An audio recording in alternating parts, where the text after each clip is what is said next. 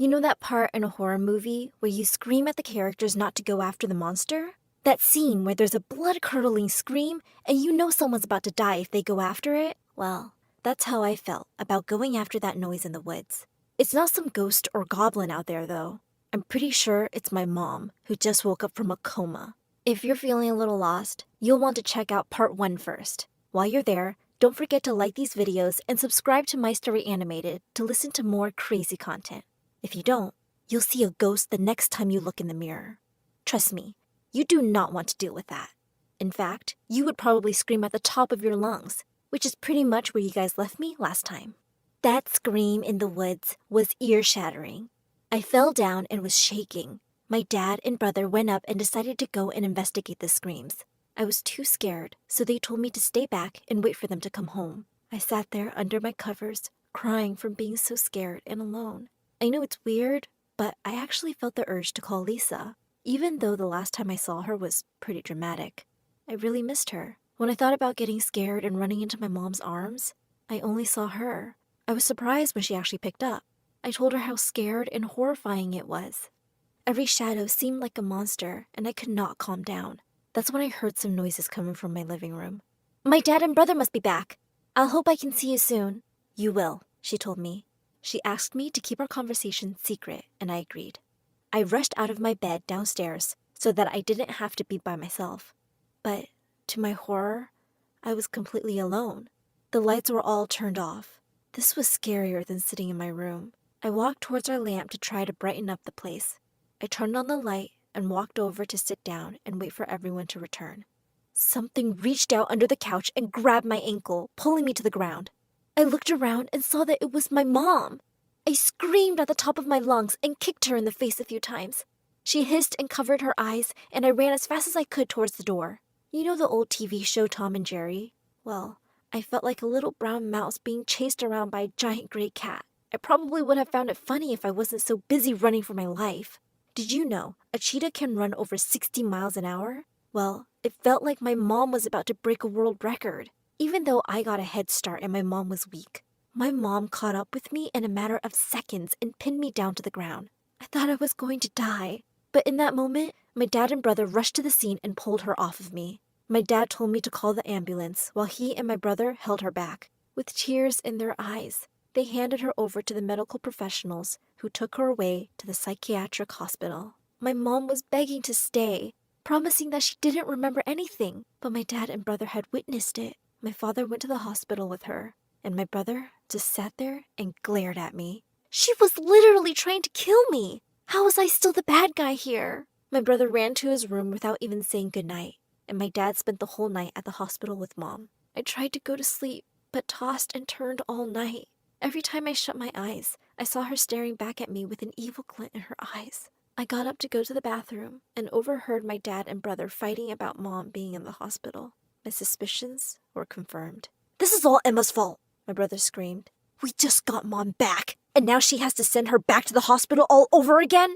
I wanted to jump out and scream, but I just couldn't gather the strength. Deep down, I knew he was a little right. I ran up to my room and locked my door. I fell into my pillow and sobbed.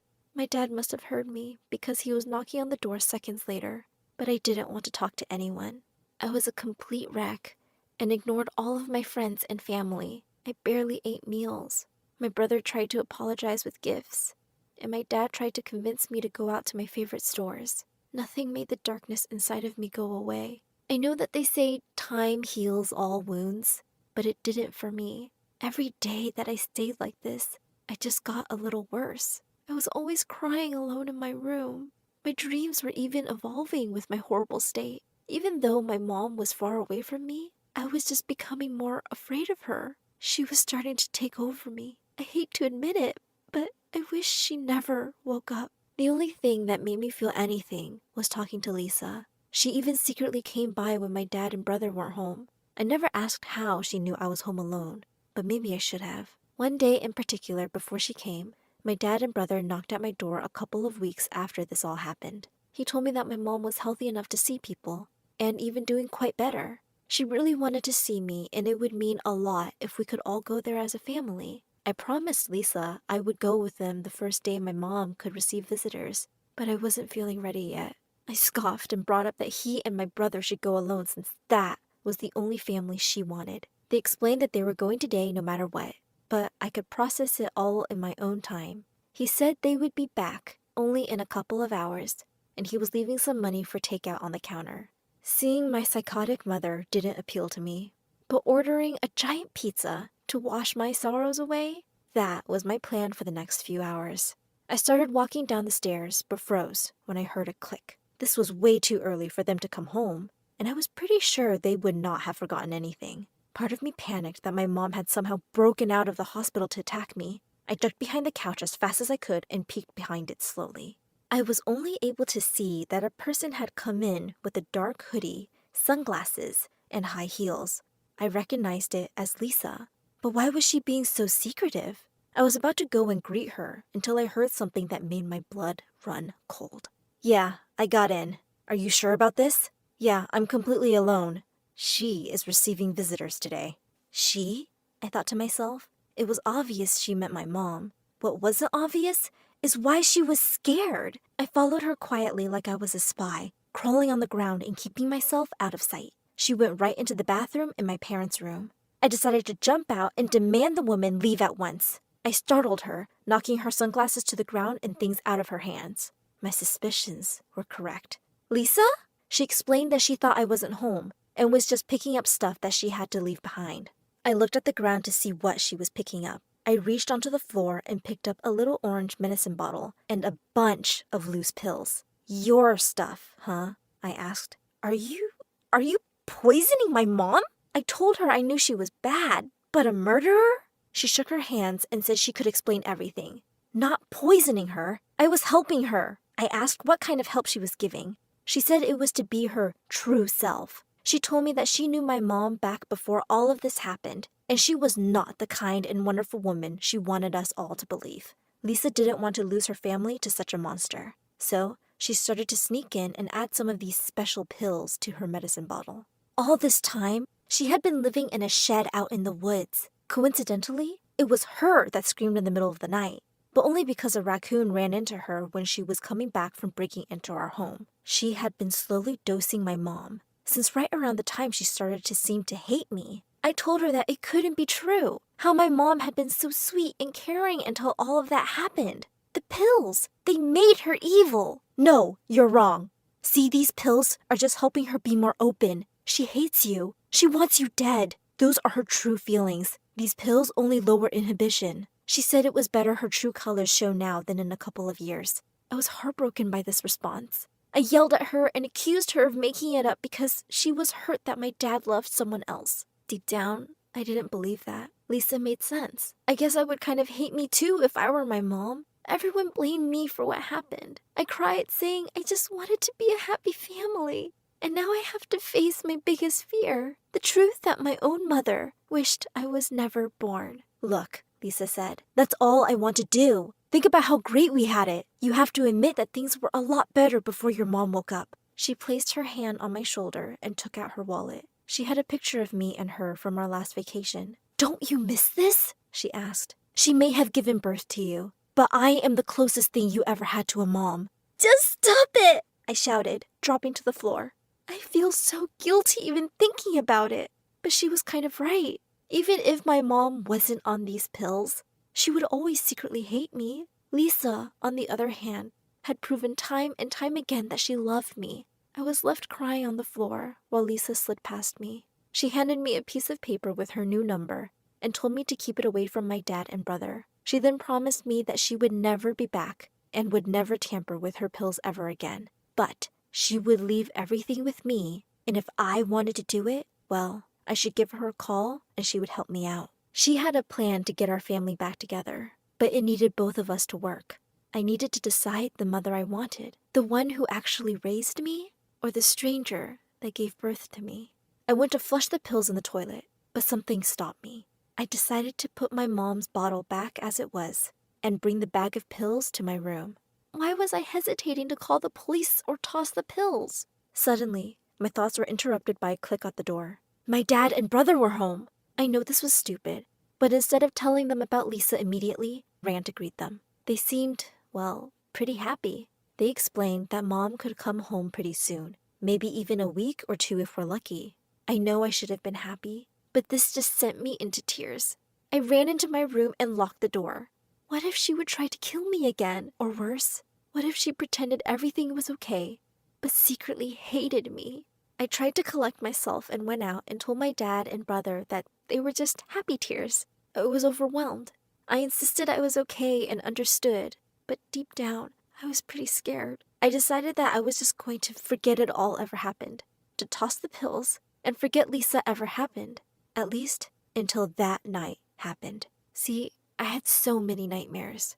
Every time I closed my eyes, there were new terrible twists of horror, all of them involving my mom as a monster saying she hated me, and Lisa being washed out to sea. After waking up every 20 minutes for a couple of hours, I decided to go get myself a glass of water. That's when I heard my dad crying. I peeked around the corner to see him sitting there in the kitchen, sobbing to himself while looking at a piece of paper. I walked in and asked if he was okay, and he quickly shoved the paper into the drawer, and I pretended not to notice. He just told me he was feeling overwhelmed right now. Everything had been a big adjustment for him. I asked him why he wasn't happy about Mom coming home. He said he was super excited. It was just adult stuff, and it was complicated. He left and said he was going to bed, giving me a kiss on the forehead and telling me he loved me. As soon as he left, I ran over to the drawer and dug through it. Crushed in the back of the forks and spoons was a picture of Lisa. He had been crying over her. He wasn't over her. It sounds harsh, but my mom kind of ruined everything when she woke up. I was so conflicted, but at the same time, I think this sealed the deal. All I ever wanted was my mom back in my life, but she really just hates me. With these pills, I could probably keep her out of my life forever. I don't know if I should tell anyone about Lisa's visit. When I got back to my room, I dug up that little paper Lisa gave me and sent the number a text. We need to talk. Tune in next time to hear what happened.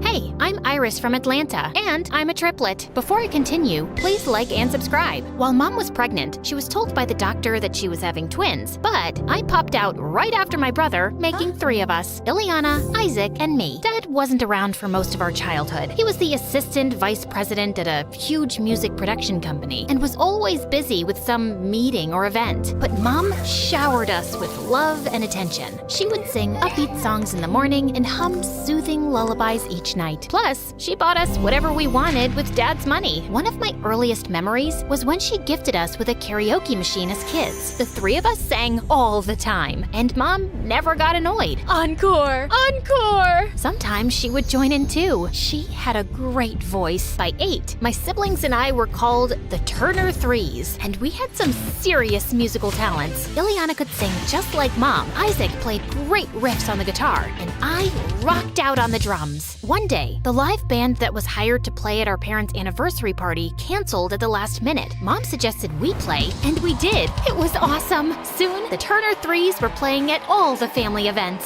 Things stayed pretty entertaining throughout middle school, but then life took an unexpected turn during our freshman year of high school. One day, Ileana, Isaac, and I were relaxing by the pool when we heard a loud thud inside the house. We found Mom unconscious on the floor. It turned out that she had a stroke and would need at least 3 months to recover. Then, Dad lost his job shortly after. The company he worked for lost a massive copyright infringement lawsuit. Dad needed to find work soon to pay for Mom's medical bills and keep the roof over our heads. He took up the first job he could find, freelancing as an agent for local musicians. One evening, Dad invited a client over for a business meeting who overheard the 3 of us practicing our music. I heard him ask Dad about the music coming from down the hall. My kids have a band thing, just for family events. The client requested to hear more of our songs and suggested Dad help us book bigger shows. They're pretty good. If you set up their career now, they'll have some real financial independence in the future. For the first time, Dad took interest in our music and took his client's advice. And soon we were playing at cafes, restaurants, and private events. We weren't making much, but it was a start. Dad didn't have the same positive attitude though, especially as Mom's recovery was taking a while. The bills were never ending and his savings were running low. show. He was always in a sour mood and fell into a deep depression. But despite her health issues, Mom kept cheering us on. Keep playing, keep sharing your talent. So we stayed consistent. Thankfully, by our junior year of high school, the Turner Threes got more popular. We had enough gigs to keep the house and help Mom medically. But Dad was so depressed that he stopped work altogether. He barely left his man cave. Halfway through the school year, extracurricular activities began taking up a lot of time. Ileana excelled in her studies and joined the AP Physics Club to get a head start on college credit. Isaac was naturally gifted at baseball and became co-captain. And I was one of the best actresses in the theater class. Oh, happy dagger,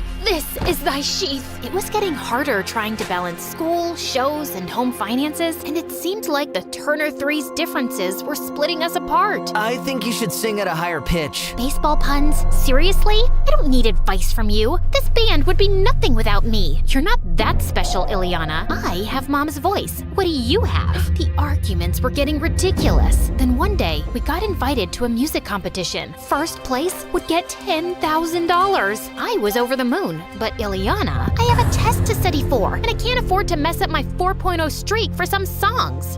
Some songs? Our music has been keeping the bills paid. But Ileana was adamant. Isaac and I went to the competition anyway and tried to make do with what we had. We were practicing in our room backstage and trying to sing together, but we just couldn't hit the right key. Just then, we heard a voice behind us. I could sing, if you want. I turned around, and a girl with a blue afro and a turtleneck was leaning against the door. And you are Kat.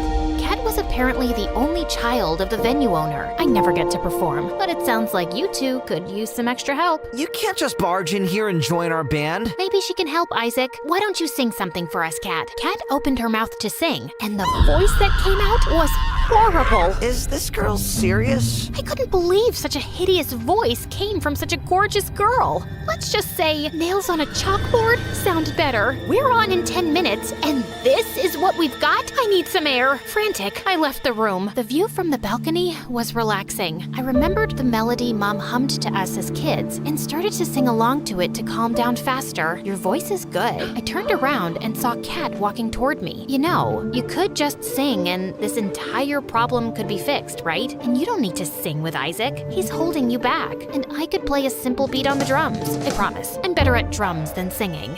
I mean, I had trouble trusting her after her horrible audition, but maybe it was the only option we had right now. So we decided to follow Kat's plan. Isaac stayed on the guitar, Kat got on the drums, which she was surprisingly not bad at, and I stepped up in front of the mic. To our surprise, the crowd loved our performance. We got second place with a cash reward of $5,000, which was great. And we were invited back in 3 months for the next showcase. Later, on my way to our backstage room, I found Ileana waiting in the hall. I was so mad to see her there. You're bold to show up here, considering you were willing to let us fail. We're the Turner Twos now, Ileana. I wanted to make her feel bad, but what she said shocked me. Good, you've got that sorted out because I'm leaving the band permanently. What? She explained she wanted to dedicate herself to her studies and the band was taking too much of her time. This pays the bills. What about Mom? A real job with a real degree also pays the bills. I need to focus on college so I can have a better future and also take care of our parents. Both Mom and Dad didn't graduate from college and look where they are now. That's not fair, Ileana. Mom is sick. Education won't stop you from getting sick. Plus, Dad had a good job.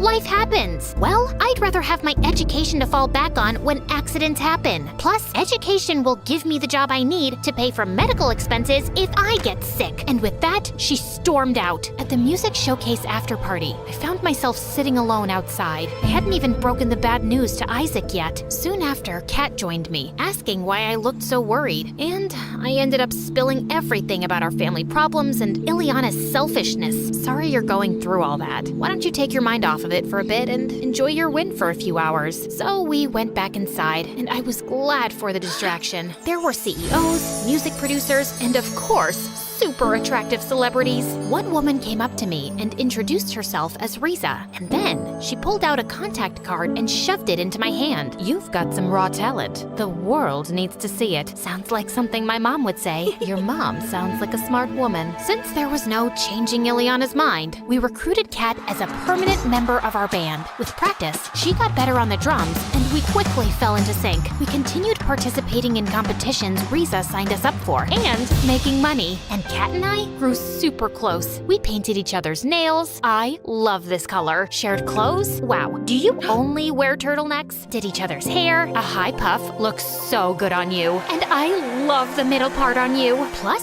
Kat and Mom hit it off. She even met Dad one time and didn't judge how scruffy he looked or acted. But Ileana didn't like her at all. Anytime she saw Kat, she would glare at her from across the room and then go off in the opposite direction. I'd become so annoyed with Ileana that I tried to get Kat to help me prank her. I typed up a fake acceptance letter to a prestigious university and slipped it under her door. Kat didn't approve, but I did it anyway. Ileana was so excited when she saw the letter, it was comical. When I told her it was fake, her happy bubble popped. Honestly, it felt good seeing her get humbled, but Kat was clearly disappointed in me. We were hanging in the kitchen before practice one night when Ileana walked in. Hey, how was it at the library? But Ileana just made her way to her room without even acknowledging Kat, and she kept behaving like that all the time. One day, Kat and I were keeping Mom company at the hospital for her checkup when Ileana randomly showed up. Oh, I didn't expect to see her here. Hey, Ileana. Of course, Ileana pushed past Kat and went straight to Mom. It made things so awkward. Even the nurse looked uncomfortable. Mom, how are you doing? Honey, I think Kat said hi to you. Ileana looked Kat up and down, rolled her eyes, and continued talking to Mom. I was so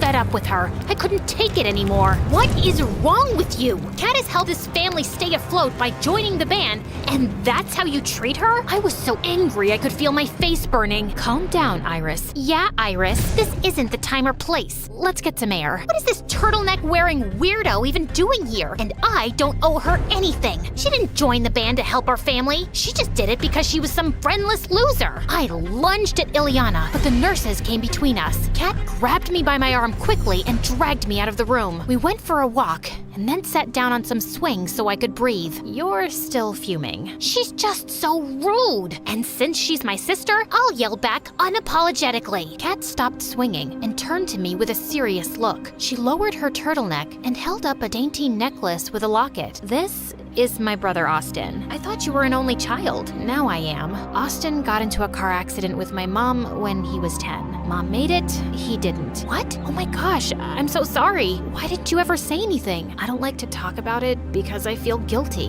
Why? She explained how much she and her brother argued a lot growing up. They would fight over who would use the bathroom first, who would get the biggest slice of cake. Yeah, but that's normal sibling stuff. Before he left the house the morning of the accident, we got into a screaming fest over some video game. The last thing I said to him was that life would be better if he just didn't exist. Kat's eyes started watering. I felt horrible for everything she'd experienced, including the drama with me and Ileana. I've been so focused on being angry and making money, I've let it ruin my relationship with Ileana. The good thing is that you realized arguments aren't always worth it. A few weeks passed, and Mom was recovering well at home. I also asked Riza to help find Dad a job, and she actually got him an interview. Things were looking up, but even though I made an effort to stop arguing with Ileana, we still weren't talking. One evening, Kat, Isaac, and I were heading to a gig when Ileana got home. She walked past us silently, but I told Kat and Isaac to go sit in the car, and I followed her. Wait, can we talk, please? Like normal people? I miss you. Ileana turned around. Tears were streaming down her face. I miss you too, Iris. If singing isn't your passion anymore, it's totally okay. It was wrong of me to be mad at you for that, and I'm sorry. I'm sorry too. I was overwhelmed with school, and then I got really jealous of Kat. Yeah, I don't want to do music anymore, but I felt like I got replaced really quickly. You're my sister. No one can come in the middle of that. Now how about you drop studying for one night and come see us perform? I'd love that.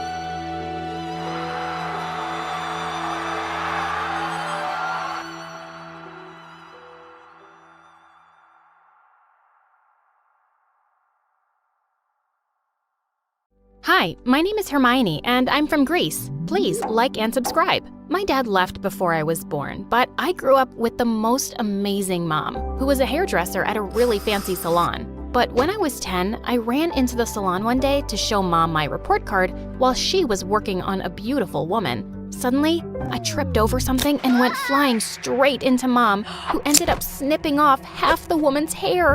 And she went ballistic. You moron! What have you done? I look like a hideous boy. Oh, I'll make sure you never work in this town again. And before I knew it, Mom was fired. I was really sorry, but she wouldn't hear it. It was an accident, darling. Don't worry, I'll find another job. But the woman wasn't kidding. Mom couldn't get a job anywhere in town as a hairdresser. And soon enough, we were too broke to even make rent. Then one day, Mom said she'd talk to her older sister and we'd be moving to another town to live with her. I'd never met this aunt before. And when we got to her house, my jaw dropped. Her mansion looked as big as the Parthenon. As a maid let us in, a plump woman dressed in expensive clothes walked into the hall. My aunt! I rushed forward to hug her, but she stopped me. What are you doing? Don't touch me. Just do a curtsy. Who was she? The freaking wife of Zeus? Just then, a pretty girl about my age came running in, and she stomped on my foot.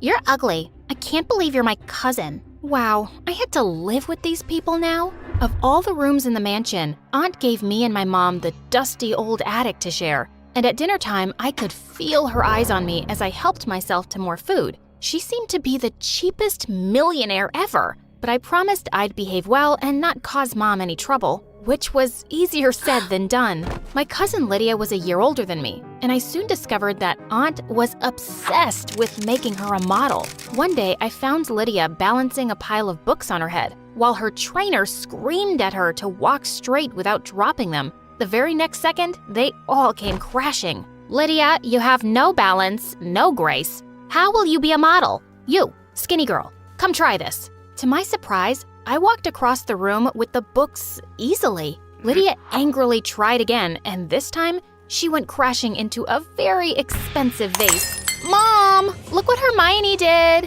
What? Aunt came charging into the room like an angry bull, and no matter how much I protested, she wouldn't hear a word. And she actually took money from Mom to pay for it, which was her 2 months' salary. Gosh, Aunt was such a witch. Soon after, Mom got me enrolled in the same school as Lydia. On the very first day, I'd just sat down at the cafeteria, where she and her friends joined me. We thought we'd give you company. You've clearly made no friends. I'm fine, actually. So, Lydia tells us you're her maid's daughter? It's so amazing that her mom is paying for your school. What? No, she's not. My mom is… Ew, your mom packed you meatballs for lunch? So uncool. We only eat salads. Well, I guess you have to watch what you're eating. Suddenly, Lydia leapt forward angrily and rubbed my lunch all over my face. Did you just call me fat? Call me that again? And I will end you. With that, she and her friends walked away. I wanted to kick her butt so bad,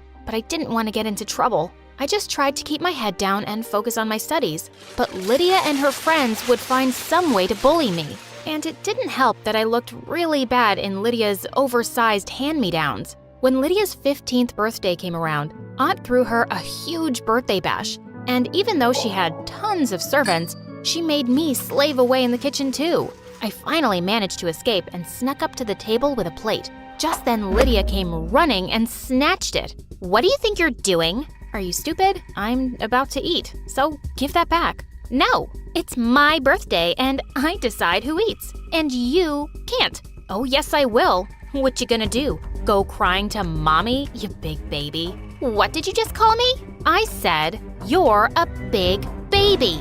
With that, I grabbed a chunk of cake and threw it at her face. She pounced on me and we went crashing straight into the food table. As we threw food at each other, Lydia's friends also joined in and a food fight broke out. When Aunt arrived at the scene, she started screaming like a maniac and all the kids fled, while Lydia burst into tears that her birthday was ruined. And then Aunt turned to me. You clean up this mess right now or I'll throw you and your mother out tonight. Do what you like, you miserable creature. I'm not cleaning. I grabbed some food, dashed to my room, and locked myself up. Oh God, what had I just done? A few hours passed, and no one came to my room. I was beginning to get worried why Mom wasn't home yet, so I snuck down quietly to find her wiping the walls and floors clean. Mom, why are you doing that? I'm really sorry. I'll do it. It's okay, Hermione. I feel awful that you have to live here because I can't afford a place. I promise, someday we'll leave, but we can't just yet. You don't have to feel bad about anything. I'll be good. I'll even say sorry to Aunt. But I don't understand how you two are even related. We never got along, even as kids. She always wanted to have everything I had. Now she has so much more, and she's still a witch. We both burst out laughing as we cleaned the mess. I'd put up with anything as long as I had Mom by my side. But after the birthday, Lydia and her friends were being a lot meaner at school. One day during recess, she and her friends started hounding me in the corner. "Hey, Twiggy, you're light as a stick, I'm sure." "Oh, she is. Why don't you go see for yourself?" Suddenly, the guy just picked me up as I kicked and screamed. "Let me go! Put me down right now!" But they threw me in the janitor's closet and locked it. Just then, I heard them all running off, and seconds later, the principal opened the door. He'd seen everything, and he punished the bullies by suspending them for a week. And when I got home, who was Aunt furious at? Me! "It's your fault my darling was suspended. She's just a kid, and she's never been punished for anything in her life." "I'm a kid too, and she got punished for bullying me." "Well, if she's getting punished, you will too. You'll serve all the guests at my party tomorrow, or else." I didn't want Mom to suffer again, so I kept my mouth shut. Aunt's party was full of super rich friends, and I was busy serving them when a lady caught up with me. "Hi, you're really pretty. Are you interested in modeling?" Before I could answer, Aunt interrupted. "Her? A model? No. She's just a maid. Don't waste your time on her." "But you're naturally built for a model. You're perfect. I can see you being Miss World, I tell you." Turns out the lady was the owner of a big fashion magazine, and she wanted to have me as her cover page model. "What? That was supposed to be Lydia, not this stupid maid." "Well, darling, I'm sorry. Lydia isn't fit for my magazine." Aunt went totally bonkers. She grabbed the woman's drink and threw it in her face. Then she started screaming at everyone. "Party's over. Everyone, get out. And you're grounded." But when I told Mom later all about it, she was so excited. She insisted we'd go together to meet this woman. We went to the lady's office the very next day, and she was really happy that I showed up. She immediately signed me up for a big magazine shoot. I woke up super pumped on the day, but seconds later, I was screaming at my reflection. That witch Lydia had chopped off my hair in my sleep. I looked terrible. But Mom came to the rescue. She gave me a beautiful pixie cut, and the magazine lady absolutely loved it. And I totally nailed the shoot. Everyone thought I was a natural. Within the next 6 months, I was on lots of magazine covers and billboards, and suddenly, things at school changed too.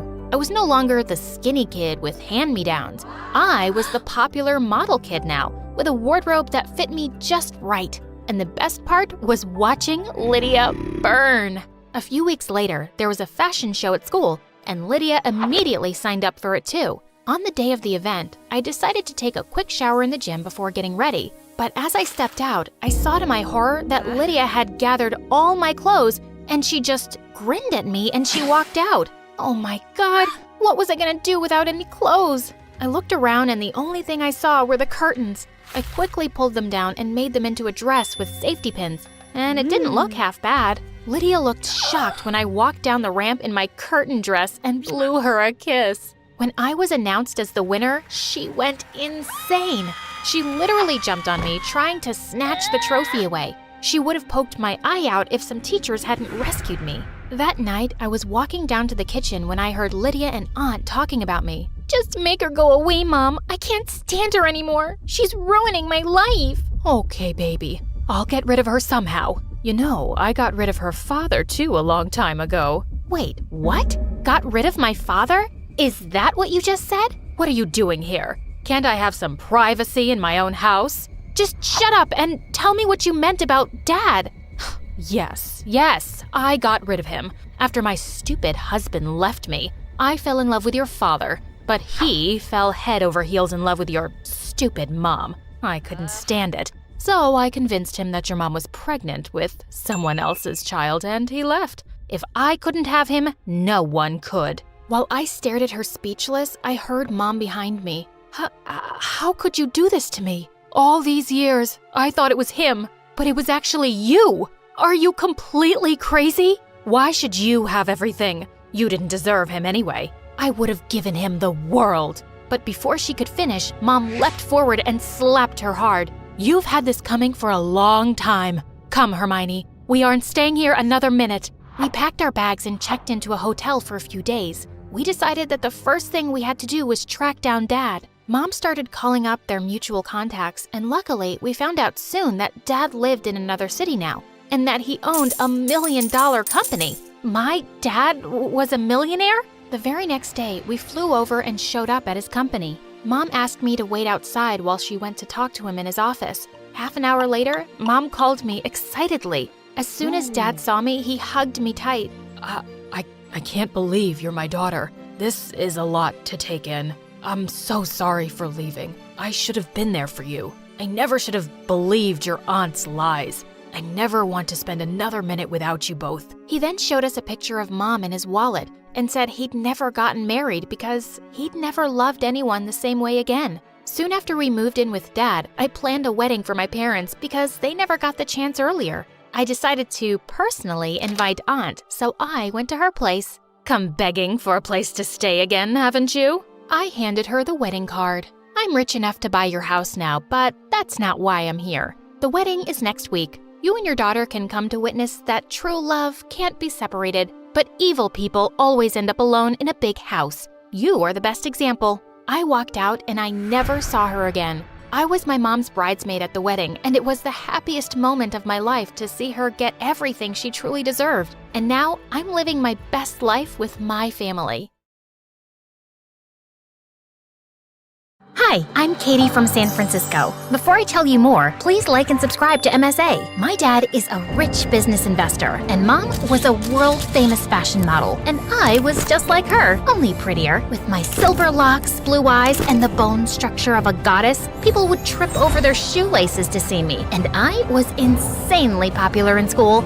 But at home, my twin brother Robert took the cake. Unlike me, who liked to go out with friends and parties, Robert spent his time at home getting straight A's in school and helping Dad in business, and he never forgot to rub his achievements in my face. It seems dear Dad was so pleased with my assistance in that lucrative deal that he decided to give me the world on a silver platter. And by world, I mean private jet. What are you babbling about? Talk like a normal person. Dad's gifting me a jet. Good, now use it to find someone who can tolerate you for more than 30 seconds. Oh wait, that's impossible. Say what you want. I know you're jealous. In your dreams, loser. That weekend, I bawled my eyes out in front of Dad to buy me the most expensive pair of shoes, and Robert hated it. He couldn't stop complaining about how I was a good-for-nothing spoiled brat. But it wasn't my fault that I had more sparkling personality than he did. But despite being the definition of perfection, there was one thing I wasn't so good at, being smart. Like this one time, my ex told me that his dad was an indie author, and I agreed to date him because I thought he was half Indian. But later I found out he was fully white. Such a liar. I hate liars, so I broke up with him. I later knew the meaning of the word indie, but whatever. Also, I was really gullible, and people were always taking advantage of me. And this one time, I got a zit a week before my Sweet 16 party, and this girl in my school sold me some kind of magic potion. Apply it twice a day using peacock feathers only. The secret ingredient is sourced from the purest water of River Ganges in India. So always say a big namaste before applying this. Got it. Say namaste and apply it with peacock feathers. Wait, where am I gonna find a peacock? Try the zoo? Of course that girl was lying, and I ended up breaking out worse than ever. I swore never to fall for another trick like this again, but a week later, I was shopping online and ended up falling for a credit card fraud scam. When Dad found out, he was not happy. You take everything for granted, Katie. Look at Robert. He's your age and already helping me with business. Why can't you be more like him? Because then I'll have to be boring like he is. I'm not boring. I just don't like blowing up money on useless things like you do. It's called experiencing life. You should try it. It's fun. And you should try to become more responsible instead of being so spoiled and selfish. Blah, blah, blah. You're such a snooze fest. Okay, I've had enough. Robert is right. You need to understand the value of money. That's why I'm taking your credit card away. How am I supposed to pay for things then. Just come to the office tomorrow and I'll find you a job. Earn your money and the card is yours.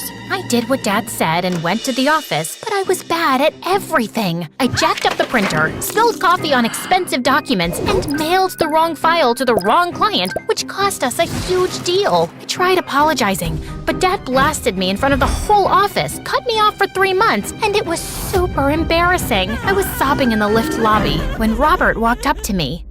Can you stop hyperventilating? It's not the end of the world. Of course it is. I need money for clothes, makeup, shopping.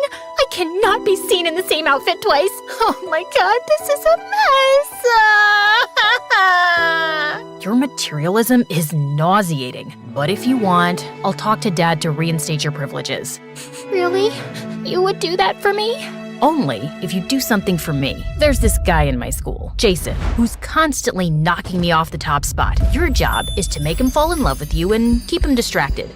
You want me to impress a guy? I can do it in my sleep, with a face mask on while getting a pedicure. Let me finish. If Jason knows you're my sister, he'll never entertain you. You need to get a makeover. You're dyeing your silver hair and wearing lenses. You'll still be pretty, but not I descended from the heavens pretty. Now, do we have a deal? How do I know you won't back out? I won't. I'm a man of my word.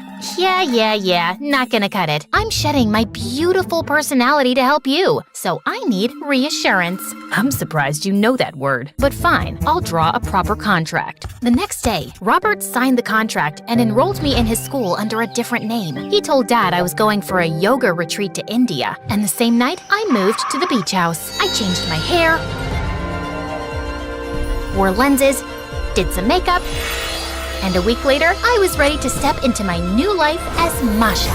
On my first day, I walked into school feeling confident, but my stupid fake glasses kept sliding off my face. I was just adjusting them when I missed a step, flew right into someone, and fell on my butt. I'm sorry, but are you blind or a complete moron? Before I could finish, I looked up and saw a very handsome guy staring at me. Jason. Robert had shown me his pictures, but that was nothing compared to how he actually looked. He was like Tom Cruise and Brad Pitt had a love child, only taller, cuter, and way more hotter. I was literally speechless. You were saying something? Me? Oh, well, I'm always saying something. Why don't you say something? What? You're absolutely sorry. I'm sorry. And new, Masha. I'm new to the school and my name's Masha. Good for you. Now can you move? You're in my way. Aren't we all in each other's way? You meet someone and you get to know them and find out that they're the one you've been waiting for all your life. It's destiny, or luck, or just how the world works. You see where I'm going with this? But Jason just turned around and left without even answering me. That was kind of rude. Since my first interaction with Jason pretty much blew up in my face, I decided to up my game and sign up for all the same classes Jason was in. I guess luck was on my side because we got paired up as partners in biology class. We meet again. I'm starting to think this is destiny. And I'm starting to think you're stalking me. What? No! The teacher thought it would be a good idea to pair the new girl with the smartest guy in class. I'm guessing that's you. You know, biology is in fact one of my favorite subjects. It's just amazing how we can explore so much about nature with... pardon me for asking, but is that a dead cockroach? Yeah, you have a problem? Nope, none at all. I love cockroaches. They're... Excuse me. And with that, I just rushed out of the class and barfed all over the washroom floor. The janitor gave me the stinkiest eye that day, but I slipped in an extra 100 and I guess he was okay. That night, I stalked Jason on social media and found out that, apart from being a genius, he was also a big football fan. So, I booked 2 very expensive front row tickets to the latest game, and the next day when I saw Jason, I walked up to him. Can I help you? You tell me. Can you be helped? Are you done being weird? 'Cause I don't like talking to people while I eat. We don't have to talk. I'll just sit here and stare at this, rotten sandwich. What's even in this thing? I can smell cucumbers and maybe that's cheese. Why are you eating this? Can you stop touching my food? Sure.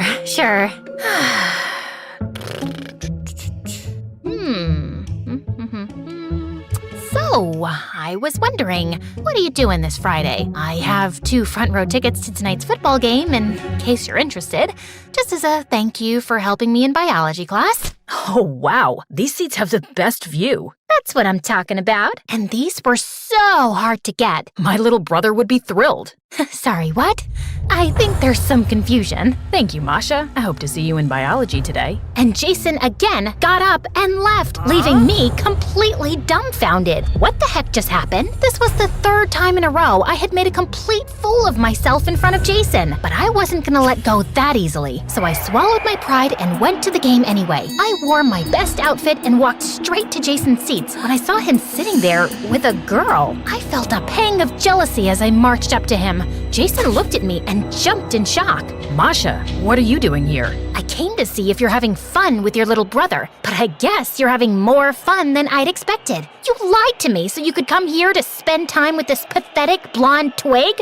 What did you just call me? A pathetic blonde twig. Are you deaf too? Should I call you a deaf blonde twig instead? I'll show you what a blonde twig can do. Saying that, the girl jumped on me, kicked my shin, and bit my arm. I tried to free myself and flapped my hands around like a rabid chicken, but it was useless. She was too strong. It took Jason and 2 security guards to throw that girl off me, and we both got kicked out of the stadium. The whole thing was televised, and the whole world saw me lose my mind. If that wasn't humiliating enough, Robert came to the beach house that evening and tore me apart. What the heck is wrong with you? I was just trying to get Jason's attention like you asked me to. By behaving like an animal? I thought you could impress a guy in your sleep. Did you lose your brain while getting your hair changed or something? It's not like that, okay? I got the date. I was just not on it. Yeah? And whose fault is that? Figure something out fast, Katie, or you can kiss your allowance goodbye. I wanted to punch Robert in the face with a chair, but I decided to focus on the bigger picture. Jason was a different kind of guy, so if I needed his attention, I had to think out of the box. And I got my chance when a few days later, I was coming from the salon and saw Jason's bike parked outside the cafe. I got down to say hello when I saw him going into a dark alley. I followed him and saw him exchanging an envelope. I wanted to see more, so I tiptoed my way to get closer when this homeless guy popped out of nowhere and my soul left my body. Hey, honey, what's a pretty girl like you doing here at this time of the hour? That's none of your business. Oh, but it is. You look fancy.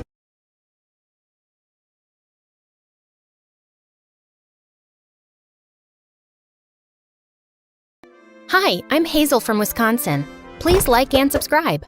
My older sister Maggie and I lived with our uncle who ran a small ice cream parlor. Ever since I was a kid, I was obsessed with being a superhero. I ran around saving cats from trees or giving free ice cream to poor kids, and I even wore a mask and a cape to look the part.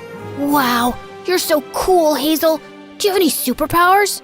Oh yeah, I can just sense it when people need my help. Did she tell you that she can fart like a chimpanzee too? No, I don't. Maybe like a rabbit. Whatever, stop embarrassing yourself. You look like a moron. Maggie was 2 years older, and besides being really pretty, she was also the smartest girl in school. Literally everyone in the town adored her, while I was called the crazy kid with superhero syndrome. Some people really appreciated it, but sometimes it blew up in my face. Like this one time in 3rd grade, I was walking down the street with Maggie when we saw a homeless guy. Here, you look like you need it more than me. And what am I supposed to do with this half-eaten bagel? You must be hungry, right? It's such a tough time to be homeless. The guy looked at me confused before throwing the bagel across the street. I'm not homeless, you freak. I just haven't taken a shower. Maggie laughed like a maniac, and the guy kept screaming at me till I apologized. And the next day, everyone at school was making fun of me for it. Thanks to Maggie, I sometimes thought it was time to stop helping people out, but Uncle always encouraged me to keep going. You have a heart of gold, Hazy. Never lose that. Once when I was in 7th grade, Maggie became the youngest girl ever to win the National Math Olympiad. It was a big deal, and loads of people had gathered at the town center where the mayor was giving her an award. I was almost there when I saw an old truck driver struggling to change a tire. Sir, I can help you with that. Oh, thank you, but I can handle this. I insisted, and he asked me to go get some more tools from the back of his truck. But just as I was getting out, my cape got caught in something, and I tripped, pushing bottles of something on the street, and it smelled like friggin' fish sauce. And it was a lot of fish sauce. The smell was unbearable. Within minutes, everyone started running away, and the ceremony was over. And boy, was Maggie pissed. "Why are you so annoying? You just had to steal my moment, didn't you? I'm sorry, I didn't mean to. I'm sorry, nya nya nya. Every freaking time. Maggie didn't talk to me for days. The fishy smell stuck around for a long time, and I became the butt of more jokes. You know, I have the perfect name for you. Super Stinky. Give it up already, fish sauce. I didn't show it, but those words crushed me. I really thought being heroic was my thing. But I guess at some point it stopped being cute and people thought I was just weird. It was time to be regular, just like everyone else. Years passed and Maggie got busy with her college applications while Uncle tried to save his business.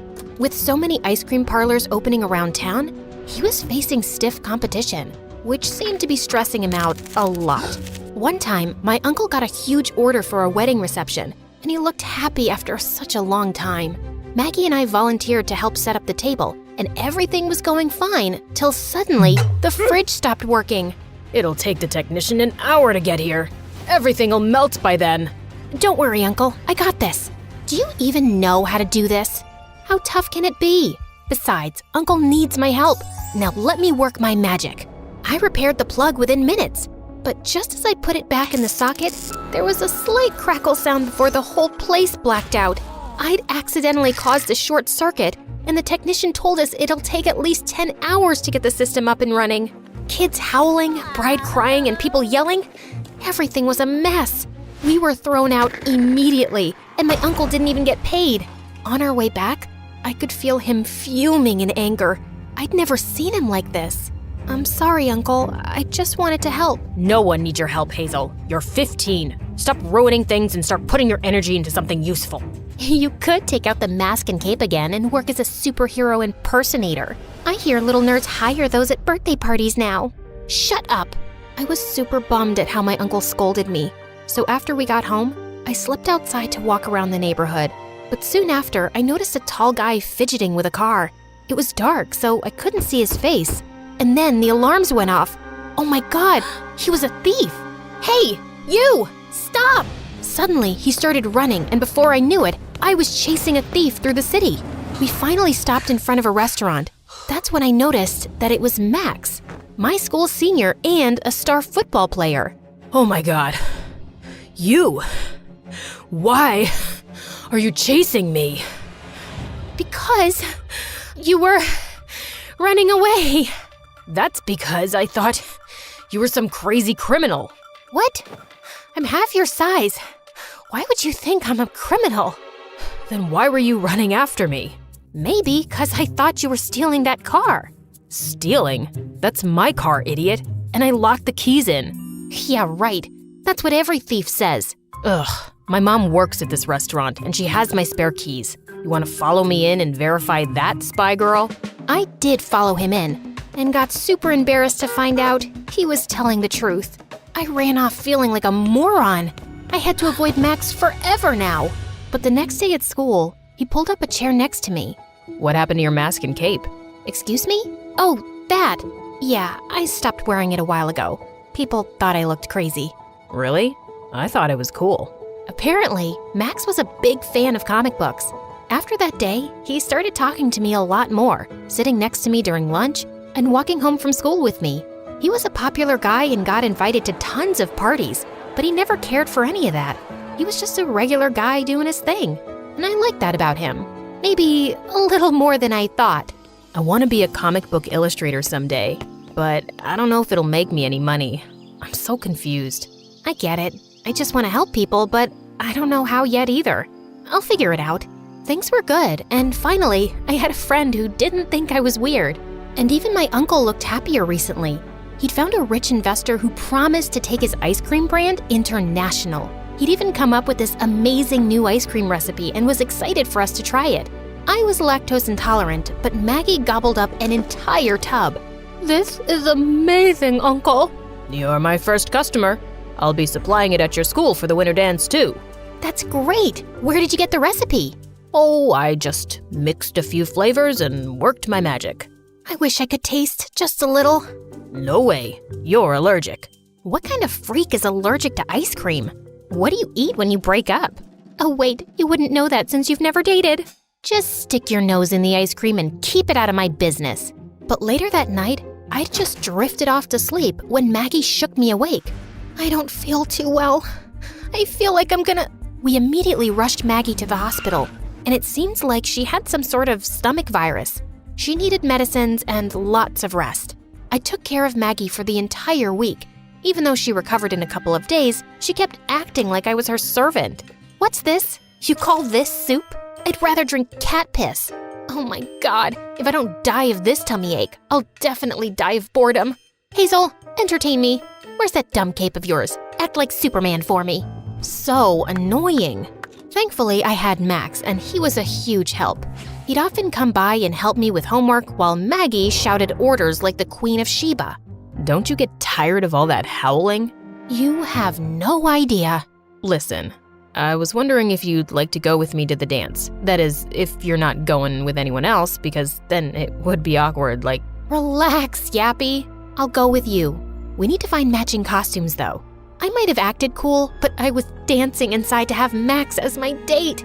But as always, Maggie had to ruin it for me.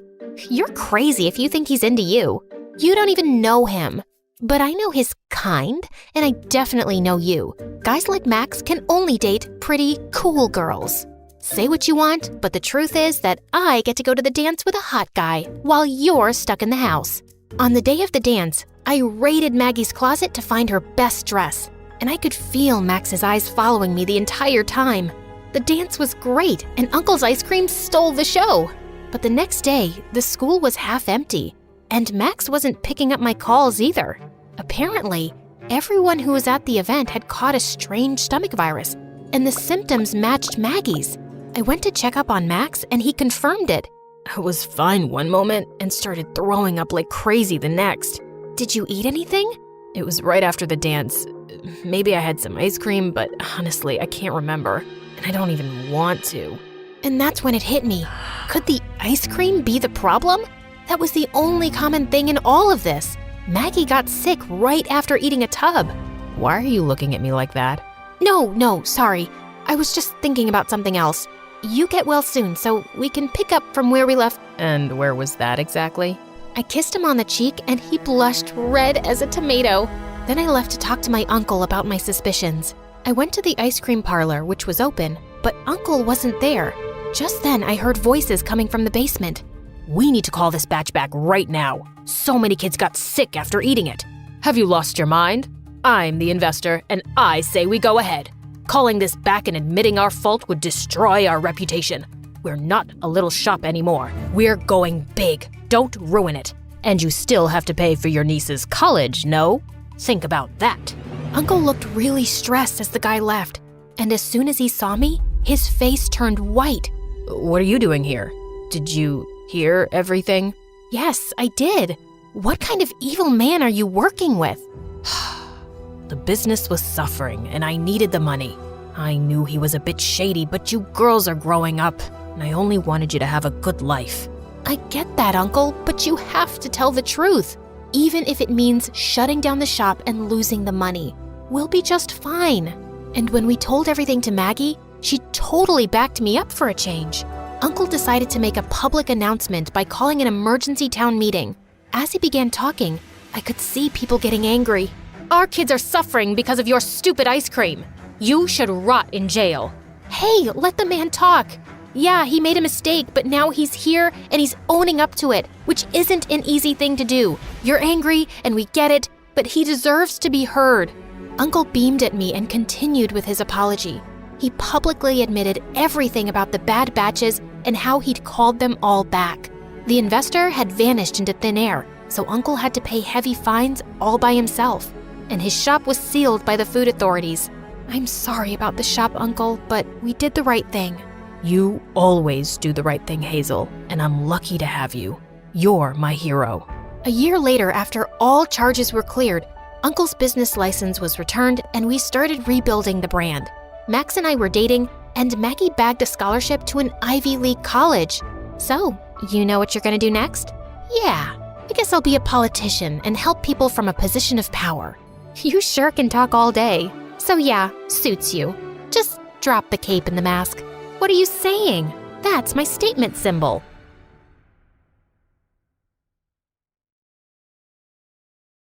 Hello everyone, my name is Rue, and this is my story. Before I continue, please like and subscribe to MSA. I was brought up by a single dad who worked very hard to give me a good life. We didn't have much, but Dad and I had each other and it was enough. Always work hard and success will follow. Got that, little birdie? I'll say yes if you buy me ice cream. Dad and I were close, and we would talk about everything under the sun. Well, everything except Mom. Every time I tried asking Dad about Mom, he would avoid the topic like the plague, and eventually I stopped asking. Growing up, I fell in love with music. It was my dream to become a singer, and at 19, my dream finally came true when I got an invitation to audition for a famous all-girls group, the Masked Minx. These girls were super famous, but no one knew what they looked like because they always performed with a mask on. I was pretty excited, but the only thing was to convince Dad. But I've never been away from you, and you're too young to travel alone. What if you get in some trouble? Then come with me. I wish I could, but I have a work trip coming up.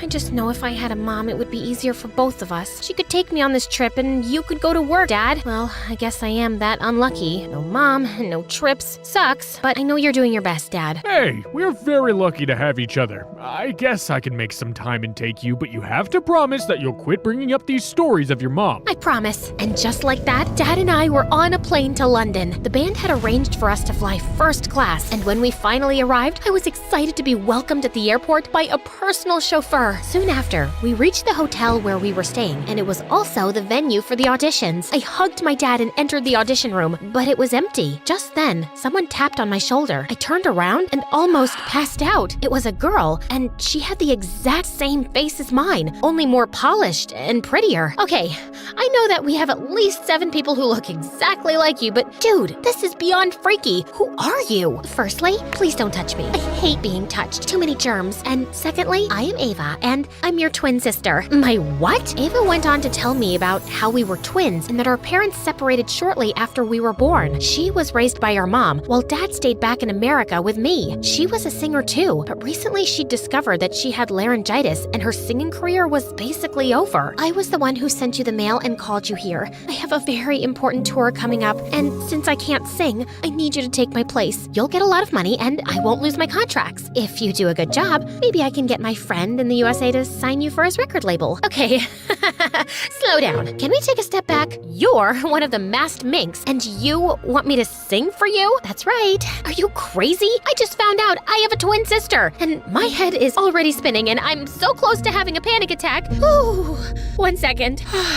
Even if, in some parallel reality, this whole thing was true, I would still have to tell my dad about you. Your dad, our dad, can't know that we've met. I do not want him to get suspicious. Mom has always told me how Dad has hated her all her life, and now I don't want him to take you away. Please, Rue, help me. How do I even know you're my sister? Ava showed me a copy of my birth certificate and a few pictures of us together as babies, but I couldn't trust her. So before I agreed, I placed a condition. I'll agree if you make me meet Mom. Deal. Dad was waiting for me in the hotel lobby, and I felt so angry by looking at his face. How could he hide such a big truth from me? I wanted to confront Dad, but I also wanted to meet Mom, so I decided to stay quiet and go with the flow. I went back to my room and dozed off, and hours later, I was woken up by a frantic call from Ava. I need to see you. Now, come to the lobby and I'm sending a car. I got dressed urgently and did as Ava asked. We met at a restaurant where Ava walked in with the most gorgeous guy on her arm. She introduced him as Jason, her boyfriend, and I just couldn't stop staring at how perfect he was. I need you to convince Dad to pay $100,000 to my manager. Yeah, he's very cute. Wait, sorry, what? I need money, and I promise you will get back much more money when I get you signed on at my friend's record label. Why do you need so much money suddenly? To make arrangements for my tour. Why else? Mom spent all the money I made on my treatment, and I have no savings left. Please, if you do this, I will take you to see Mom. I promise. I was a little taken aback, but I wanted to see my mom so desperately. So I agreed to help Ava out. But Dad would never let go of such a huge amount, so my only other option was Grandpa. He owned several big shopping malls all over the country, and he always told me that I could ask for anything. I called my grandpa and explained the situation to him. He was so happy that I finally met my twin. He apologized for not telling me all this time and promised to help with the money. The next day, Ava let me practice with her background singers and dancers, and I got such a rush out of it. She even let me sign some autographs for her fans on her behalf, and I loved being in the spotlight. After the practice, Ava and I were on our way back when I asked her if I could meet Mom. Not yet. Mom just had a minor heart attack last month, and seeing you might put her into shock, so we need to wait. Meanwhile, could you be a doll and get me some more money? Why? I've already spent enough, Ava. I need to see Mom now, or I will call off the deal. I asked the driver to stop the car and walked out feeling confused and angry. I wanted to cry because I had just lost my grandpa his $100,000 and I still hadn't seen my mom. I was outside the hotel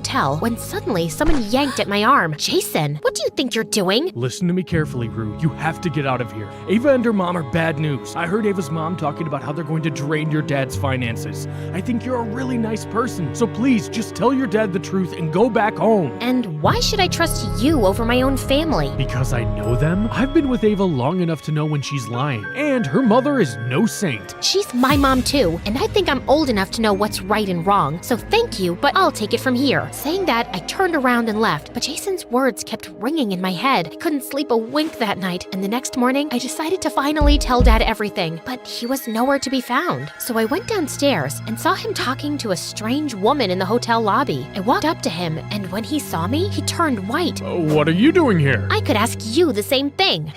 This is Claire, your mom. I am so sorry you had to find out like this, and I know you met your twin. Your grandpa called me after Claire called him demanding for $1 million. We will be heading home tomorrow. I was just saying goodbye. So you're saying goodbye and I don't even deserve a hello? How is that fair? Don't blame your dad, sweetie. Don't call me sweetie. You know why I asked Ava to meet you? So I could stand in front of you and ask you how you could abandon your own child. I could only afford to bring up one child, and I randomly picked Ava. Not that it was a good decision. She's pretty much useless now. Your absolute disregard for humanity amazes me. And thank God I never got a chance to know you, or I would be the only kid in the world who hates their own mother. I turned around and ran to my room. An hour later, Dad showed up and told me the whole truth about how Claire had been using the excuse of raising Ava alone to get money from both my dad and Grandpa, and they kept it as a secret to protect me. You could have told me the truth. You would have gone behind her anyway, little birdie. I know you that much. Dad and I left for home that night, but I couldn't go back without meeting Ava, so I asked her to meet me at the airport, and surprisingly, she showed up. I introduced her to Dad. He was so happy, and he hugged her and shed tears. Ava and I sat down, and I told her about what Mom had said. Mom didn't raise me. She gave me up at birth, and I lived in an orphanage. I only got back with her a few years back when someone from the orphanage told her about my singing talent, and since then, she's been trying to use me as a money-making machine.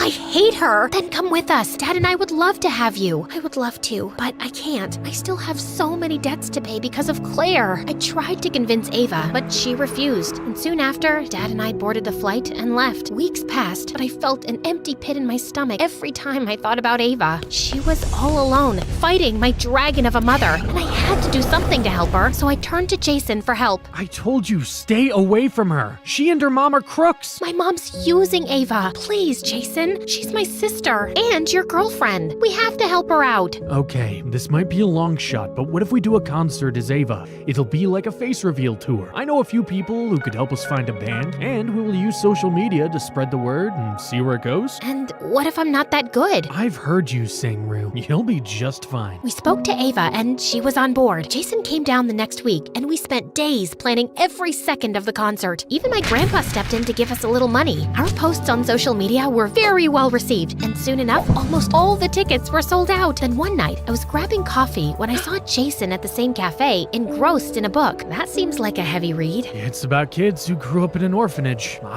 I was one of them. I'm sorry, Jason. That must have been tough. It was, but it made me who I am. And besides, I found a great family who loves me and adores me. You learn to find family in unexpected places. Our conversation flowed from there. We talked about our pasts, our dreams, our fears. I shared about the loneliness I felt growing up without a mother, and he spoke of the challenges of growing up without a family at all. I'd never connected with anyone like this before, and it was truly amazing. One night before the performance, I was nervously checking out the stage when Jason slid his hand inside mine. I just hope it works. I'm sure it will. And Rue, it's amazing what you're doing for Ava. Not everyone has this kind of heart. Not everyone gets a second chance with their families either. Trust me, I'm doing this for myself. Jason came forward, gently stroked my cheeks, and I felt my face on fire. And before I could react, he leaned in and kissed me, but I pushed him away. This is not right. You're with Ava. No, I'm not. Ava and I were just dating for the public. Trust me, we mean nothing to each other. She's still my sister, and you and I have to respect that. I walked away from Jason knowing I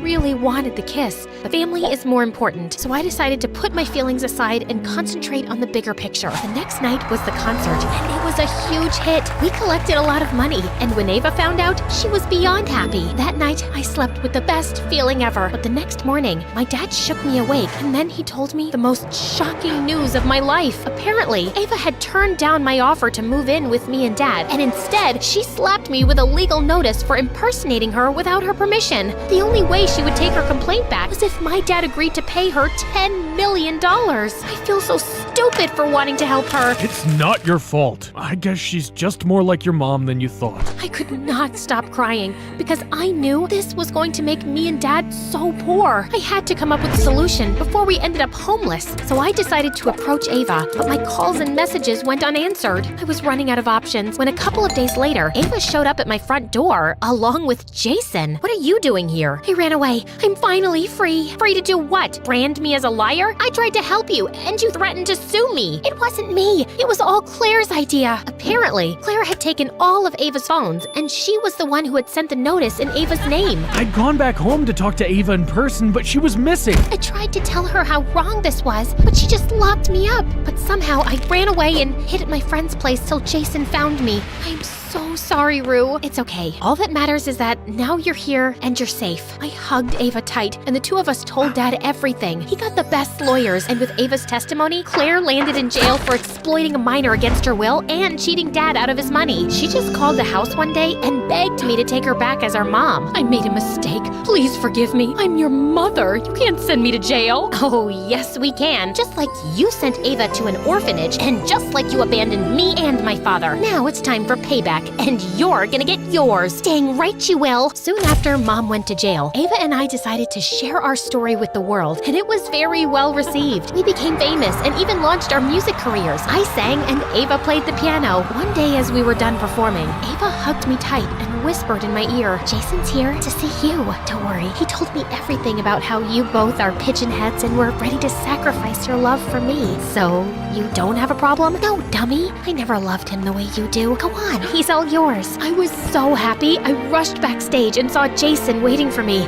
Without thinking, I threw my arms around him and pulled him in. I know too much has happened, but I'm ready to move on if you are. I'm 10 steps ahead of you, babe. I learned that sometimes the people related to you can hurt you the most, and you always have to be ready for anything.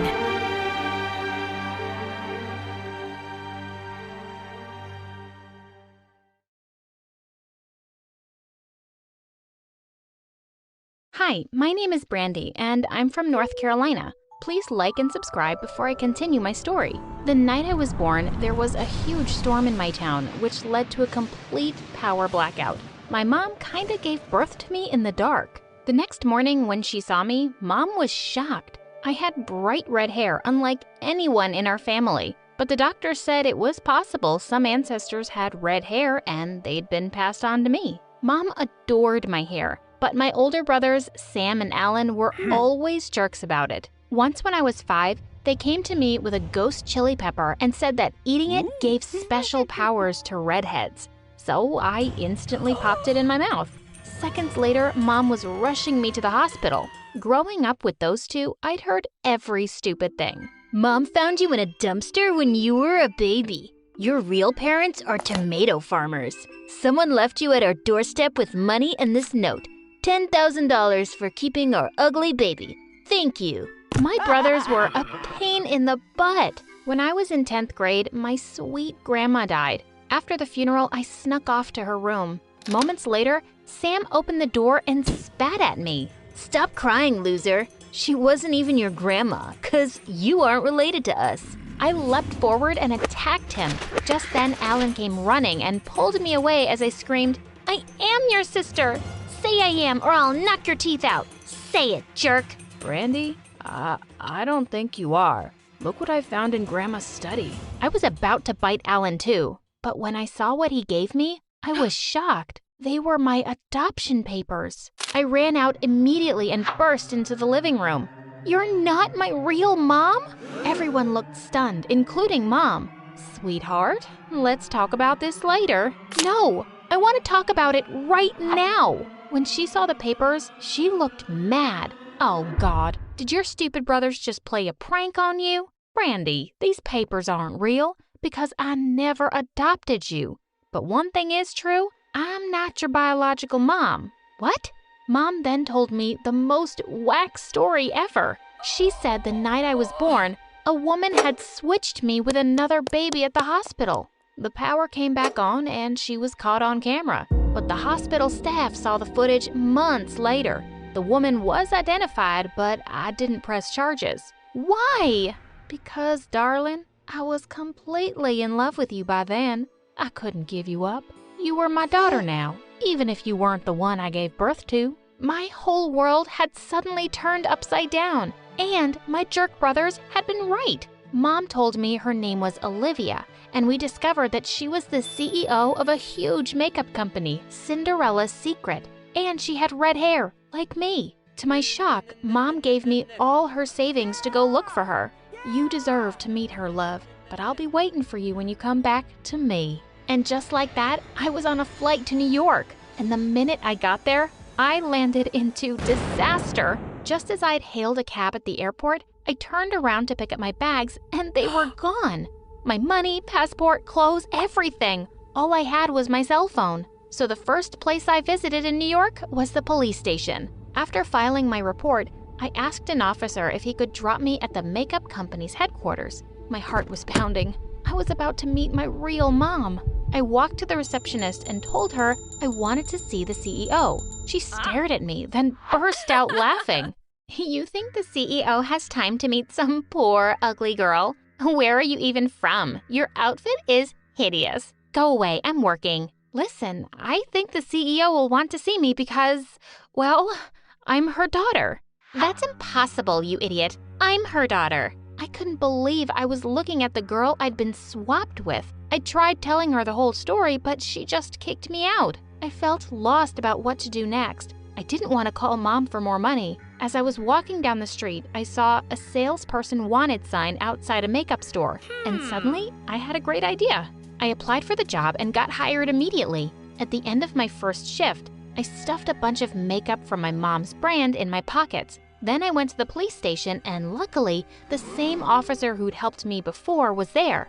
Officer, I stole all this makeup. Arrest me. He looked so confused, so I whispered that I desperately needed a place to stay. He agreed to keep me in jail, but only for 3 days. That night, I started recording a makeup tutorial on my phone. I knew I had to do something crazy to get attention. So I put on all the rainbow-colored eyeshadow and a crazy winged liner. I thought it actually looked uber cool. I posted the video online, tagging the makeup company's page, and went to sleep. The next morning, I saw that my video had gone freaking viral. People loved the rainbow eye, and more surprisingly, they thought I was really pretty. Also, lots of people noticed I was in jail and were demanding my release. A few hours later, the police officer told me I had a visitor, and my heart almost stopped when I saw who it was. Olivia, my birth mom. She introduced herself and said she loved what I'd done with her makeup, and she wanted me to be the face of her new campaign. Of course, I agreed. And when she found out I didn't have a place to stay, she took me to her gorgeous mansion. I couldn't have planned this any better. Suddenly, I bumped into the receptionist I'd met the day before, and she looked furious to see me. You? Do I have to call security again to throw you out? Sylvia, what do you mean again? This creep came by the office yesterday. And you threw her out? You can be such a fool sometimes. Do you know she's the genius behind the rainbow eye? No, I just copied it from a friend.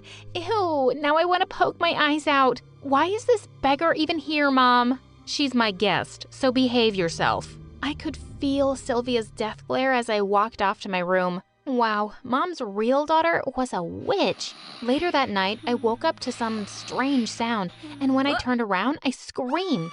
Freaking Sylvia was standing by my bed. Tell me who you are and why you're really here. Well, I told her the whole story, and I was certain she wouldn't believe a word. But what she said next shocked me. I sometimes wondered who my birth mom was, and now I know. She's a poor weirdo like you, and the woman I live with is a millionaire. So I guess I really hit the jackpot when she stole me. Wait, you know Olivia isn't your mom? Oh yeah, I know. A stupid maid once said I looked adopted, so I got a DNA test done. Now you listen to me. I don't want you telling Olivia you're her daughter. If you try to take over my life or my money, I will destroy you. Of course, I wasn't afraid of that witch. I had to tell Olivia at some point because I wanted answers. But I kept delaying it because I was having such a good time. Over the next few weeks, Olivia took me everywhere with her, and we were doing photo shoots and filming commercials. I was being pampered by a team of people and wearing amazing clothes. I was loving it. Olivia was holding a launch party for the new makeup range, and she'd bought me a gorgeous new dress for it. I went to her room to show her how it looked, and she couldn't stop gushing. You look exquisite, my darling. I'm so glad I found you. I decided this was the moment of truth. Yeah, me too. Olivia, there's something I need to... And just then, my eyes fell on the dressing table and all her makeup. None of it was her own brand. You don't use Cinderella's Secret? Good God, no. That stuff will ruin your skin. But isn't it supposed to be all natural ingredients?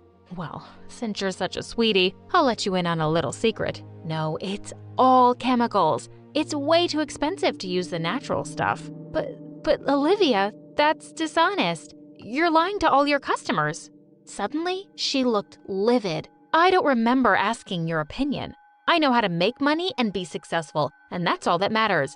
And let me remind you, your contract doesn't allow you to talk about my products, so I'd keep my mouth shut if I were you.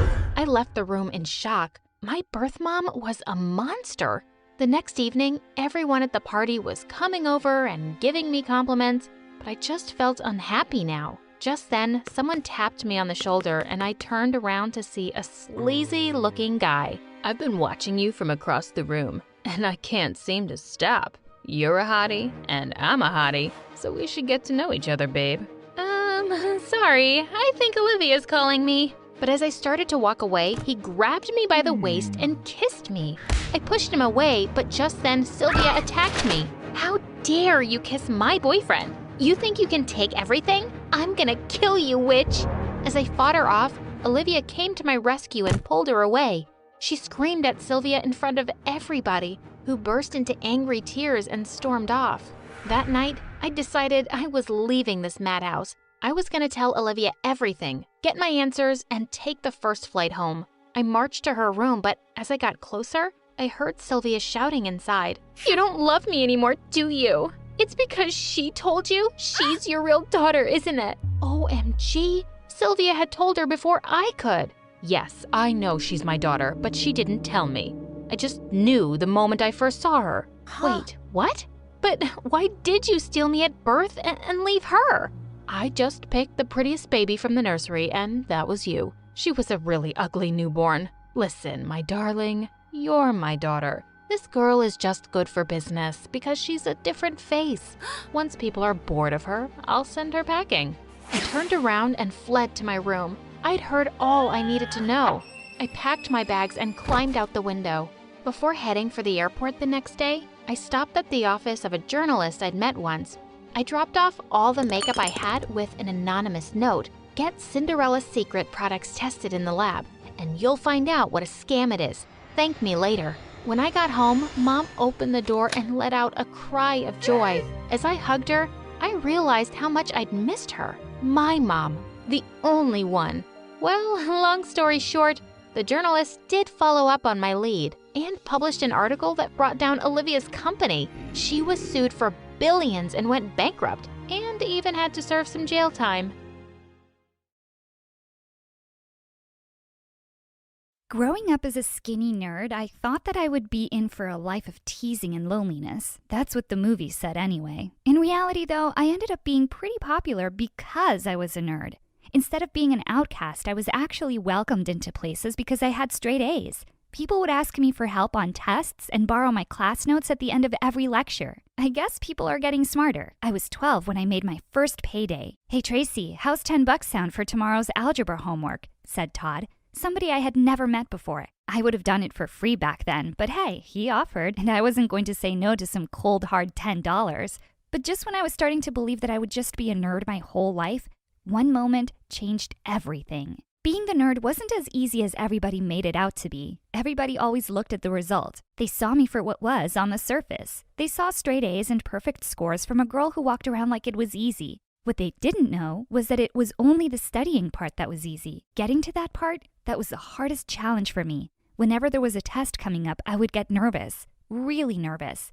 I felt as if everybody had expectations of me and there was no way I could let them down. The pressure was intense. I spent hours alone in my room doing nothing but overthinking and worrying. Luckily for me, though, my dad took me to a party at our uncle's place to celebrate his promotion. I was 14, but I didn't usually go to parties because I get annoyed by large crowds. But this time my dad promised that he would get me the latest edition of Pelican highlighters if I went. Let's be honest, what 14-year-old girl is going to say no to a set of brand new highlighters? What happened at that party changed my life forever. I was sitting on a sofa in the corner of the living room and reading the biography of Bill Gates when I suddenly heard music start playing. My family jumped up and started dancing to some Christmas Carol remix. It was one of the most ridiculous dances I had ever seen because nobody really knew how to dance. My dad's eyes met mine for a moment, and he was smiling widely as he motioned me over to come and join in. I shook my head and returned to reading. It was then that I heard my dad yell, "I'll make the eggnog!" over the sound of the music. I quickly raised my head. He really does make the best eggnog,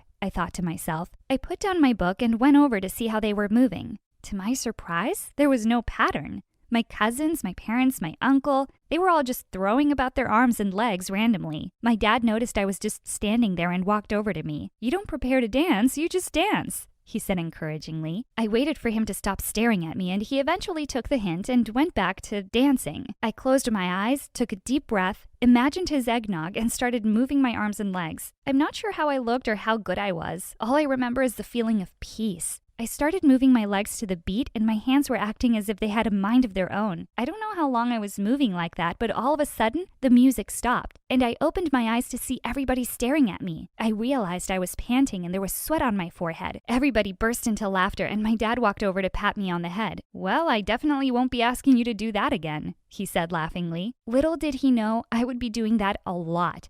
The rest of the night, all I could think about was dancing. Not how I looked, but how I felt. I felt more relaxed than I had ever been. The next day, there was a quiz announced.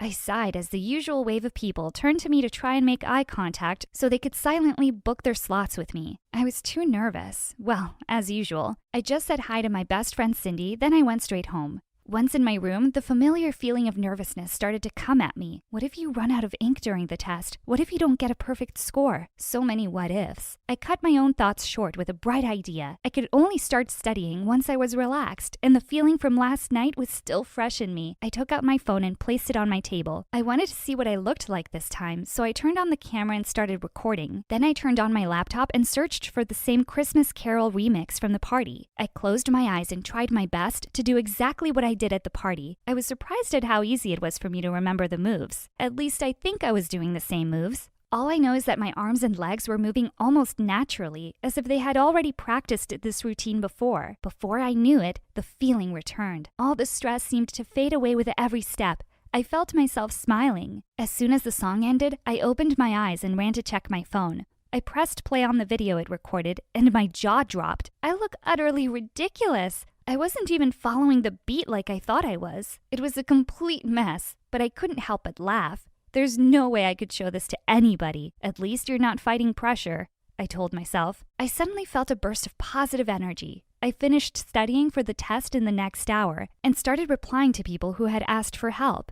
I was actually surprised with the number of people who were asking me for help. By the time I was 17, I could compete with the hottest jock in school for a popularity contest. People would ask me to help them study for a big test, do their homework, and this one guy even texted me to write his grad school application for him. But unlike the hot jock, I was also cashing in. The money wasn't reliable, though. My parents somehow gave me the brains to divide 270 by 13 in 5 seconds and memorize pi to the 12th decimal when I was 9, but couldn't teach me how to say no to people.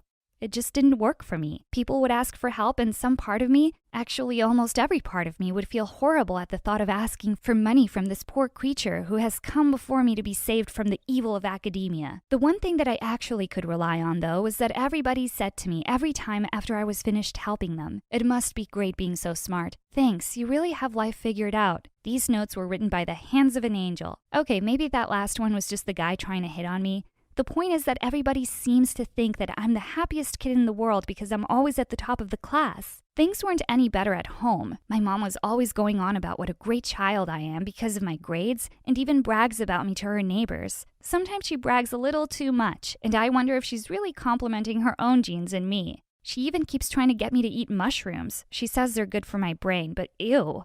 What I'm trying to say is that even at home, it's like my grades are defining how happy I should be. The truth is, they don't. By the time I was 20, I had already been practicing dancing with a passion. I had learned professional moves and discovered new music too. I could only seem to get into the mood for it before a test, when I had negative thoughts to get rid of and focus on something. Otherwise, I would just close my eyes, and that natural feeling just never seemed to come. I started to get sad sometimes when there wasn't a test to prepare for. Cindy thought I was being a show-off when I told her this, so I let her in on my dancing secret. She thought I was joking at first. Shaking that booty helps you relax? There's plenty of dancers out there already. You can be a brilliant scientist or something, she said. I know she meant well, but I realized she wouldn't get what I'm after, so I quietly agreed on the outside. On the inside, though, I realized I would need to get a professional opinion. It was time to take this to the next level. Right after school, I went and looked up dance competitions until I found one that was accepting submissions for talent. There was one competition that was judging people based on 5 videos from their TikTok accounts. And all you needed to do was use their hashtag to get noticed. Sensing an opportunity, I immediately downloaded the app. I was about to upload a few of my videos, but then I stopped. Am I ready to go public? I thought to myself. My hand started shaking. I remember what Cindy said and decided I needed to prove myself first. I would need an alias, so I created a TikTok account under a fake name, put on hair extensions and sunglasses, and prepared for my future. I can define myself how I want, I assured myself. I spent the next week recording and uploading videos to the account. The feeling of nervousness didn't want me to mess this up, so the moves came to me naturally. I was also surprised at how quickly my followers were increasing. There were lots of people who started commenting on my videos and sending virtual support. I ended up uploading way more than 5 videos on my account with the hashtag. On the day the results were going to be announced, my TikTok fans were all rooting for me. I replied to most of them and thanked them all, but I was more nervous than I would ever admit. I was watching a live stream of the results being announced, and the host went, "And the winner is Ricardo from Detroit." My heart sank, and my phone started buzzing immediately. People I had never met were sending condolences and cursing the judges on my behalf. I didn't have the energy to reply to any of them, so I just went to bed. My dad's words echoed in my head. "Won't be asking you to do that again." I stopped dancing altogether for the next year. My heart just wasn't in it anymore. The pressure before every test returned, and I wasted hours trying to get rid of it because my body just wouldn't move like it used to. I always ended up with a lot of extra time on my hands and nothing to do. By the evening of each day, I was all out of things to study and chores to do. I tried to talk to Cindy more and more, but she couldn't be talking to me all the time because she had to study on her own. I started to wonder if being happy is really that important after all. Maybe I could just let my grades define me. Then I remembered the one time I got an A- because I had the flu and had to skip a test, but my parents took me to the doctor to get my brain checked as if it were the end of the world. So I decided this wasn't a solution either. Cindy noticed I was getting sadder. The pressure of higher-level tests were taking a toll on me, but at the same time, there was a talent show at our college in a couple of days, and it just brought back bad memories for me. She offered to buy me lunch one day, and I reluctantly agreed. Halfway through the meal at the restaurant, my stomach decided to realize it was forced to eat mushrooms for dinner last night by my mom. I excused myself and ran to the bathroom. When I got back, Cindy seemed like she was in a trance while looking down at her phone. "Hey, sorry about that," I said. "Oh, don't worry about it," she replied with a beaming smile that creeped me out a little. Something was definitely up with her. She went on, "It's just that I got a text saying that they need an extra pair of hands to help set up the college talent show tomorrow, and I signed us up both." "What?" I exclaimed. "Oh, just think of it as charity work," she replied with a grin. I tried to find the guts to say no, but couldn't. On the day of the talent show, I arrived and met Cindy outside. She led me to the auditorium, and we helped arrange the seats and some decorations. There was a special area reserved for volunteers, and Cindy insisted we sit for the show. I cursed my nice DNA and agreed yet again. I thought the first few kids were good, though. One guy's talent was to make fart noises from his armpits to the tune of Taylor Swift. After he was escorted off the stage midway through his performance, the announcer stated that the next talent is an anonymous video they received. They played the video on the big screen, and I was dumbstruck. It was my TikTok video. My eyes widened with shock, and I turned to look at Cindy, who was smiling way too widely. "It's not my fault you left your phone unlocked when you went to the bathroom," she said sheepishly. "It started ringing and there were all these messages from your TikTok. You are amazing." I transferred it to my phone and thought that this is a perfect opportunity to show people you're more than just a nerd. I was just trying to understand what was going on. The crowd in the room was cheering and hooting. I sat quietly without making a noise. Surely they won't know it's me, I thought to myself. At that moment, the video ended and the announcer said, "Give it up for our very own Tracy!" The crowd started chanting. "Encore! Encore!" "Oh, and I might have told him your real name too," piped up Cindy. I couldn't believe this was happening. Real people actually loved me, and for something I chose to define myself with. I felt Cindy lean over and whisper in my ear, "They want you. How long were you going to hold back?" I got up and nervously walked to the stage. The crowd suddenly fell silent, as if they were expecting a different Tracy. I cleared my throat and stood there. The sound guy started playing a song, so I closed my eyes and waited. Within seconds, my instincts took over, and I could feel myself moving. I heard whistles and clapping through the music. The familiar feeling of peace was returned to me, and I danced my heart out. When I opened my eyes, I was out of breath, and the music had stopped. The crowd burst into clapping and a standing ovation. I had never felt more alive than I did in that moment. I took a bow and went back to my seat, brimming with a new feeling of energy. Cindy greeted me with a strong hug. I was too out of breath to say anything, so I just hugged her back. We sat down, and the next few performances went by in a blur. I was controlling a wave of adrenaline as the announcer made his way on stage to announce the winner. Against all odds, this year's winner is Jeff for his armpit fart genius. Half the crowd booed. The rest cheered in wild laughter. Jeff went on stage to collect his trophy. I smiled through it all. Winning didn't matter to me. I made a difference. I proved that I'm more than just a nerd with grades. And that meant more to me than a plastic trophy. Hi, my name is Kylie, and I'm from Massachusetts. Please like and subscribe. I lived with my younger sister Daisy, and my mom, who worked as a cook in rich households to raise us. Once when I was 7, there was a birthday celebration at one of the houses Mom worked at, so she took both of us along. And while we were playing with the other kids near the pool, Mom brought a huge cake outside. Kylie, can I see it from the top? I pulled a chair and made Daisy stand on it, but to my shock, she took a handful of cake and stuffed it in her mouth. No, Daisy! It's so yummy.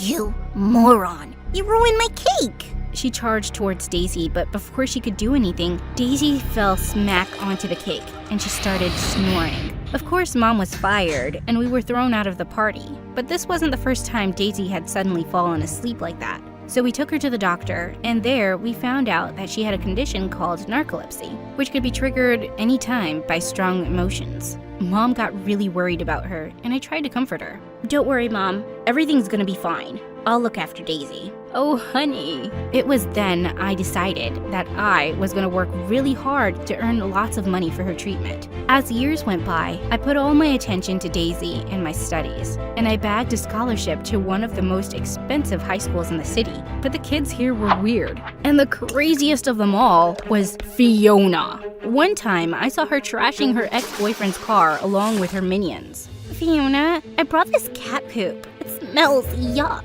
Why are you smelling it, moron? Throw it in the back seat. I didn't want to get involved with these crazy people, so I walked away. But only a few days later, Fiona came looking for me in the washroom. So, she's the smartest nerd around here, huh? Yeah, I checked all of their glasses, and she has the biggest ones. That makes her the smartest, right? Fiona smacked her on the head and walked up to me. So, whatever your name is, I don't care, but I want you to write my assignments for me. What? Why would I do that? Because I'm telling you to. Duh. And I'll pay you. And given your looks, you sure need some help. I just pushed her aside to walk away, but then she pounced on me. You witch! We both broke into a wild fight, and then we were reported to the principal. Fiona was let go because her mom was one of the school board's members, but the principal gave me a stern warning. "You're an excellent student, Kylie. I don't expect this kind of behavior from you. This time, I'm just putting you in detention. But I won't go so easy on you next time. This was so unfair. But I kept quiet because I didn't want to cause trouble for Mom. Then a few days later, it was Daisy's birthday, and we were shopping for a dress at a boutique with a huge sale when suddenly Fiona walked out of the dressing room. What are you doing here, loser? Don't you know this place is for rich people only? Security! Security! Throw this ugly duckling out. How dare you talk to my sister like that? And this place is not your home. Security! Security! Won't work here. I asked Daisy to calm down, but she didn't. And sure enough, she fell forward onto Fiona, ripping her dress in half. Shoot. I held onto her and pulled her out of there while Fiona's minions took her back into the dressing room. Minutes later, when Daisy woke up, she looked really upset. I fainted again, didn't I? Gosh, everyone's right. I'm a weirdo. Hey, no, it's not like that, Daisy. You're gonna be fine. But when? Her question left me speechless because I didn't know how to arrange all the money for her treatment. But then I remembered Fiona offering to pay me for writing her assignments. Bingo. It was wrong, and I knew I could get into trouble for it, so I decided I was gonna write assignments for Fiona and all her other rich friends under a secret identity. I hired a junior kid to help me exchange those assignments for money, and soon I was making enough to afford Daisy's treatment. I told my family that I took on a part-time job that paid well. Then, one day, Mom came home from work really excited. I get great news, honey! The people I work for are looking for a tutor for their son. And since he's your age, I recommended your name. Now you won't have to work that part-time job. Well, I wasn't sure about it, but since Mom already told them that I'll be going, I had no choice. The next day, I went to the house she worked at, and I discovered that the guy I had to tutor was Nick, Fiona's ex-boyfriend. He wasn't just bad at studies, he literally failed all the subjects. Holy rabbits! Hey, you're that that smartest girl from my class, right? Oh, so she's a topper, and you guys know each other. That's great. And Nick? You better study this time, or I'm gonna cut all your pocket money and ground you for a month. She gave him a tough look and went away. Then Nick led me to his room, but he kept bribing me to turn down the job. But I wasn't gonna give in. Why are you being so stubborn? If it's about the money, I can give you lots. Are you sure? Because your mom just said she was gonna cut all your pocket money. Suddenly, he moved towards me and placed his hands on the wall around me. Oh, I get it. You just want to spend some time with me because I'm so irresistible. Ouch! Stop messing with me, because I'm not going to fall for your pranks. I wasn't going to be intimidated by him, but he wasn't one to give up either. The next few days, he kept bothering me around school, and then one evening when I entered my room, I saw him hugging Daisy. Nick, what the heck are you doing with my sister? Relax. Relax. I didn't do anything. Or maybe I did. I guess she just fainted after seeing my good looks, and I couldn't let her fall. Ugh, shut up. She has a condition. Just help me put her to bed. After we did, I asked him what he was doing here, and he said the most shocking thing. I want you to be my girlfriend. What? Are you nuts? I'd rather date a pig than be your girlfriend. Oh. But I think even pigs have standards, so... You chill. I'm not asking you to be my girlfriend. You'll just have to pretend. And then he told me how Fiona was going crazy to get back with him, and he wanted to get rid of her. Well, that's your problem, not mine. Now get out! But then he took out his phone and showed me a video where the junior kid confessed that I was the one who wrote the assignments for money. How did he get this? Guess we both have problems now.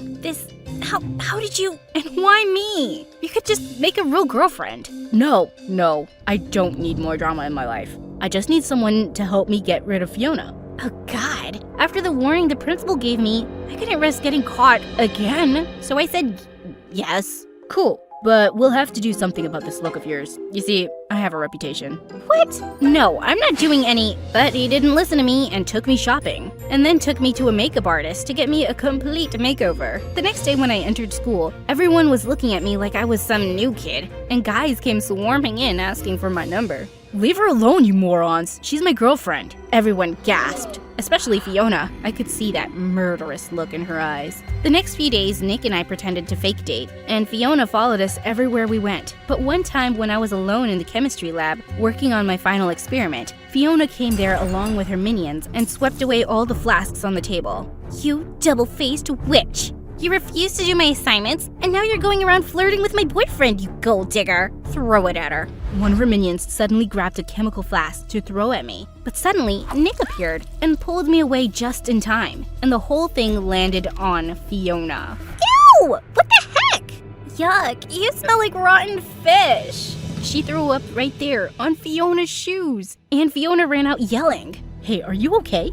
Don't touch me. You got me into this mess, and now because of you, I'm gonna fail my practicals. I pushed him away and stormed out of there. The next day, I was all set for the teacher to announce that I had failed. But to my shock, he said my experiment was submitted early that morning and it was perfect. What the what? I spotted Nick winking at me with a smile, and I knew it was him who must have submitted it. Later that evening, I reached Nick's home to tutor him, but when I went to his room, he was getting ready to go out somewhere. Whoa, I'm sorry, I didn't see anything. Oh, that's sad. For you. Anyways, I'm going to a party and you'll have to pretend to teach me while I'm away. What? No, I'm not gonna do that. Okay then. If you want, you can tag along with me too. No thanks, I never go to parties and… What? You never go out? Like, ever? He looked at me in complete shock. Yeah, I just focus on my studies. Oh god, Kylie. The world won't come crashing down if you have some fun, you know. He pulled my hand and both of us climbed out of the window secretly. And for some reason, I was kinda liking it. When we reached the party, it seemed so much fun. The kids were playing games and Nick pulled me in too. We had to dance with our partners on a piece of paper, which was folded every time a team was eliminated. And by the time only one team was left to compete against us, Nick lifted me up in his arms and we won! Everyone cheered for us and suddenly some of the girls came and took me to the dance floor. For the first time in my life, I danced my heart out and I was freaking loving it. And there was one person I had to thank for all of this. Nick. I stepped out to look for him, but what I saw next shocked me. He was kissing Fiona. And for some reason, I felt so jealous that I just ran out of there. But when I went home, Daisy looked at me and she knew something was up. So I told her everything about me and Nick and the party. Well, I already knew some of it. What do you mean? I mean, the way you always talked about Nick.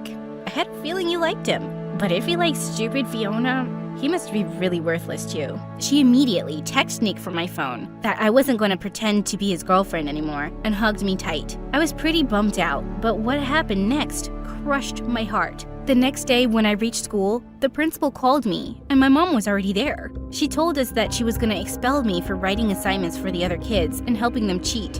What? No, I didn't. We have proof, Kylie. And I told you it was going to be worse for you if you caused more trouble. And then she showed me the video Nick had on his phone. I couldn't believe it. How could he be so evil? I told Mom the entire truth and decided I was going to confront Nick. But on our way back, Mom broke down into tears.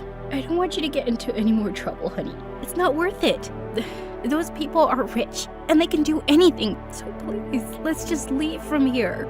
But Mom told me she didn't want to work there anymore and convinced me to leave the place along with her and Daisy. So we moved away and I got admission into a local school, but I worked really hard to get into the best university in the country. There, I met Harry and fell in love with him. After 4 years of hard work, I established my own startup company, and within another 3 years, I was a really successful entrepreneur. Soon after Harry and I got married, I had to move away to another city with him. I was really happy, except about the part where I had to leave Mom and Daisy behind. Sometime later, I was attending a large business party one evening and chatting with other people when I heard a familiar voice. I thought you didn't go to parties. I turned around and was shocked to see Nick?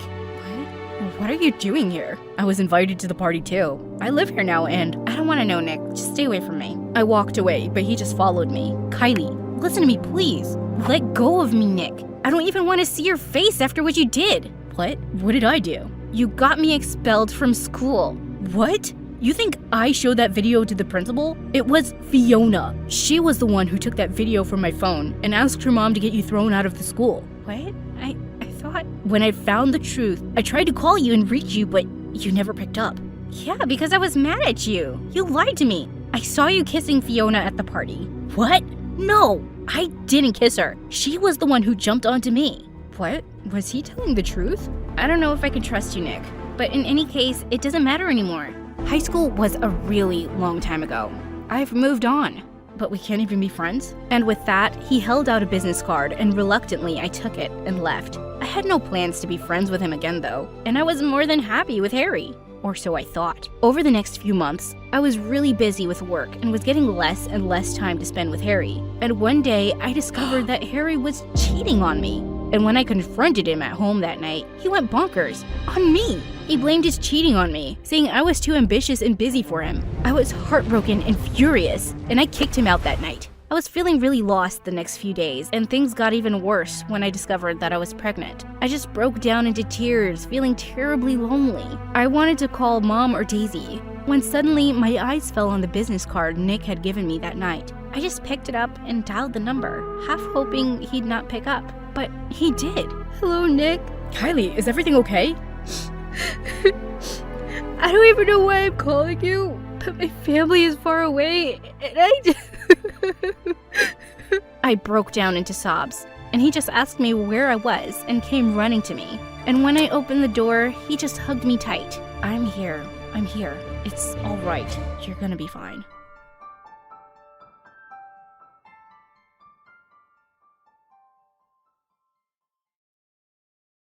Hi, I'm Camellia from Brazil. Before I tell you my story, please like and subscribe. My parents were super rich. Just kidding.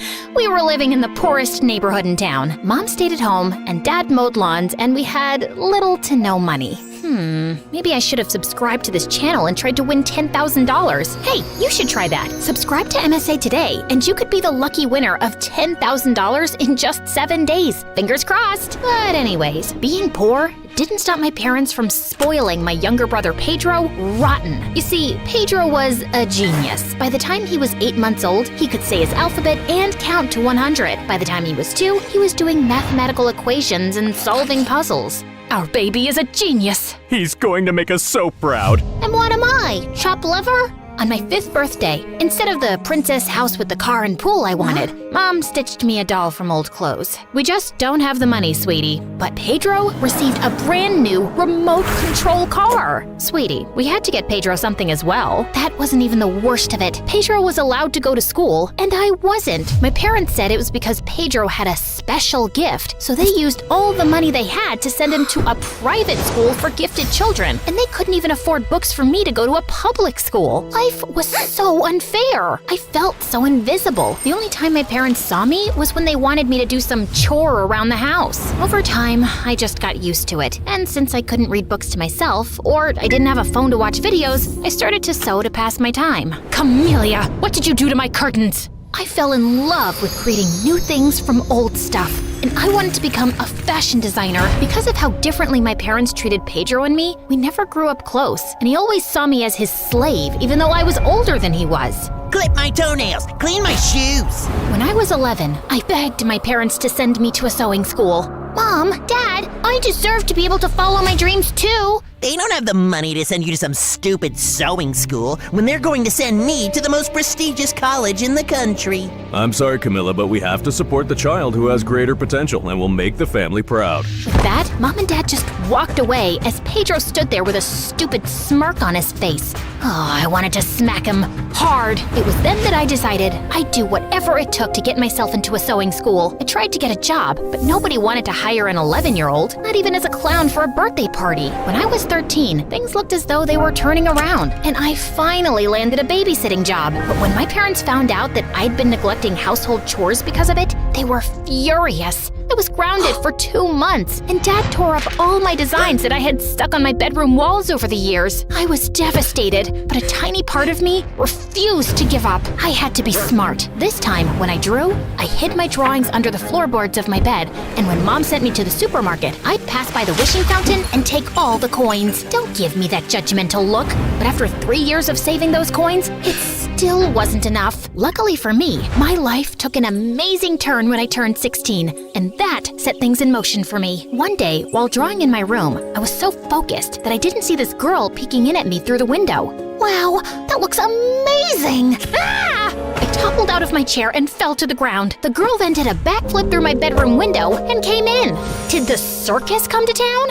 What do you want? Did my parents send you to spy on me? No, silly. I'm the new neighbor, and I didn't even let her finish. I just picked her up, threw her out of the window, and closed the curtains. As much as I wanted a friend, I didn't want anyone to know that I couldn't read or write. What would she think of me? But that didn't stop the crazy backflip girl. Over the next few days, she did everything she could to get my attention, even juggling 3 cats while she balanced a mug of water on her head. What a weirdo. One day, I decided to take a shortcut home because I had seen a lady with the most amazing outfit, and I wanted to get home and sketch it. Just then, I heard a man yell behind me. Watch out! As I turned, I saw a huge crane ball coming my way. I froze in place, but luckily for me, someone pushed me to the ground just in time. Girl, are you crazy? This is a danger zone. Can't you read? Oh God, I was sweating like a bald man in spring. Can you read? I sighed heavily and shook my head. That's okay. I can't draw amazing fashion designs like you can. Let's go and grab some ice cream. My treat. While eating the ice cream, crazy backflip girl, Sophia, told me that she had moved next door with her parents and older brother Harrison. Also, that Harrison was a rotten egg and always got himself into trouble. She also told me that her father lost his job after his boss accused him of stealing money from his office and then blacklisted him so no one else would hire him, while her mother worked as a maid for some rich lady. I told her that my parents hated me and wouldn't even let me go to school while they treated Pedro like he was a prince. What do they think this is? The 16th century? No girl left behind. Woman power. Over the next few months, Sophia taught me how to read and write. She was a great teacher, and I was a quick learner. Sophia's mother even supplied me with her old drapes to practice my designs on. As much as I loved my bestie, there was a downside of being neighbors with Sophia. Harrison and Pedro became best friends, and they'd go out of their way to make mine and Sophia's life a living nightmare. So we stayed out of their way as much as possible. But then one evening, when I was coming home after getting groceries, I saw two guys push some guy to the ground and grab his keys. Hey, stop it! The guys looked around and I was shook. Pedro? Harrison? Let's get out of here! They hopped into the car and sped off. Was Pedro crazy? That night, I cornered Pedro in his room. What the heck was that stunt you pulled today? What I do is none of your business. You're my younger brother. Of course it's my business. If you tell Mom and Dad anything, I'll tell them that Sophia has been tutoring you. I couldn't afford to lose Sophia's friendship, so I kept my mouth shut and kept a close eye on Pedro. I found out that he'd been failing his subjects in school, and he was missing classes to hang out with Harrison and his goons. I was so frustrated that I thought my head was going to explode. Maybe you should start a podcast to ease some of your frustration. Talk to strangers about my story? That'll be weird. Sometimes strangers make the best listeners. That night, Sophia helped me set up an anonymous podcast using her phone. I went by the name Raven, and it felt so good to get so many things off my chest. But what felt even better was reading the comments encouraging me to follow my dreams despite my parents' unfair treatment. They even encouraged me to open an online store and set up a GoFundMe to get started. And soon, my clothes were being sold faster than I could make them. Yeah, I set up a secret workshop in Sophia's basement where I worked at night. Over the next 2 years, it was a roller coaster. First, Harrison was arrested for pickpocketing, and his father shipped him off to the Navy. When he left, Pedro got 100 times worse, and he was even kicked out of school. And he continued to hang out with the wrong crowd, and my parents always made excuses for him. But my life was super awesome. I saved up enough money to get into the most prestigious fashion school in the country. The only thing left to do was to send in my application, which required me to create any design of my choice. You've got this, bestie. I'm rooting for you. Over the next 2 months, I worked endlessly to create the most beautiful ball gown known to man. I needed to get into this school. I had something to prove to myself. A few nights before the submission of my dress, while at Sophia's, I saw Pedro enter her parents' bedroom. I snuck up to the door and peeked through the crack. I watched in shock as Pedro was stuffing his pockets with jewelry. Pedro, what on earth are you doing? Pedro gave me one look and jumped through the window like a frog. Sophia and her parents had been too good to me to let Pedro get away with this. I ran home, but when I opened the door, the confrontation did an Uno reverse on me. Dad glared at me as he was holding a necklace in his hand. Camellia, why was this in your dresser? As if on cue, Pedro walked into the room to examine the necklace. Wait, isn't that Sophia's mother's? You should know, since you stole it. Pedro told us that he saw you take this. I didn't steal anything. It was Pedro. I just don't understand where we went wrong with you. Me? Pedro's the one who got kicked out of school. Genius my butt. We also found cash hidden under the floorboards. Where did you steal that from? I froze. How did they? My eyes met Pedro's, and an evil glint flashed over his eyes. That's my money. I earned it. Stop lying, Camellia! I think it's time to teach little Miss Fashionista a lesson that she will never forget. Pedro, bring the dress. Dress? What dress? The words stuck in my throat when I saw Pedro return with my submission dress. I watched in horror as Mom lit the fireplace and took the dress from Pedro. Mom, please, don't! You will learn your place in this family, Camellia. My mother threw my dress in the fireplace, and it lit up quicker than a barbecue on Independence Day. I tried to get it out, but Dad and Pedro held me back as I kicked and screamed. After a while, my dress was nothing but ashes. As an avalanche of tears ran down my face, I knew that my time in this family was up. I wanted to attack my parents and Pedro, but I decided to pack my bags and I went to Sophia's. That night, after bawling my eyes out, I did a live podcast and revealed to my listeners what I had just endured under the hands of my parents. This time, I used their real names. Yep, I was done being the nice guy. By the next morning, my parents were chased out of the neighborhood, and the rich lady Sophia's mom worked for pulled some strings, and she got me another submission date. Bestie, this dress is even better than the last one. I have to admit, I really did outdo myself. About 2 weeks later, I received a letter in the mail. Beads of sweat ran down my forehead. With trembling fingers, I opened the letter and my jaw dropped. What does it say? I got accepted into the fashion school! Yes! I felt as though I were on cloud 9. Over the next 4 years while I was away at school, Sophia went to a community college. I worked hard and came out at the top of my class. I earned a junior position in a fashion company. I even convinced Sophia's dad to apply as a manager there, and he got the job. It wasn't long after they were able to move into a nice place. I was finally living my dream. One night, after one of the company's shows, I spotted my parents in the hallway waiting for me. What are you guys doing here? I see you're a fashion designer. I'm so proud of you. I'm so proud of you. Words I always wanted to hear my parents say, but I knew they weren't sincere. Why are you here? Dad shifted uncomfortably. Pedro's in trouble.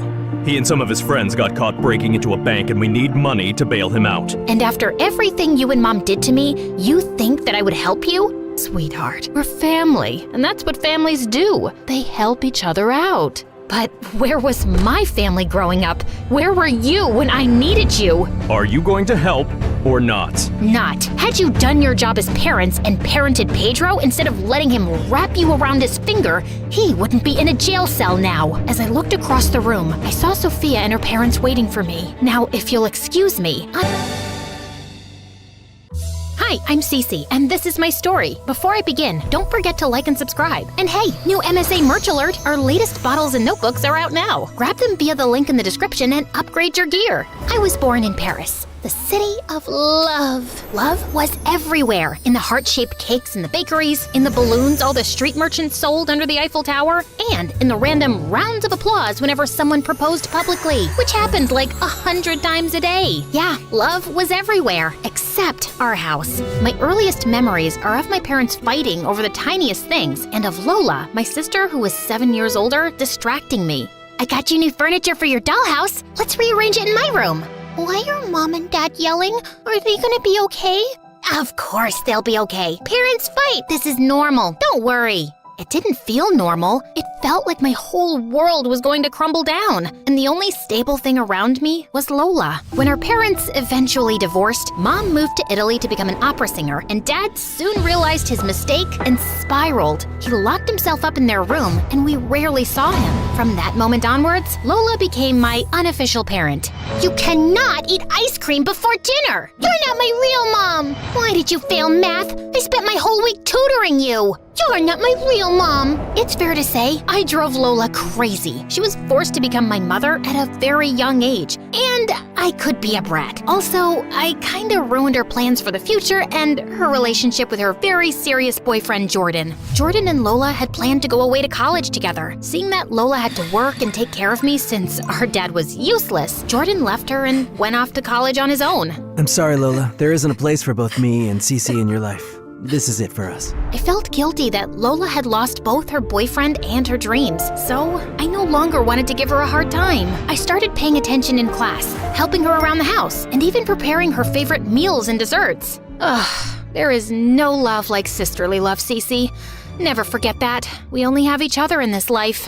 One day, as I was working at my part-time cashier job in a coffee shop, I noticed a very rich-looking guy staring at me. I could feel his gaze without even lifting my head. Naturally, I decided to stare back until he got uncomfortable and broke eye contact. But he was a tough opponent. Give it up, creep. Didn't your mommy teach you it's rude to stare at people? But he still didn't flinch. He insisted on being in the line I was serving, even though the other one was empty. One Americano, please. Will that be all? How about your number on the side?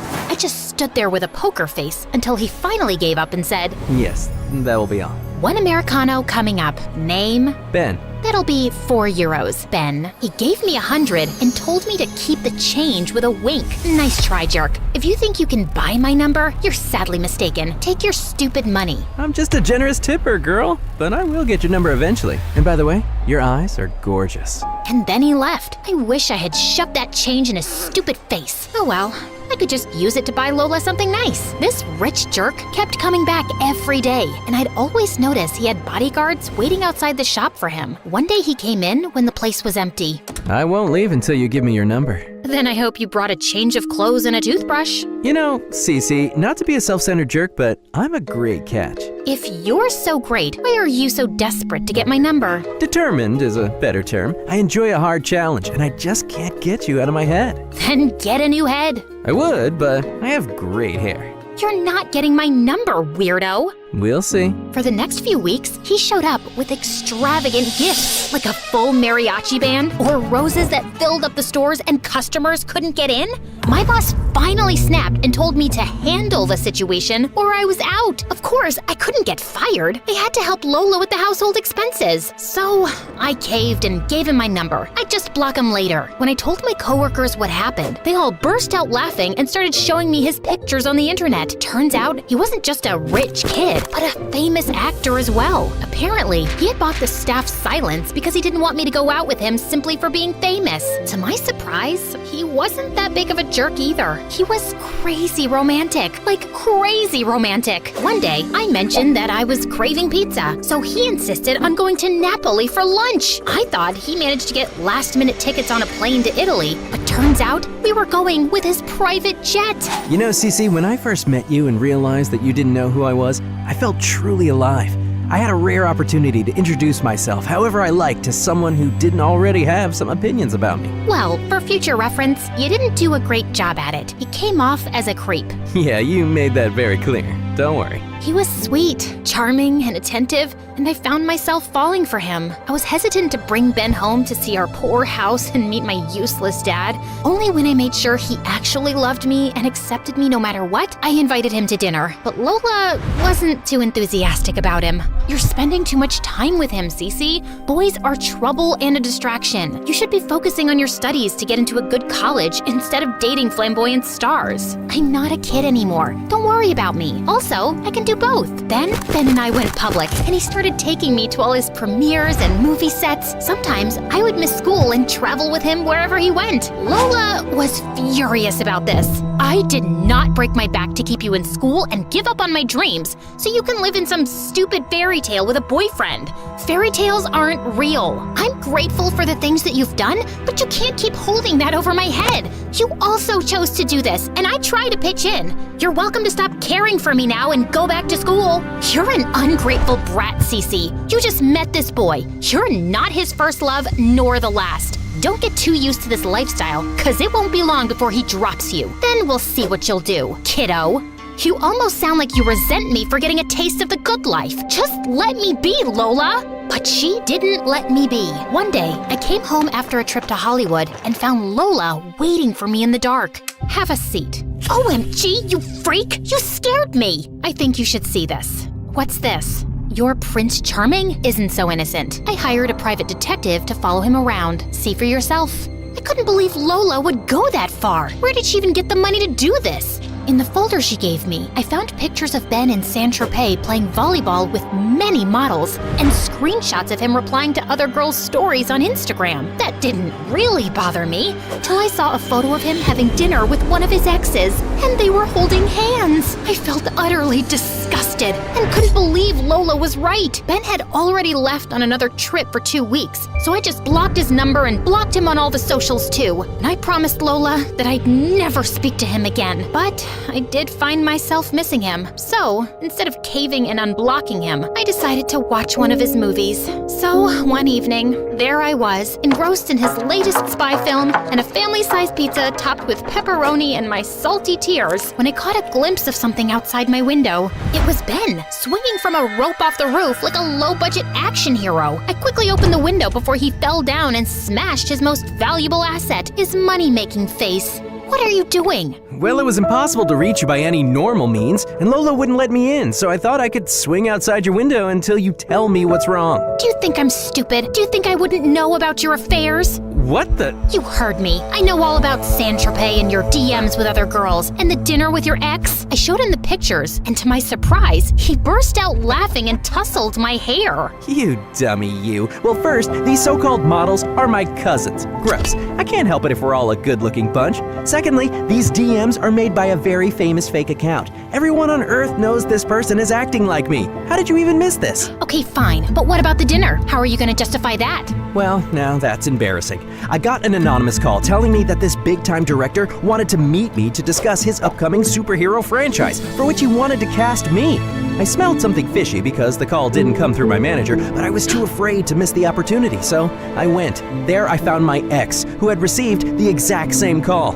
It was obviously some kind of stupid setup, but there wasn't even any paparazzi around that we could see. And here I'm holding her hand because she's telling me her cat died. I didn't bring this meeting up because it wasn't anything important. Do you honestly think I believe that? Yes. Do you know why? I voice recorded all my calls and meetings, so here you go. Oh man, he humbled me quickly and left me speechless. I hated being proved wrong. But where did you get these pictures? Did you hire someone to stalk me? Don't flatter yourself. They were thrown my way. Don't think for a minute that I'm obsessed with you. Cece, baby, it's too late. I've seen you eat that pizza with snot and tears crying over me. I hit him with the cushion as he laughed, then he hugged me. The next morning, I told Lola everything, but she wasn't relieved or happy.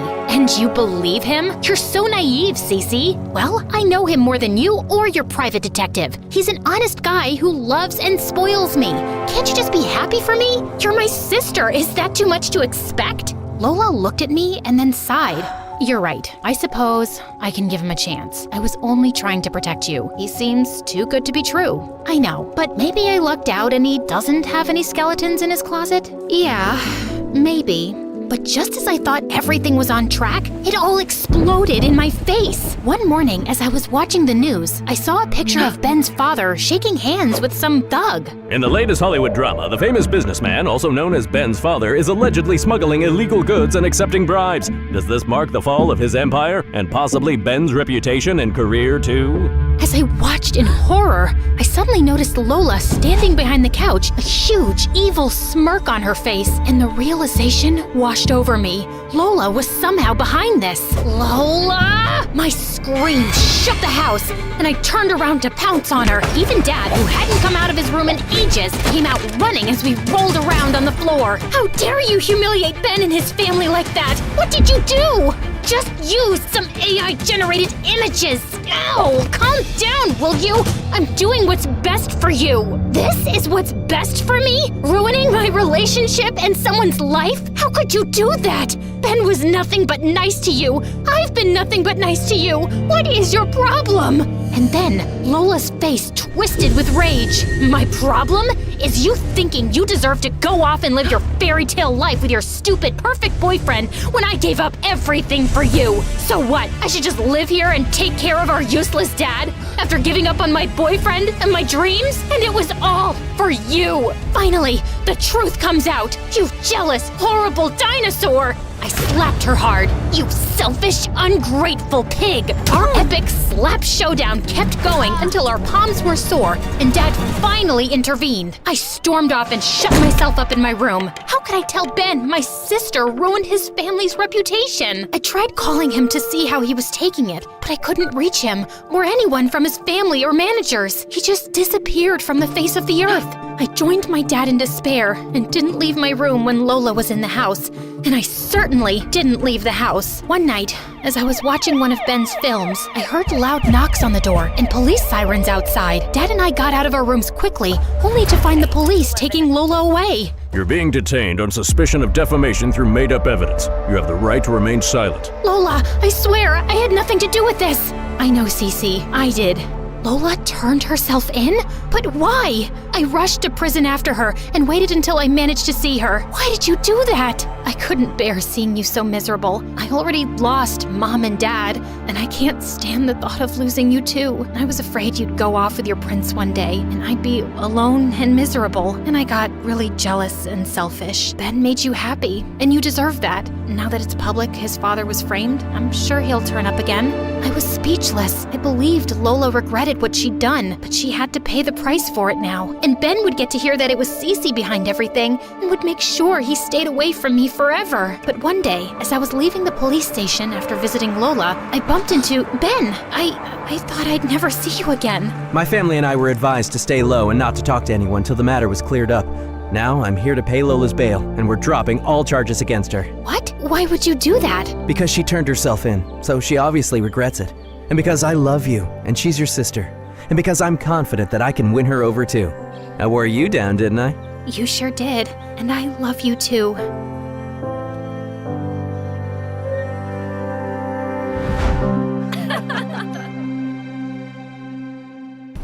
Hi, my name is Natalie, and I fell in love with a monster. But before I continue, please like and subscribe to MSA. Please support MSA in style. Our bottles and notebooks are perfect for teens on the go. Check them out in the description.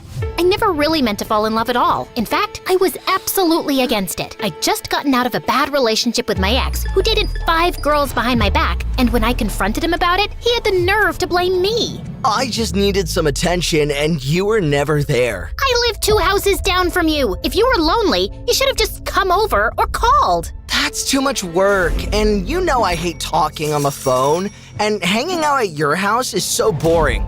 My face is too pretty to be stuck inside all day.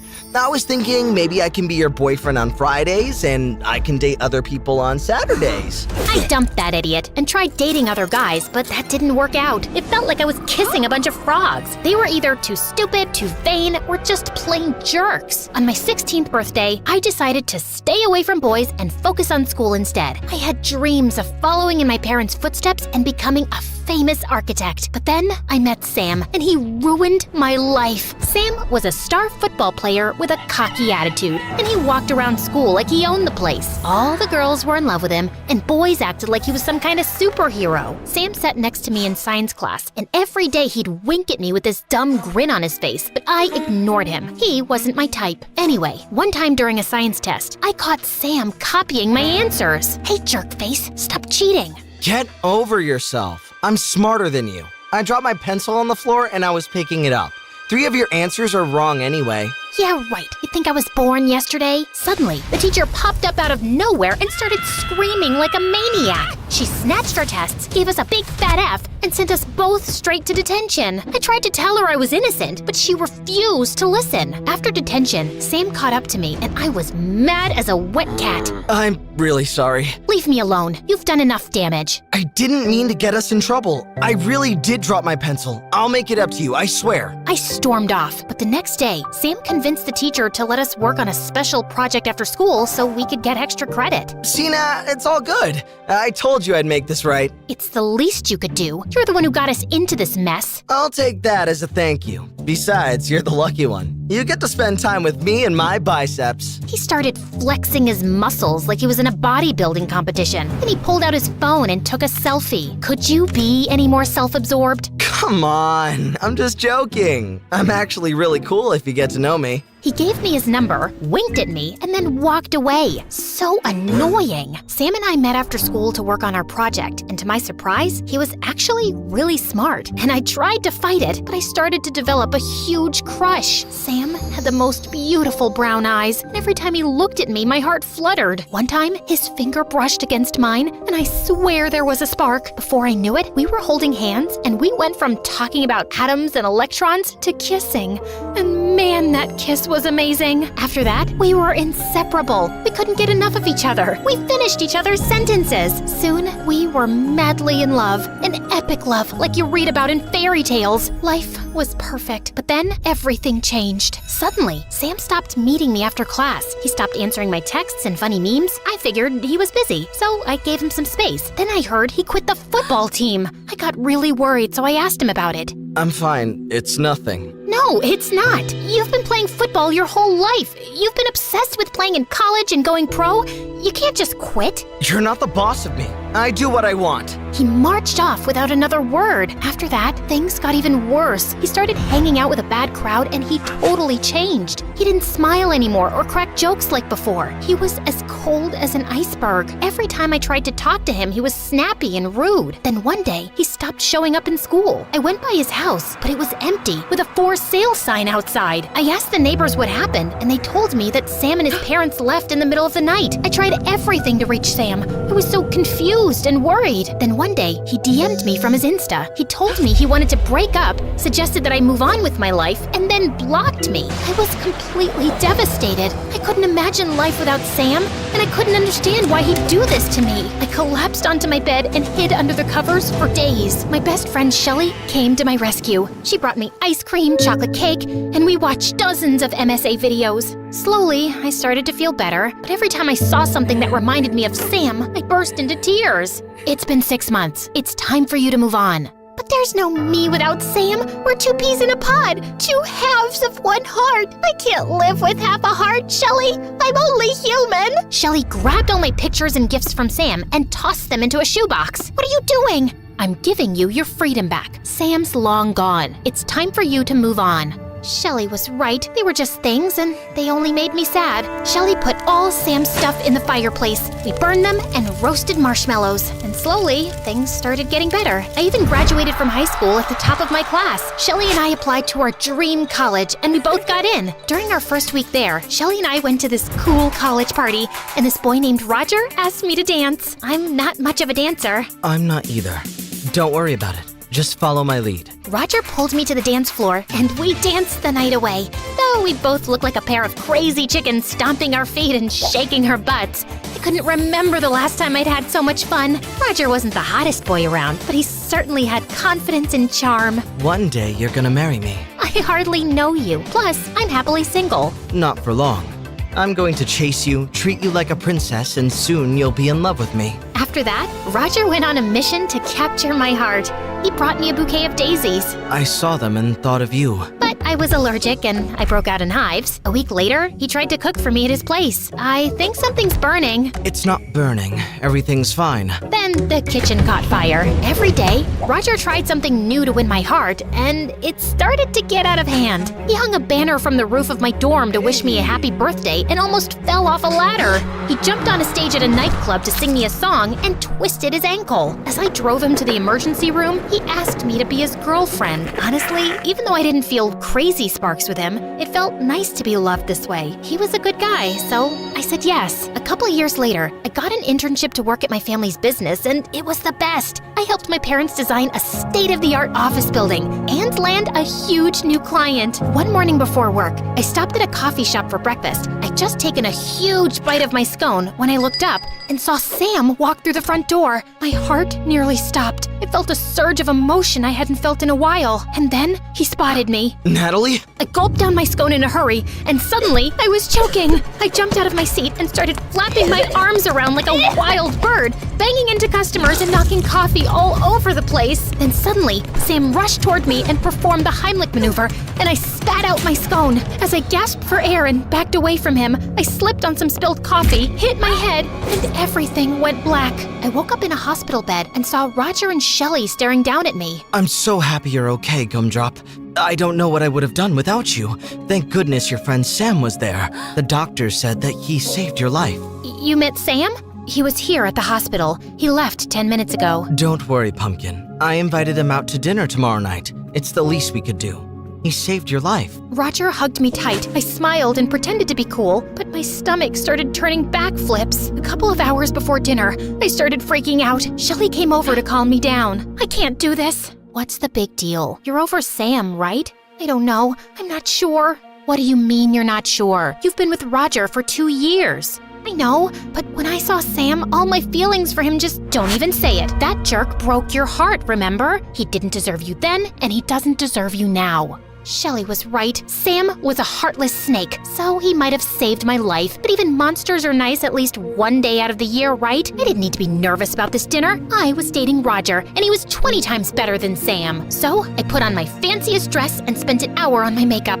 I was gonna show Sam what he was missing. When we got to the restaurant, I was surprised that Sam showed up with a girl named Tia, who he introduced as his girlfriend. She looked like a supermodel, but she had the IQ of a rock. When Roger told Sam we were applying to graduate school, she said, "You don't need to go to graduate school to learn how to graduate." That's not... Listen, all you do is tell your dad to pay off a couple of teachers to give you an A. Then you walk across the stage like this. Tia stood up and strutted up and down the restaurant, bumping into a waiter holding a tray of food, which was spilled all over her dress. The date was over after that, and I thought I was in the clear, but soon, Sam and Tia started showing up everywhere. I saw them at the coffee shop, Sam worked at my gym, and we both walked our dogs at the same park. And the worst thing was that Roger loved going on double dates with Tia and Sam, and I hated it. My blood boiled when I saw them holding hands. I wanted to scream when Sam kissed her, and I wanted to cry when I saw Sam smile and look at Tia the way he used to look at me. Then one day, I lost it. I called Sam and told him to meet me at a park on the other end of town where no one would see us. Okay, what's with all the secrecy, Nat? I feel like we're in a spy movie. I needed privacy. Fine, we're alone. Just me and you. Reminds me of old times. Sam stepped toward me, and my stupid heart fluttered. I hadn't been that close to him in years. I could smell his cologne, and it brought back so many beautiful memories. Then suddenly, blazing hot rage coursed through my veins. I hate you! Look, I was in a bad place. You made me fall in love with you, and then you broke my heart, and now that I've finally moved on, you weaseled your way back into my life to hurt me again! No, that's not what I'm doing. You're a monster! Leave me alone! I never want to see you again! I broke into tears, ran to my car, and drove off. But when I got home, I saw Roger at my door. What's wrong, Cupcake? I told Roger that I didn't want to go on any double dates with Sam and Tia anymore. I just wanted to focus on us. Of course, Sugar Bear. Whatever you want. Then I kissed Roger, but all I could think about was Sam. When I pulled away, Roger had this strange look on his face. Then he got down on one knee. I think I want to marry you. I don't have a ring, but I can get one right away. Just tell me what you want, and I'll buy it. I want it perfect, just like our love. I was overwhelmed and speechless. I'm sorry, I have to go. I think I left the iron on. Let's talk tomorrow, okay? I rushed inside and shut the door behind me. That night, Roger sent me pictures of dozens of rings and wedding venues. All of them were amazing. And part of me started thinking that sealing the deal with Roger would just make me move on for good. Okay, this is madness. You can't marry Roger if you're still in love with Sam. But you said he didn't deserve me, and you're right. He just came back to hurt me. And what he did the first time, that is unforgivable. Actually, that's not true. I thought I wouldn't tell you because you were happy with Roger, but I can see that you're not, and I can't stay quiet anymore. What are you talking about? I've been volunteering at the hospital, and a few days ago, I spotted Sam leaving my uncle's examination room, who's an oncologist. I snuck in later and looked at Sam's file. My uncle caught me, and he was furious. But since I begged, he told me the whole story. Sam got really sick in high school. That's why he quit the football team. He was going through special treatment, but it wasn't working. So he and his parents moved away to enroll in a special treatment program. Now he's cured, but he still has to take medicines. I think Sam broke up with you because he didn't know if he was going to survive it, and he couldn't bear to see you hurt. That's why he was a jerk. He wanted you to forget about him and move on. My heart felt crushed hearing this. But he's moved on. He's dating Tia. They broke up yesterday. Now she's dating a movie star. They're Insta official. I have to talk to Sam. What about Roger? I went straight to Roger's house and told him that I couldn't marry him. But why, Sugar Plum? You deserve someone better than me. I gave away my whole heart to someone else a really long time ago, and I never really got it back. I'm so sorry. Roger burst into tears, but he appreciated that I told him the truth. I hopped in my car and drove to the gym where Sam worked and almost hit a truck as I swerved into the parking lot. I texted Sam and begged him to come outside. I get it. You hate me. What else do you need to say? I know what you did, and you're an idiot. A big, stupid idiot. Sam stared at me. I'm sorry, I just didn't want to hurt you. Well, you did that anyway. I didn't need you to protect me. True love fights and lasts through the good and the bad. So what now? I threw my arms around him and held on tight as he hugged me back. You never never let me go. I think I can do that.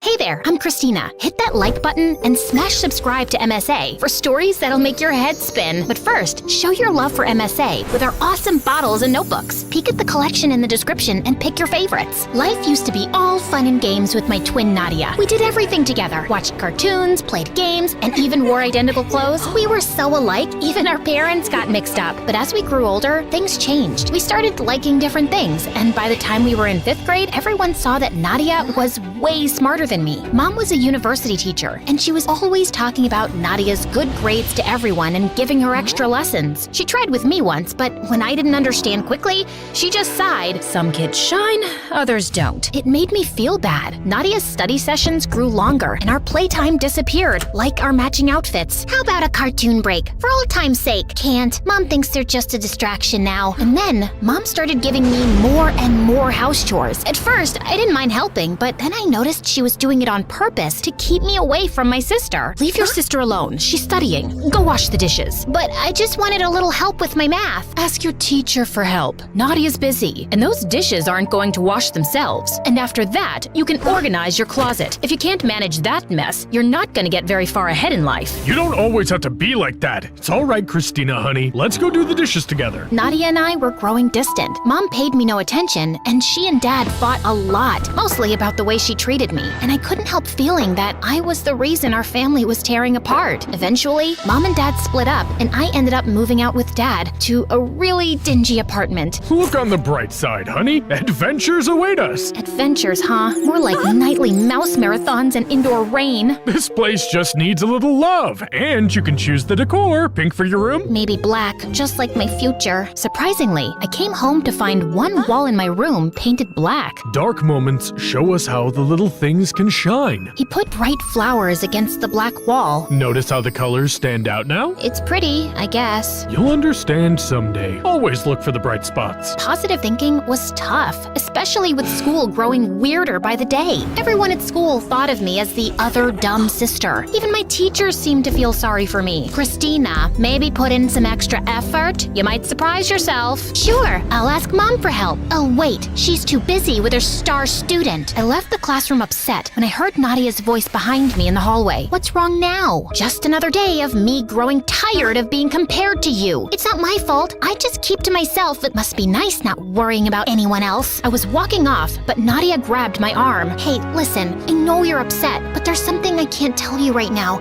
It's why I am the way I am now. Please trust me. Or maybe you're just self-absorbed, and that's some stupid, mysterious lie you made up to make yourself sound more interesting. Well, it's not working, 'cause not interested. Later, Nadia went to a fancy school for smart kids, and things got quiet. I missed her a lot, because even though we drifted apart, she was still my twin after all. And after that, I hardly saw her anymore, even when I visited Mom's place. Mom was always too wrapped up in her own world, and I couldn't help but notice that among the family photos on the walls, there wasn't a single one of just me. On my 15th birthday, Dad had a big grin and said he had a surprise for me. Guess what? I've got a girlfriend. She's Italian and she owns a pet shop. Let's go see it. Vanessa's super cool. You'll see. We walked into the pet shop, and it was like a jungle. Instead of puppies and kittens, there were snakes and big bugs. Holy moly, what is this? Vanessa had a big snake around her neck and smiled. That's just Ziggy, my whip scorpion. He's nice once you get to know him. Vanessa was full of energy and made the scary animals seem cool. And this majestic creature is Mr. Bean, the python. He's quite the gentleman. I thought I was the man in your life. Oh, you are. But Mr. Bean here is the silent type, and he never complains about my cooking. The way they were flirting with each other was so cringy. On the drive back, Dad wouldn't stop talking about Vanessa, and it was too much. Dad, I like Vanessa, but I'm not ready for a new mom. He looked sad, but I had to say it. Next time he invited me out with them, I said no. It felt like everyone was moving on except me. Dad had Vanessa, Nadia was busy being smart, and here I was feeling stuck and unnoticed. Vanessa, the snake lady, started hanging out at our place a lot. One afternoon, she was trying to bake a pumpkin pie, and she dumped a whole bag bag of flour on the floor and then tripped over the cat. I couldn't help laughing, even though I was trying to ignore her. After some time, Vanessa plopped a piece of pie in front of me, raising an eyebrow. Truce? She asked, and honestly, it smelled too good to ignore. Look, I know you don't like having me in your dad's life, and honestly, I never saw myself as a stepmom. I'm more like a free spirit, you know? But hey, your dad's got my heart doing cartwheels, so let's try to be friends, huh? I'm not like your typical stepmom witch type. Does that mean you won't give me a hard time for eating junk food? I'm the one offering pie for lunch, aren't I? Okay, she was quirky, and she had a point. Later on, I found myself helping her cook, and Dad got all teary seeing us getting along. Turns out, Vanessa was kinda cool to have around, but I still felt a bit like I was on the sidelines of everyone else's game. One day in my room, I noticed the flowers next to the black wall looking sad, their petals falling. Time for new flowers. Fresh flowers had become my thing. They cheered up the room. At the flower shop, I met Mrs. Garcia for the first time. She was super cool, zipping around in her wheelchair, arranging bouquets with the biggest smile. Pick whatever makes you smile, Christina, she said, handing me the brightest bunch. I walked out of the flower shop, super happy with my new flowers. I wasn't looking where I was going and didn't see a bike coming. It knocked me over and I blacked out. I woke up in a hospital bed and Nadia was there looking super worried. She ran off to find Dad as soon as I opened my eyes. The doctor said I'd hit my head pretty badly and was out for 3 whole days, but they checked me over and said I could go home. Back in my room, something about my flowers caught my eye. They seemed cooler somehow. I grabbed a pen and paper and started drawing, really getting into all the shapes and patterns I could see. What's up with you? Did you know flowers are kinda like math? They've got these patterns that are all just cool. Nadia looked at my drawings and turned white as a ghost. No way. Here, try these math problems. Stuff that used to look like alien code suddenly just made sense. I even solved the complex equations. Did my brain just level up or what? We gotta tell Mom, like she'd care to check on me. She's not heartless, okay? She was actually worried. Don't defend her. You don't know everything. Then tell me. I told you, I can't. Ugh, then just go ahead and leave. I don't even want to know your stupid secret. Later, when Mom popped by, she barely glanced at Dad and Vanessa and came straight to me with a stack of papers. Time for a little test, Christina. After I finished, she examined the papers and just said, pack up. You're staying with me now. What? Can we talk about this first? No need. She's got a gift, and I'm going to make sure it doesn't go to waste. Wait, you can't just show up and decide to take her. Where were you before, and why are you suddenly loving her now? My God, I can't believe I'm even standing here listening to you, a nobody. I'm her mother. But if you must know, Christina might have acquired savant syndrome, and it's not something either of you can deal with. I can help her. She explained that sometimes a head bump can switch on a talent for things like art or math. She thought that's what had happened to me, and I couldn't help feeling excited. Could this be my shot to shine and get Mom's attention? I begged Dad, and finally, he said yes. Better watch out, Christina. My cousin in Rome got that acquire servant syndrome. He became arrogant and a real pain. Then he bumped his head again and went back to being stupid. Not that you're stupid, but you know what I mean. What kind of dumb syndrome is that, Vanessa? Did you come up with it while watching cartoons? I ignored Mom and ran to hug Vanessa before leaving. Mom enrolled me in Nadia's school, and on my first day, I felt nervous, but I noticed Nadia was popular and people were also interested in me. When they wondered why I just started there, Nadia jumped in. She was sick and overseas for treatment. Come on, Christina. Later, I asked her why she lied. Mom's orders. Just play along, okay? That sounded weird, but I brushed it off because I had lots to do. Before long, I caught up with all the schoolwork and even started getting better grades than Nadia. That's when Mom finally said she was proud of me for the first time in my life. And late one night, I overheard Mom screaming at Nadia in the living room. You call this a report card? Pathetic. All the years I spent working so hard with you, down the drain. I'm trying my best. Your best? Your best is a joke. You're nothing like your sister. If you don't smarten up, you'll be a nobody, just like your father. Hearing this, I felt stunned. Why was Mom being so harsh with Nadia? And calling Dad a loser? That was just mean. I snuck into Nadia's room later and told her I heard the argument. Great, now what? Mom's on my case, expecting the best, and you're making it harder. You're doing all this for her? Yes, she's always pushing me, being super strict. If I don't do well, she gets really mean, and I can't deal with that. I didn't say anything before about how mean she is, because I thought I wanted to be the best too, and she was helping me. Now, it just feels like she's making me miserable. Mom was even tougher on on Nadia than I thought, and hearing that shook me. And now, Mom was dragging me to these math contests too that usually Nadia competed in. I didn't want to stress out Nadia more, but I also wanted to shine.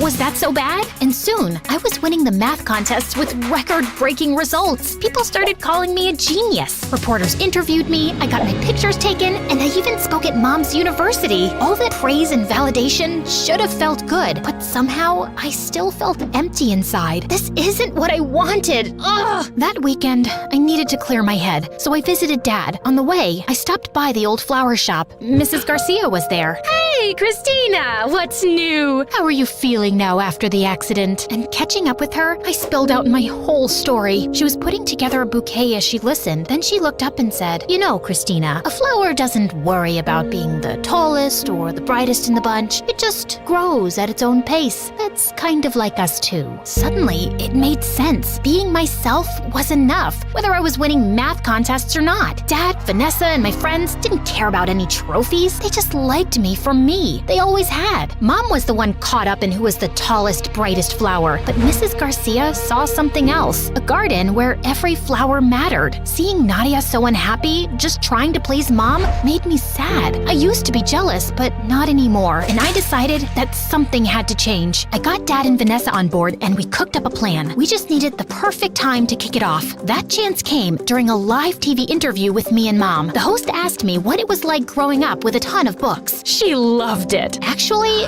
that was Nadia. She always had her head in a book and never got to have any fun. The crowd was shocked and Mom got stiff. I wasn't the bookworm. My smarts came after a head bump. You mean the illness you had? That's just Mom's story. She didn't want to acknowledge she had a dumb kid, I guess. Be quiet. I won't, and I don't care about winning math contests. Nadia doesn't either. We're done trying to please you. With that, I walked off and went backstage to find Nadia. Why'd you do that? Mom didn't bat an eye when she separated us, ruined her marriage, and used you to become popular. She ignored me all my life, and now she's using me. Nadia, we deserve better. Aren't you tired of being Mom's puppet? Come with me. We bolted before Mom could stop us. Dad was outside, ready to whisk us away. You can't take my kids. They're old enough to choose. Or do you want to take this up in court? Mom looked furious, but she stayed quiet, and we went home. Vanessa had a lovely dinner waiting, and it felt like a fresh start. And Nadia started helping Vanessa with the snakes, and it seemed to be her calling working with those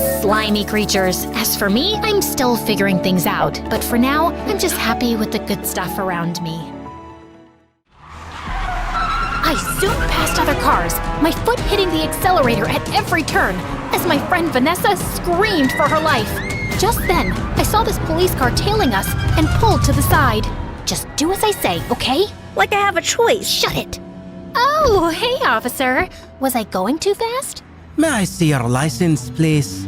Oh, sure, Officer Cutie. It's Curie. Oopsie, my bad. You know, I had this dream last night that I was stopped by a policeman, and we went to this cute place by the ocean and shared a cold latte, since it's so hot these days. I mean, talk about global warming. You think it's getting hot in here? I think it is. What do you think, Vanessa? I think you should shut up. I think so too. Now please step out of the car. Really? None of my flirting worked, huh? Then I guess I have no choice but to do this. And I stepped on the gas and sped the car away. Hi everyone, I'm Sage, and I'm about to tell you how I messed up my life. But before we get into that, please like and subscribe to MSA. I lived with my single mother and my twin sister Zoe in a small apartment in downtown New York. We didn't know anything about Dad, except that he was a loser who turned his back on Mom and left her totally heartbroken. One day you're going to come back crawling and begging for forgiveness, and I will spit on your face and make you cry. Mark my words! That never happened. And Mom never found her true love again. That didn't stop her from trying, though. She worked as a receptionist at this fancy resort outside town, where she met tons of new people.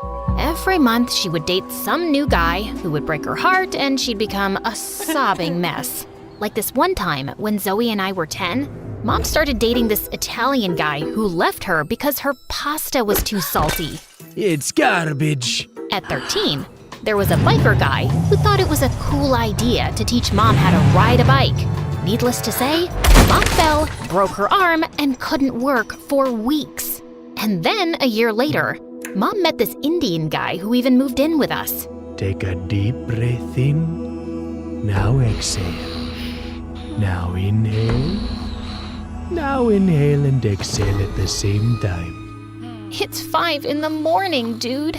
Can we speed this up? Yoga is all about patience. The more you practice it, the better you get. Now, let's try again. Ugh, so annoying. But Mom thought he was perfect and sold off her jewelry to invest in his stupid yoga retreat. But he just pocketed all the money and disappeared without a trace.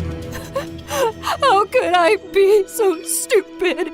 We were planning to set up this cute bakery next to the yoga retreat. He'd teach yoga and I'd bake cookies. You know yoga's a form of exercise, right? Cookies are kind of counterproductive. Ugh, why are you like that? Like what? Smart and practical? No, mean and heartless. Can't you see Mom's in pain? Maybe I was a bit heartless.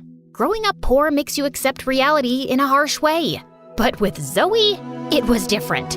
She was Delulu. Thanks to Mom and her awful choice in men, she grew up thinking that the only way to have a good life was to get your hooks into someone rich and successful. I was reading this fashion blog and they said if I sleep with a clothespin on my nose, I'll get the perfect upturned nose like most rich people have. That's the stupidest thing I've heard. Your nose is just fine. Can't hurt to make it better. And what do you know about fashion and skincare? She even tried poking her cheeks with pencils so she'd get dimples. When that failed, she turned to stupid home remedies. It's just getting worse before it gets better, right? What do I know about fashion and skincare? So, yeah, Zoe and I were poles apart, and Mom was always weird. And things just got worse when we turned 18. Mom met some guy at her resort, fell in love, and a week later they got married and moved to Spain. She promised to stay in touch, but all we got were a few bucks and occasional phone calls. With bills piling up, Zoe and I had to pick up housekeeping jobs at the resort. The pay wasn't great, but it was enough to cover school. We even got a room to stay in, which was a huge downgrade from our apartment. Okay, we need to make this work. Zoe, you take the broom and I'll dust the shelves. I just got a manicure done, so count me out. Where did you get the money? Wait, have you been using my savings?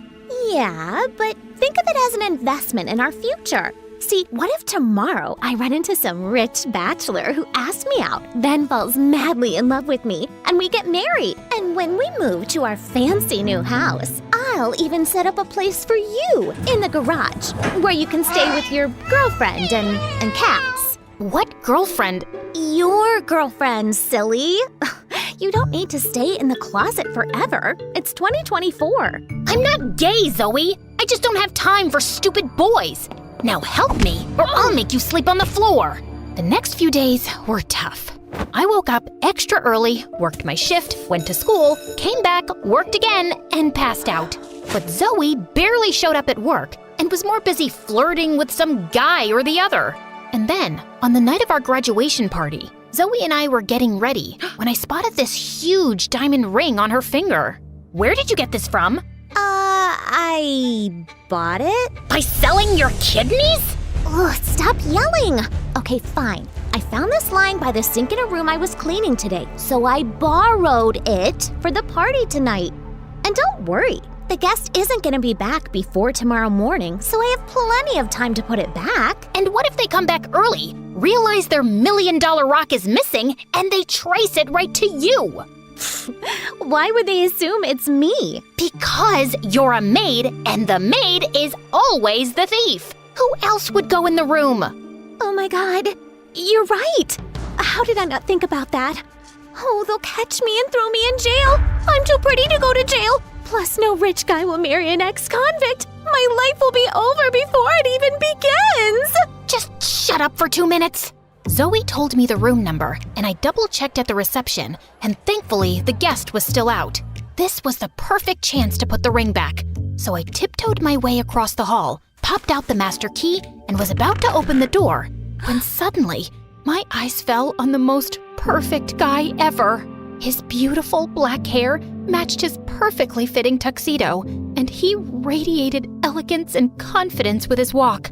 I was sure he was an important guest, but then he stopped right next to me. Almost didn't expect you to be ready on time. You're talking to me? Do you see anyone else around? Let's leave, shall we? Leave for... Our date? I'm Carter. Our dad set us up. Vanessa, I thought you had seen my picture. I wanted to see yours, but you're not on social media, and your dad said you hate getting photographed. But I have your room number, 709, so it's gotta be you. Unless you lurk around other people's rooms for some reason. No! Why would I do that? Of course it's me. I am she, Vanessa. And yes, of course, I've seen your picture, but you have one of those faces that isn't very memorable. A complete lie. Okay, we have a reservation at the pier. I don't want to lose the table. So let's go? I smiled weakly as Carter led me to his chauffeur-driven car. Had I just panicked and ended up on someone else's blind date? At one of the fanciest French restaurants in town? I quickly texted Zoe to go to the graduation party without me as we were led to our table. I was overwhelmed by the freaking number of forks on the table, and I couldn't understand anything on the menu. I just let Carter order for me, and we made awkward small talk and then fell silent. Good Lord, I'd never imagined a date with a gorgeous guy could be this painful. So, Vanessa's a lovely name. Yeah, I guess. I've never met a Vanessa. Except myself. I'm actually named after Venice. Do you like Venice? It's nice, yes, but I like Spain more. I travel a lot, actually.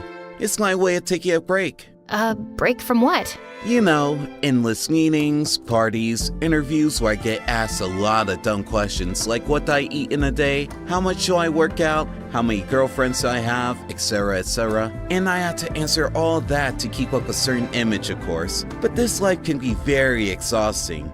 You know what I mean? Frankly, no. You sound like you don't appreciate how lucky you are. What do you mean? I mean, look at that waiter, for example.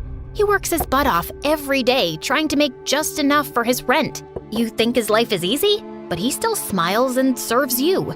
Isn't that exhausting? Maybe, but that's what he gets paid for. It's his job. So he's not allowed to be tired because he works for a wage? But you, riding around in chauffeur-driven cars, living in fancy houses, dining in the best restaurants, you can be tired because you have to attend a few meetings and answer a few questions. Don't you think that's a bit hypocritical? I hadn't really thought about that. Then maybe you should. Anyway, I gotta go. But you haven't even touched your food. I'm not hungry anymore. And I just left without another word and hailed a cab back to the resort. When I got there, I realized that I still had the ring on me. So I decided to give my luck a second chance and tiptoed my way to Vanessa's room, carefully avoiding all the cameras. I swiped the key, gently turned the knob, and walked in, when suddenly someone jumped on me and pinned me to the ground. Who are you? And why did you just sneak into my room? And why are you wearing my ring? Speak up! I will, if you just get off me. Thankfully, Vanessa agreed to listen, and I spilled everything about the ring, Carter, and the blind date. I thought she'd call security immediately, but instead, she burst out laughing. Do you have any idea how much I tried to get out of that date? Phew, you did me a huge favor. Does that mean you won't be pressing charges? That depends. You see, I moved to France with my grandma at 5 because my dad wanted to marry a kid-hating bimbo. But now she's left him, so he wants me to come back home. Problem is, I don't want to. I have my whole life in France, including my boyfriend Jean-Pierre, and Dad hates him. He wants me to date Carter or he'll cut me off.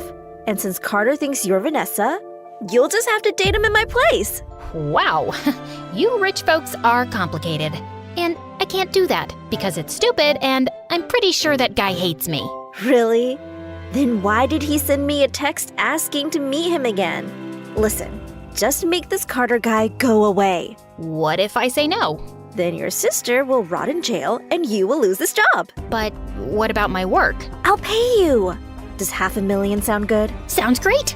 Vanessa and I shook on it, and that night, I couldn't sleep a wink thinking about how this money could change everything for me and Zoe.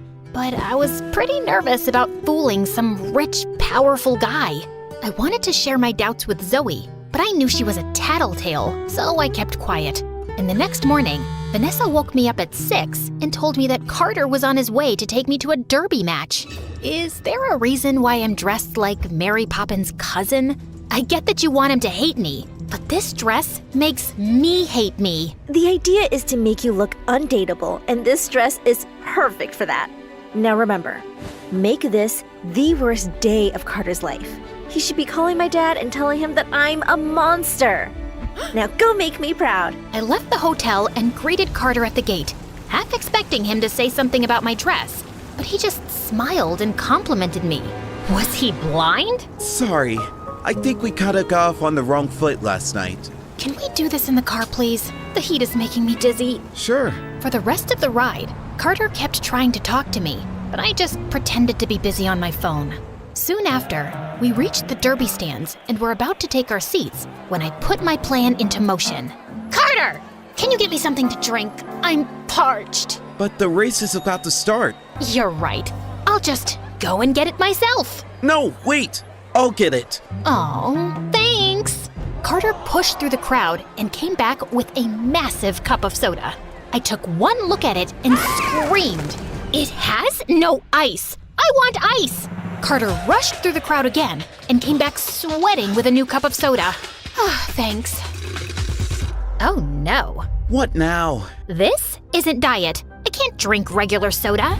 It makes me feel bloated and gassy. Get me a new one. Pretty please. Carter shot me an irritated look before running back into the crowd, and by the time he got back, the race was over.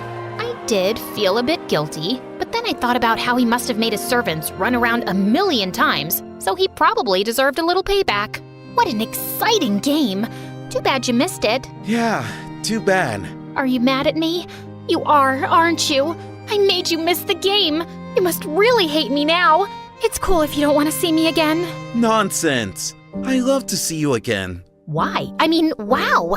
I must have really left an impression. Carter inched closer, and I literally stopped breathing. I thought he was gonna kiss me, but then he just opened the car door and asked the driver to drop me at the resort. I'll pick you up tomorrow, princess. Don't miss me too much. You bet. What the heck was that? Over the next few days, I did everything to make Carter go away, but nothing worked. I threw tantrums over the smallest things, and he patiently calmed me down.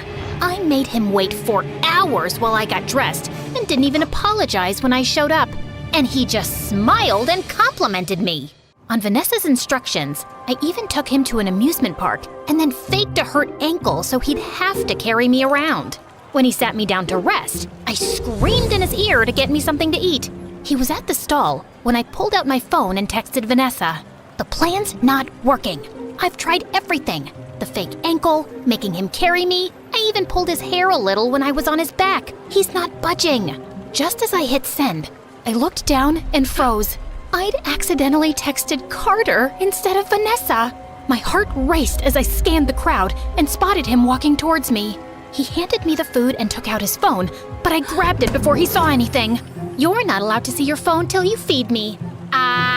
It'll only be a minute. I think it's for my dad. You're always on your phone. You never pay any attention to me. I'm hurt, and all you care about is reading a stupid text from your dad. And with that, I threw his phone into a nearby fountain. Vanessa? Are you insane? What if he has something important to say? Guess I'll have to wait. Now wipe that frown and feed me. Eat it yourself. You're impossible, and I'm out of here. And he just turned around and left. I thought I'd managed to finally get rid of him when I reached the resort and saw him waiting outside with a bunch of roses. I didn't want any attention from the staff, so I dragged him to the side. What are you doing? I am so sorry, Vanessa. I was way out of line today for yelling at you like that. Please forgive me. Haven't you had enough? I mean, I'll think about it.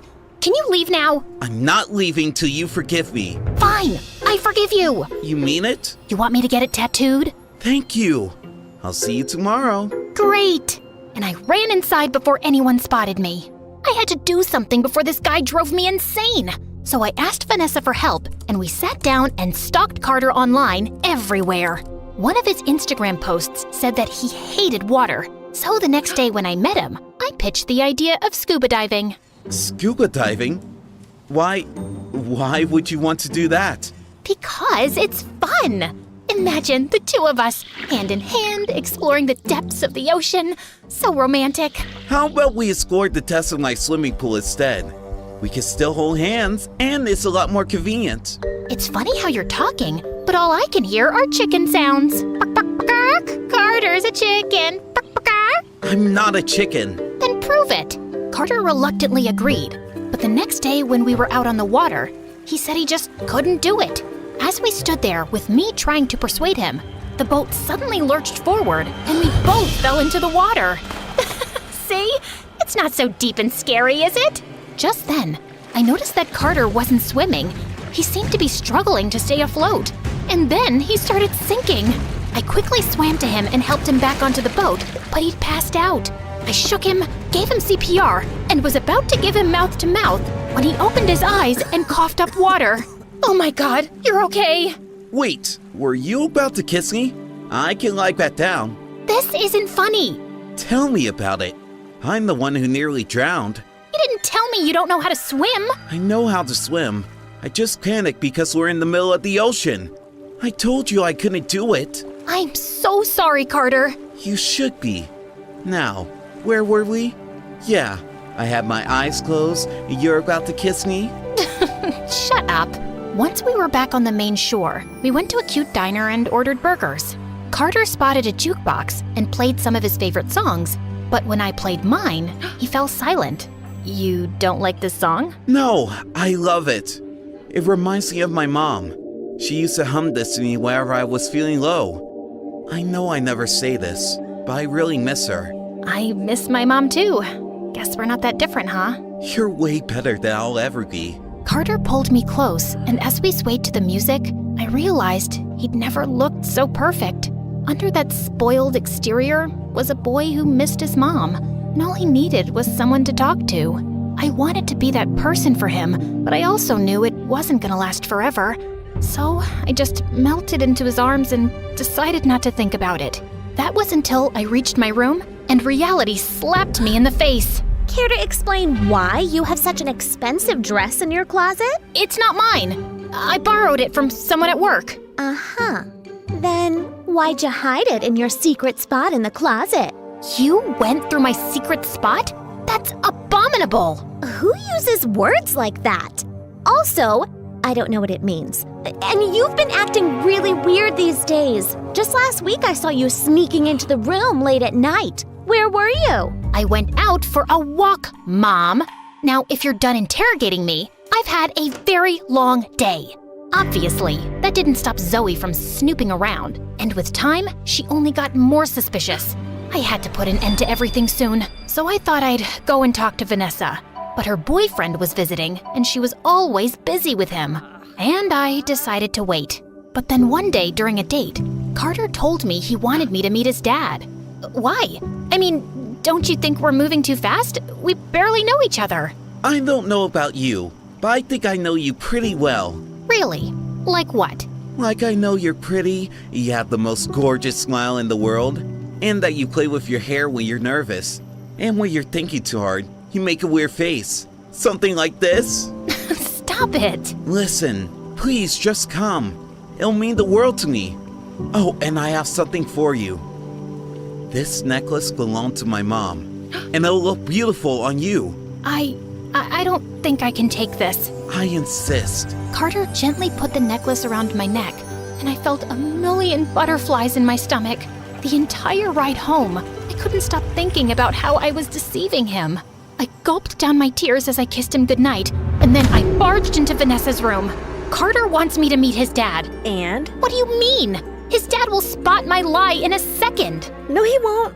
I've never met him. And even if I did, rich people have the memory of a goldfish. There's no chance he'd remember me. That's not the point. If Carter wants me to meet his dad, that means he's serious about me. It'll crush his heart when he finds out I lied. And why do you care about his heart? Listen, Carter clearly doesn't want to break up with you, but if his dad doesn't like you, he might convince him to dump you. All you have to do is make a horrible impression on the dad. I'm sure you can handle it. Handle it? I could barely walk in the ridiculous dress Vanessa picked out. I tripped getting out of the car on my way to Carter's mansion. Finally, I saw him waving at the front door, and I felt a bit relieved. But then his dad joined us, and he stared at me with an icy stare. Dad? This is... Vanessa, I know. You don't look anything like your pictures. Yeah, I'm not very photogenic. By the way, it's so good to meet you, sir. And what a wonderful house you have. These paintings and sculptures are really one of a kind. What an exquisite collection. And then I leaned onto one of the statues, and it started wobbling. The next thing I knew, it toppled over and shattered to pieces. As I backed off in horror, I accidentally bumped into a waiter carrying a tray of shrimp and landed right on my butt. Every eye in the room turned to me, and I quickly got up and bolted to the washroom. As I was cleaning up, a pretty girl walked in. It was Sophie, Carter's ex. I recognized her from my online stalking sessions. That was one heck of an entrance. I'm Sophie, by the way. Carter must have mentioned me. Actually, no, he didn't. Can I help you with something? Just wanted to see Carter's new catch. And also, there's something you should know. As Sophie talked, my heart sank, knowing that I'd probably made the biggest mistake of my life. I could barely process what she'd told me, and I ran off from the party without telling Carter. By the time I got home, I was so exhausted from all the overthinking, I immediately passed out. When I woke up the next morning, my phone was buzzing and Zoe wasn't around. I found out why immediately. The police were calling to tell me Zoe had been arrested for stealing. I took a cab to the police station, and on the way, I called Vanessa to tell her what had happened, but her phone went straight to voicemail. I even tried the phone in her hotel room, but she didn't answer that either. I rushed into the police station, only to find Carter talking to the police, with Zoe standing next to him. Oh, thank God. I was beginning to think you'd never show up. Now, before these people lied to you, let me just tell you that whatever I did it for Mom. Who's Mom? Our mom, you moron. Mom called me yesterday and told me that she wants to come visit us, but she has no money for the tickets. I thought I'd pawn your stupid necklace off to help her out a bit. But that pawn shop guy informed this rich guy's family that someone was trying to sell an heirloom with their family crest, and they dragged me here for no fault of mine. No fault? That necklace belongs to my mom, and I gave it to Vanessa. Who the heck is Vanessa? She is Vanessa, my girlfriend. No, she's Sage, my sister. What is she talking about, Vanessa? It's Sage. S-A-G-E. Dude, you're cute, but you really have your wires messed up. Shut up, Zoe! Carter, I lied to you. My name is Sage, and I am Zoe's sister. Carter looked shocked as I told him everything about the ring and how Vanessa had asked me to take her place. So you lied to me all this while? I wanted to tell you the truth, but I just couldn't. Why not? If you needed money, you could just ask me. Yeah, right. Like you'd even look twice at me if you knew I was poor. And you really have money to hand out? Because I found out you've only been dating Vanessa for her fortune. No wonder you kept putting up with me no matter how much I tested you. Were you? Don't bother, Carter. Sophie told me everything. Carter's only after your money. He screwed up a big business deal, and now his dad's forcing him to marry an heiress to save their business. They need your dad to invest and bail them out. How do you know that? My dad told me. He's business partners with Carter's father. Trust me, I have no interest in Carter. I'm just helping a girl out here. And you're just going to believe her, without giving me a chance to explain myself? Well, is she lying? No, but... Then there's nothing left to say. Look, Carter, we both lied and we're both wrong. The only difference is that I lied for my family and you lied out of greed. And I agree that there were moments where I got carried away, but now I'm back to reality. I'm pretty sure you don't care about me much, but if you do, even a little, please drop the charges against my sister. She's the only family I've got. I must have struck a chord with Carter because he took back his complaint and Zoe was released soon after. But the news of her arrest reached the resort manager and we were both fired on the spot, which was fine. I was done with that place anyway. Zoe and I moved to a small apartment and decided to start our life from scratch.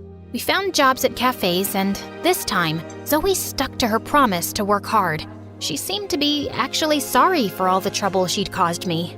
And while it was difficult to not think about Carter, I had to push him out of my mind and move on with my life. Then, a week later, I was leaving for work when I found Vanessa standing at my door. What are you doing here? The night you were at Carter's place, my dad showed up and told me he didn't want me to see Carter anymore. He didn't give me a reason, except that he didn't trust Carter's dad and that he was okay with my relationship with Jean-Pierre and just wanted me to come home. That's a relief. Congratulations. Anything else?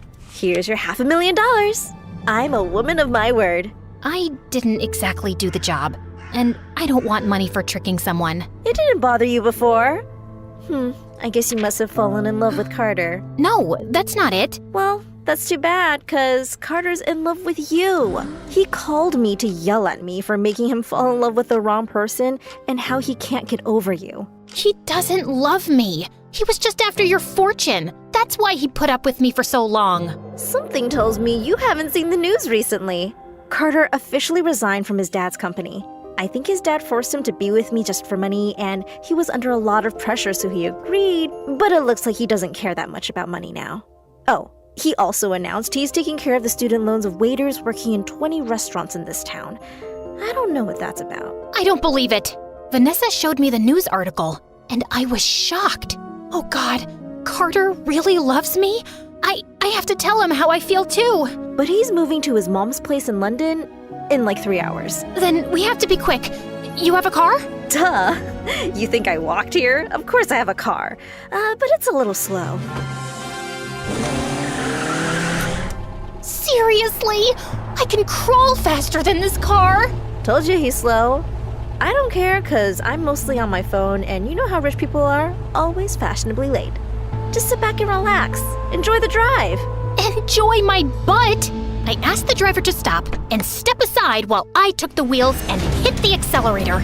I zoomed past the cars, got tailed by the police, but somehow made it to the airport just in time. I jumped out of the car and dashed towards the gates, still hearing the police sirens behind me. Go! I'll take care of this. I rushed through the airport, screaming Carter's name. All I could think of was not being able to talk to him and tell him how much I liked him. And my heart sank when I checked the departure charts and saw that the London flight had already departed.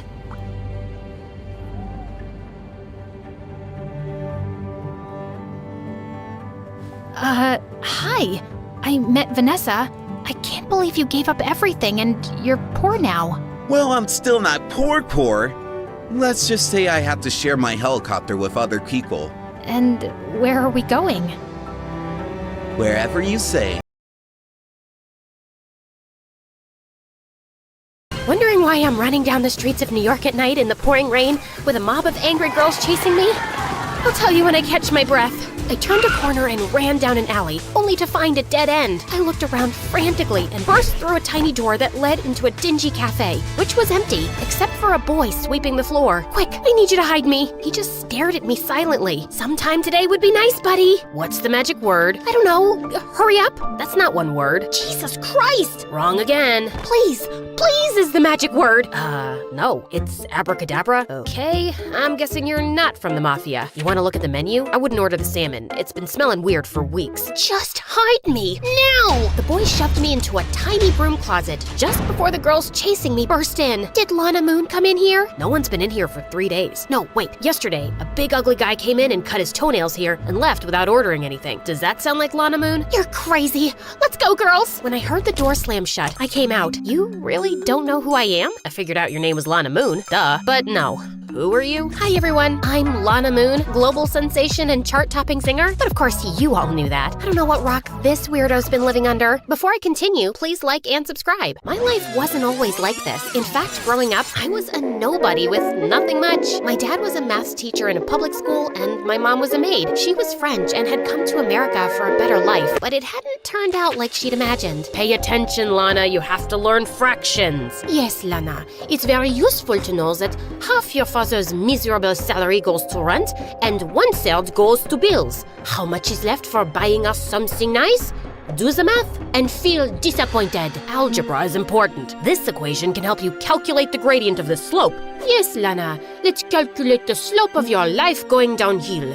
And it's a steep slope, baby. Clearly, my parents didn't get along. And even though I loved Dad, I was with Mom on how useless math was. I was actually obsessed with singing. But my parents were either too busy with their jobs or too busy arguing to notice. One day they were fighting when I put my headphones on in my room and started singing a ballad. All by myself. Don't wanna be all by myself anymore. As I belted out the high note, I saw my parents in the doorway, their mouths hanging open. That was you singing? It was you? No, Celine Dion's hiding under my bed. Oh my god, Celine is here? Dad, of course it was me. You don't get sarcasm, do you? Oh, my baby, you have a gift. You're going to be a singer, a superstar. We'll talk about this after she finishes high school and college. Do you know how many singers fail? I'll run the numbers on the probability of success. Wait, how you say in America? Ah, yes. Shut up, man! Mom took on extra cleaning jobs to pay for a professional vocal coach, and soon she was signing me up for talent shows, open mic nights at cafes, and singing competitions. And then everything changed in the 12th grade when I won a big national competition. I received a huge cash prize, signed up with a talent manager, Chaz, and got a record deal in New York. You're ruining her childhood. How can you make her drop out of high school? She's almost 18. And what good has education done you, huh? I don't support this decision, and I won't be going with you two. Some people are meant to live small lives forever, and you are one of them. But it won't be me or my daughter. I was really sad that Dad didn't support me, and our family was breaking up. But I just couldn't let this opportunity slip away. Before I knew it, I was on a crazy roller coaster ride. I was recording songs, singing on TV shows, giving radio interviews, and when my album was released, it topped the music charts and launched my career into the stratosphere overnight. Soon I was touring and singing to sold-out stadiums. Every time I stepped on stage and the crowd roared my name, I had to pinch myself. This was real. I was a star. But it turns out, a roller coaster isn't all that fun if you can't get off. 2 years later, I was getting tired and wanted a break. We've got concerts lined up for the next 3 months. We have TV appearances, brand endorsements. A small break. It's not possible right now. You're on top of the world, Lana, and we have to make sure you stay there. But one night, as I performed for a huge crowd, I found myself singing off-key,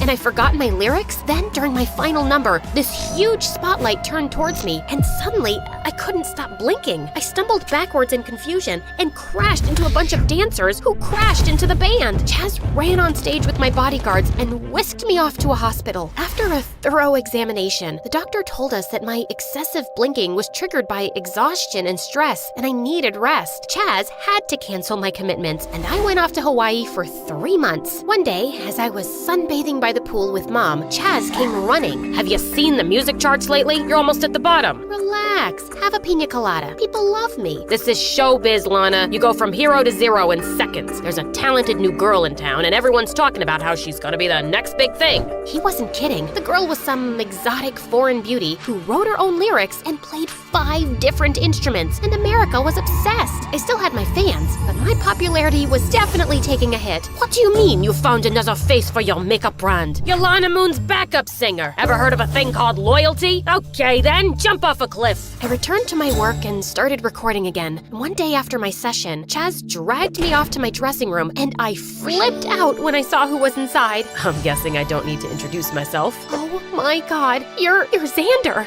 the lead singer for the hottest boy band in the world. Come on, I have a poster of you in my bedroom. And now you're here in the flesh? No, scratch that. It's my mother who has a poster of you in her bedroom. No, wait. That sounds way worse. It's okay. I have a poster of me too. I've heard your songs, Lana. You're very talented. Who? Me? Yes, you. Also, I was wondering if you'd go to dinner with me tomorrow night. She'll be there. I can speak for myself, Chaz. Yeah, I'll be there. The next day, Xander whisked me off in his limo to a super exclusive restaurant. And sure, I was impressed with the food and Xander's dimples, but we also had a lot in common. This life can be so lonely. It's hard for regular people to understand. It does get overwhelming sometimes, but we're also really lucky. I love your positivity. You look beautiful, by the way. Xander took my hand, and butterflies fluttered in my stomach. The next week, Xander sent his private jet to take me to a beautiful island town. We spent all weekend on the beach, talking and laughing. The night before I left, we had our first kiss under the stars. Then he asked me to be his girlfriend, and I was so caught up in the moment, I just said yes. Soon, Xander and I moved in together, and we became the new it couple. We were on magazine covers, we were doing interviews together, and the paparazzi were obsessed with us. My album sales were through the roof again, and Xander and I released a duet that the public went wild for. Life was perfect, but soon a new side of Xander started to show itself. Are you seriously wearing that to the gala? This is Chanel. From last year's collection. It looks like someone gave you those clothes as charity. Please go change. It's not a good look for me. I thought Xander was being rude and superficial, but I changed anyway to avoid an argument. But he only got worse. He became more and more controlling, telling me what to wear, when to smile, how much to eat, who to talk to. Why do you talk to that woman on the phone so much?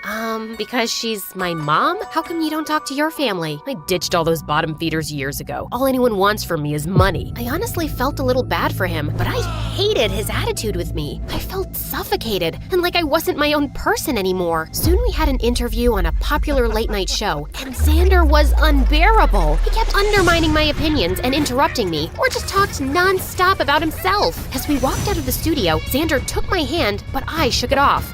What are you doing? You know the paparazzi is always watching, so smile. Don't tell me what to do, and I'm not going home with you. We're done, Xander. Excuse me? Do you understand what it means to be my girlfriend? There are girls far prettier and more talented than you who are dying to be with me. Jeez, I hate it when your eyes start doing this blinking thing. You look so stupid. Make it stop. I'm having a serious conversation here. No, Xander. This conversation is done, and so are we. As I turned away, he tried to stop me, but I pushed him hard. The paparazzi went crazy around us, and I jumped into a cab and fled the scene. I checked into a hotel that night, and as I sank into the bed, I felt relief wash over me. I was free. But the next morning, I woke up to 100 angry voicemails from Chaz. When I turned on the TV, I saw the video of me pushing Xander being played on every news channel, and he was crying. Lana was only with me because of my fame.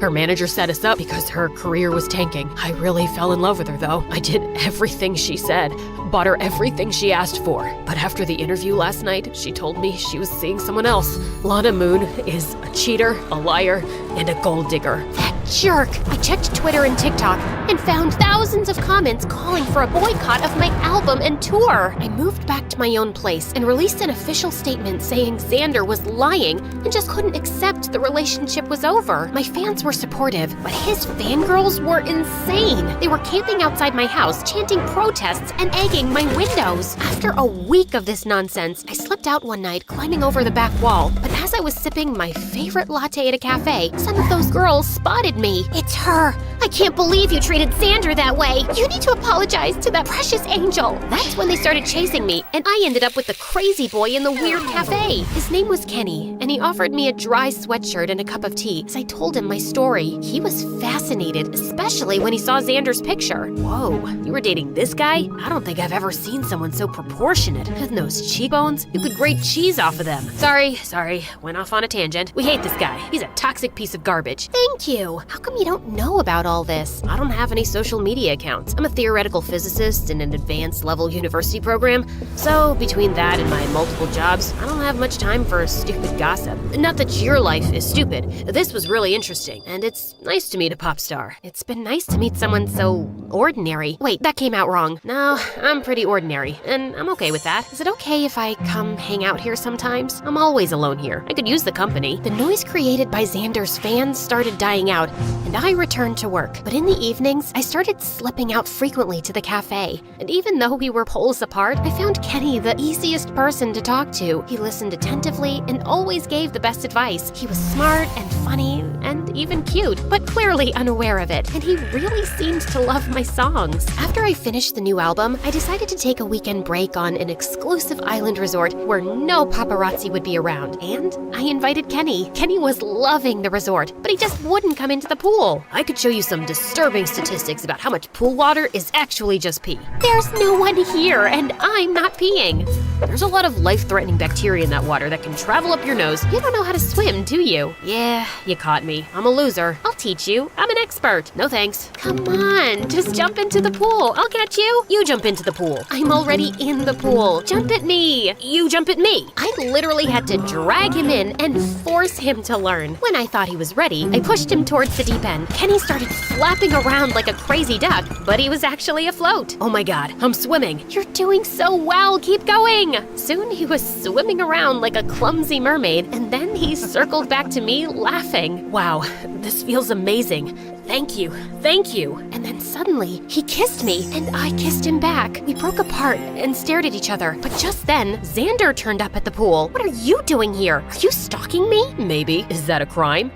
Yeah. When I found out you were coming here with a +1, I had to see for myself. You were cheating on me all along, just as I'd suspected. Why else would you break up with me? 'Cause you've been acting like a jerk for months. So you decided to cheat on me? With skinny, pasty nobody? Hey, that's rude. What do you want, Xander? Just some pictures to prove my claim. I got one of you two kissing. That'll work. You're invading my privacy. I want you to delete it. Sure, after I posted it. What's happening to your eyes, Lana?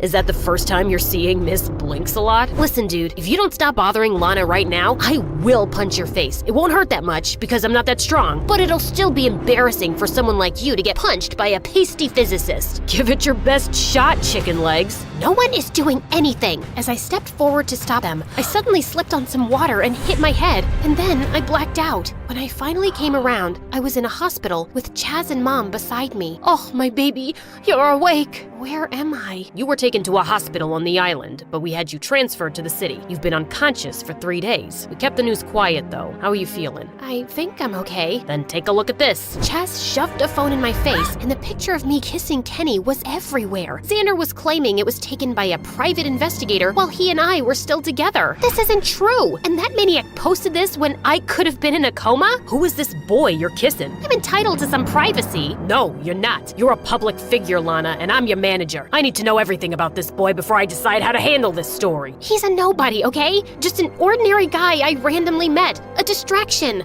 I only invited him to the resort because I didn't want to be alone. Don't drag him into all this drama. He's no one important. Of course I lied to get Chaz off my back. Kenny meant a lot to me, and I wanted to talk to him about us before I made anything public. I texted Kenny, but he didn't reply. Soon after I was released from the hospital, I went to the cafe, and sure enough, he was there. Hey, why haven't you replied? You didn't want to know how I was doing? I knew you were fine. Okay then. Kenny, we need to talk. Yeah, and I'll go first. Lana, I don't think you should come around here or keep in touch with me. Oh, so you don't want to see me anymore? Yeah, 'cause I'm just an ordinary guy you randomly met and hung out with. So you wouldn't be alone, right? I came to see you at the hospital and I heard you and Chaz talking. Listen, it's not... It's fine. I am ordinary. And I have a lot on my plate. I don't want to be in the public eye and I don't need distractions. You and I belong to 2 different worlds and they're never going to intersect. So let's just back off before anyone gets hurt, okay? If that's what you want, okay. I felt kind of heartbroken, but maybe it was for the best. He didn't want this life, and perhaps it was better for me to not be in a relationship right now. But on the bright side, karma hit Xander soon. He started dating the exotic foreign singer who recorded him acting crazy jealous and screaming at her, and she made it public. Xander got dropped by his label, and the same fans who'd hated me brought out their pitchforks for him instead. I got a lot of support, and my new album did amazingly well, but my success felt hollow, and I called Dad one day. Maybe you were right all along, and I should have never become a singer. I never said that, Lana. You're very talented, and I never expected you to become a mathematician. I just wanted you to have a balanced life. You should have fought harder to stick around, Dad. I could have used your wisdom. I didn't think you'd listen then, but I am sorry. Do you think I should take a break and finish high school? I think that sounds great, honey. The next day, I publicly announced my career break. Mom didn't protest much because apparently she was getting married to a rich music producer and relocating to France. Chaz went berserk, but I fired him. I was done being pushed around, and I would get back to music when I felt ready. After my high school graduation, I was celebrating with my friends at a cafe that was having an open mic night. I couldn't resist getting up on stage and singing, and it felt great. Just then, I spotted a familiar face smiling at me, and I walked over. Kenny, it's been a while. How are you? Pretty great, actually. I finished the program with flying colors. Of course you did. It's lame in comparison, but I just finished high school. I know. I made a social media account just to follow you. Kenny, all those things I said to Chaz, I didn't mean them. You weren't a distraction or a rebound, and you're not at all ordinary. Not to me. Anyway, I'll see you around. Are you free for dinner? I know this shady cafe that's great if you want to get food poisoning. And good tea. We could talk more? Sounds good to me.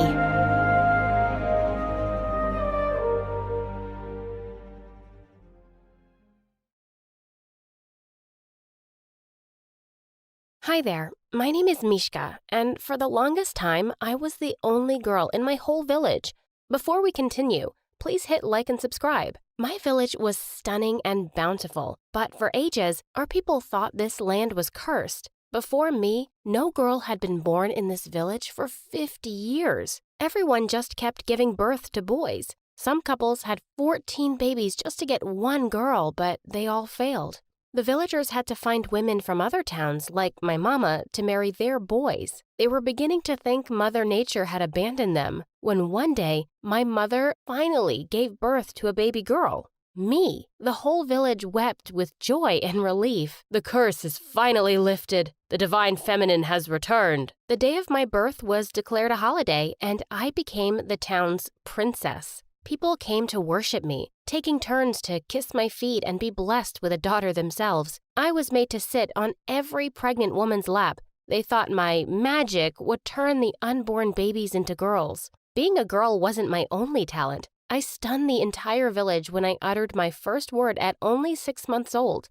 By the time I was 4, I could read long paragraphs. The princess is a genius. I was too precious to be sent to school, so expert tutors were brought in from other cities just for me. Shockingly, I was smarter than most of them. One time, my teacher tried to eat a random mushroom growing in the dirt. I slapped it right out of her hands before she could take a bite. "There's white stripes on the stem. That's poison." She ran through the town screaming, "The princess is an angel. She saved me. She saved my soul." The entire village worshipped me even more now. If I was spotted, everyone would fall to the ground and start bowing. People showered us with gifts and jewels that filled our vaults to the ceiling. One man even gave away his sons to become our servants for free. "Take 2 of my boys to serve our precious princess. I don't need these 2. I have a lot of them." At first, I kind of enjoyed the attention, but as I grew, I became more beautiful,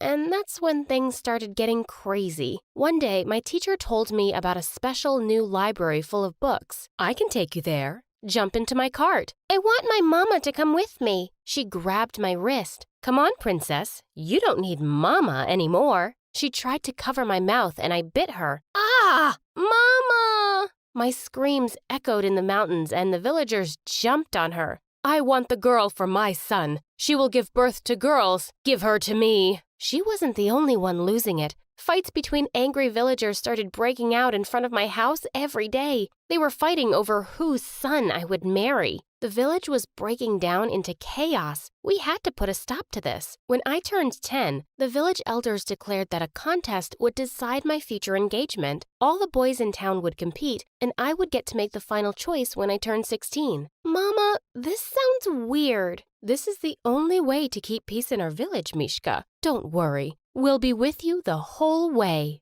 So, every few days I was dressed and primped to perfection to attend the marriage contest. Archery, hunting, sword fighting, mathematics. There were several levels for the boys to compete in. I was so bored. All I did was sit there and look pretty. I was really starting to wish I was a boy. They got to play games and run free in the village while I was caged like a bird. When I turned 12, I put my foot down. "I want to go to school, Mama." "It's too dangerous, Mishka. I'll dress up as a boy. I'll wear a wig. Please, Mama. I need a life." After a lot of begging, she accepted my request. She bought me a wig and helped me pick out boyish clothes. Soon enough, I was ready to start my second life as a boy. I was so nervous on my first day. What if someone found out about me? I should have been more worried about the school bully, Carl. Once he saw me, he said, "Do everything I say, or we'll throw you in the lake." What? I refused his orders, and he actually threw me in the water. He was horrible, not just at school, but also during the marriage contest.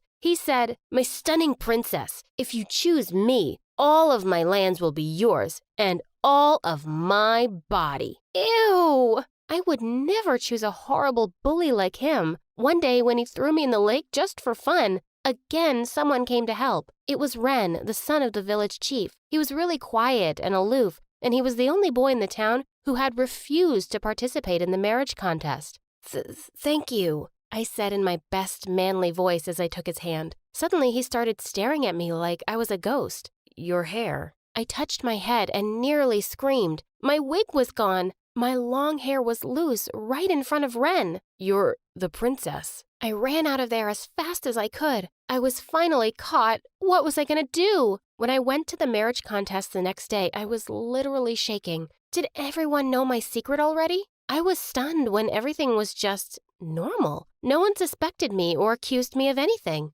Had Ren not told anyone? Why would he do that? Not only was Ren keeping my secrets, he started following me around in school to make sure no one would mess with me. I told him I could handle myself, but he'd always say, "I'm the chief's son. It's my job to protect the princess." One day I just snapped. I'm not a princess. I'm Mishka. If you're here because you think I'm blessed or something, you can just go away. I don't think you're blessed, but you could get hurt if anyone finds out about you. Was he actually just nice? I started trusting Ren, and before I knew it, I was actually falling for him. He was the kindest, strongest person I'd ever met. One day I lost all control and I kissed him. I was so amazed when he kissed me back. I didn't want to do that stupid contest anymore. I just wanted to be with Ren. At the next event, I made a public announcement that the contest was over. People went mad with rage, but I ignored them. Surely they'd get over their disappointment soon enough, right? Wrong. One day, some unexpected guests showed up at home. The entire town, with Carl and his family standing right ahead. They had pictures of Ren and I kissing and hugging. She has been pretending to be a boy to enter the school, and she chose a husband without the consent of any of the villagers. No! None of you have any right to choose who I marry. You're the only girl. We own your future and your destiny. You own nothing. I'm not just a girl, I'm a person. I slammed the door shut and ran up to find Mama. When I got there, I found her puking on the bathroom floor. Mishka, I'm pregnant. Holy wow. 9 months later, Mama gave birth to a new baby, another girl. The whole town rejoiced at Kira's birth, and they started worshiping our family even more. I thought another girl would set me free, but Kira being born was one of the worst things ever. As she grew up, Kira learned about our village's history. She realized that if it weren't for me, she would be the only girl in this village. I wish you were never born. Then all of this would be mine. She would lock me in a room every time Ren came over the house. Why should you get the chief's son? It's not fair. Open the door, Kira. Only if you dump him. Kira tried to get rid of me about 100 times a year. Fake jobs out in the city, framing me for theft so I would go to jail. She tried everything. She was my baby sister, and I was never going to go against her, but she had no problem going around the whole village bad-mouthing me. Carl and his family joined her happily. Mishka is a fake. She wasn't even born in this town. People actually believed her lies. My parents got threatening letters asking them to remove the fake princess. One day, Kira broke all her limits. She showed up to our house with a whole crowd of angry people carrying torches who demanded that I leave our village forever. I told them to eat dirt, and my sister tried to drag me out of the house. That's when the rest of the town showed up. What are you doing to our princess? She's a fake. She's adopted. And she needs to leave our village. We saw her being born, you idiot. You're the idiot. You... Before I knew it, the entire village was at war. People pitched tents in our yards to sleep there so they could protect me the entire day. The chief tried to settle the dispute, but they refused to calm down because Kira would keep riling them up. I will not live with this fake. We need to split the village in half. What? Draw a line through the village. You take one half, I take one, and we never see each other again. No matter what I tried, I couldn't change her mind. It took months of deliberation, but we finally managed to create the line, white chalk that divided our land's resources. I took the people that trusted me and began my own village. We are going to do things differently from now on. We will learn and improve our village. While I took an oath to change things, Kira wanted things just the way they were before. She restarted the marriage contest in her village. She loved being the judge. She could dress like a queen and have men fight over her. While my home stayed the same, Kira built a castle just for herself. She made the boys do it to prove their love. I focused on building schools, playgrounds, and filling up our libraries. One day, a little boy came to me and said, Princess, I want to see the stars. Sure you will. I promise. So I bought them a telescope. The princess brought us magic. Wow! My people loved me because my work showed results. They became happier, wealthier, and had more comforts in their life. Unfortunately, things on Kira's side were really bad. One day, Kira chose the same boy twice for a date. The other boys got really mad. If this is really happening, I'm gathering my family to fight your family, and I will bring more people to kick your butt. What did you say? And a war broke out between the families. One time I woke up to the sounds of people screaming. When I ran out, I saw a cloud of smoke on top of Kira's crops. They were burning. If the fire spread, her whole village could go hungry. I moved my people to put out the fire as much as we could, but we had to stop once Kira showed up. Get back to your side. I'm helping you, you idiot. If I ever see you on my side again, I'm throwing you all in jail. She didn't care about the fire one bit. If we don't have crops, we will have fish. She made her villagers fish the lakes dry. By next year, they had totally run out because none of the fish had survived that season. This was a disaster, and her people were the ones suffering while she sat in her castle. I had to do something. I started sending grain and fish to their side secretly. I sent them tools, books, clothes, really anything my village could spare. One day, we were shifting a huge box of bread to the other side when suddenly a dozen people surrounded us with bats and sticks in their hands. I thought I told you to stay away, sister. I'm trying to keep your people alive. You were stupid to do this, Mishka. Now I'm going to throw you in jail and the rest of the village will be mine. We don't think so. Kira's villagers were here. They pushed her men away from us. Mishka has done more for us than you ever could. We were fools to believe you. But I'm the princess. You're a moron. We will not suffer and ruin our land for you anymore. We choose Mishka. Kira was shunned to the side, and that day, my home became one again. The villagers who doubted me wept with apologies, but I couldn't let their tears flow too long. This was a time for celebration. We joined together and finally rebuilt our homes. Years later, I married Ren, and we became chief and chiefess of the village. Even Kira showed up for the ceremony. She fell to my feet when she saw me and began to beg for forgiveness. I'll kiss your feet. I'll clean your house. I'll do anything, Mishka. I grabbed her shoulders and pulled her up. I don't know if I can trust you, Kira, but lucky for you, I believe in second chances. Home will always welcome you back. She began to cry and joined our people in celebrating their new leaders. I finally had full power to improve my home and my family, with true love by my side. Hi, I'm Rigel from Washington. Please like and subscribe. My parents were space scientists at NASA, so they named me after one of the brightest stars in the galaxy, Rigel. Now, problems started when they expected me to be a star performer at school, too. But there was only one thing that got me starry-eyed, watching anime. But my parents kept pushing me towards space science. Rigel, we got you the latest spaceship Lego set. Come on, let's put it together. I haven't pooped for 3 days, so the gas inside me might explode. I gotta go. Rigel, it's such a clear night. Let me show you some constellations. Some other time, Mom. I have to go walk our goldfish. I darted out of the house faster than a bullet train. When I was in grade 6, my parents had to move to New Jersey for a year for some project. On my first day there, I was in the garden when I saw a girl my age next door. She had long blonde hair and blue eyes, and she was dancing like a ballerina princess on her porch. When the music stopped, I clapped for her. That was beautiful. Thanks. You must be the new neighbor Mom was talking about. Are your parents astronauts? Have they been to the moon? I told her what my parents did, and her eyes widened. So their job is to look at the stars? Do you know how many of them are up there? Of course. There are 20,000 gazillion million stars. Wow, you sound like a genius. Mom says when God forgets to give someone beauty, he makes up for it by giving them brains. Okay, that was kind of insulting.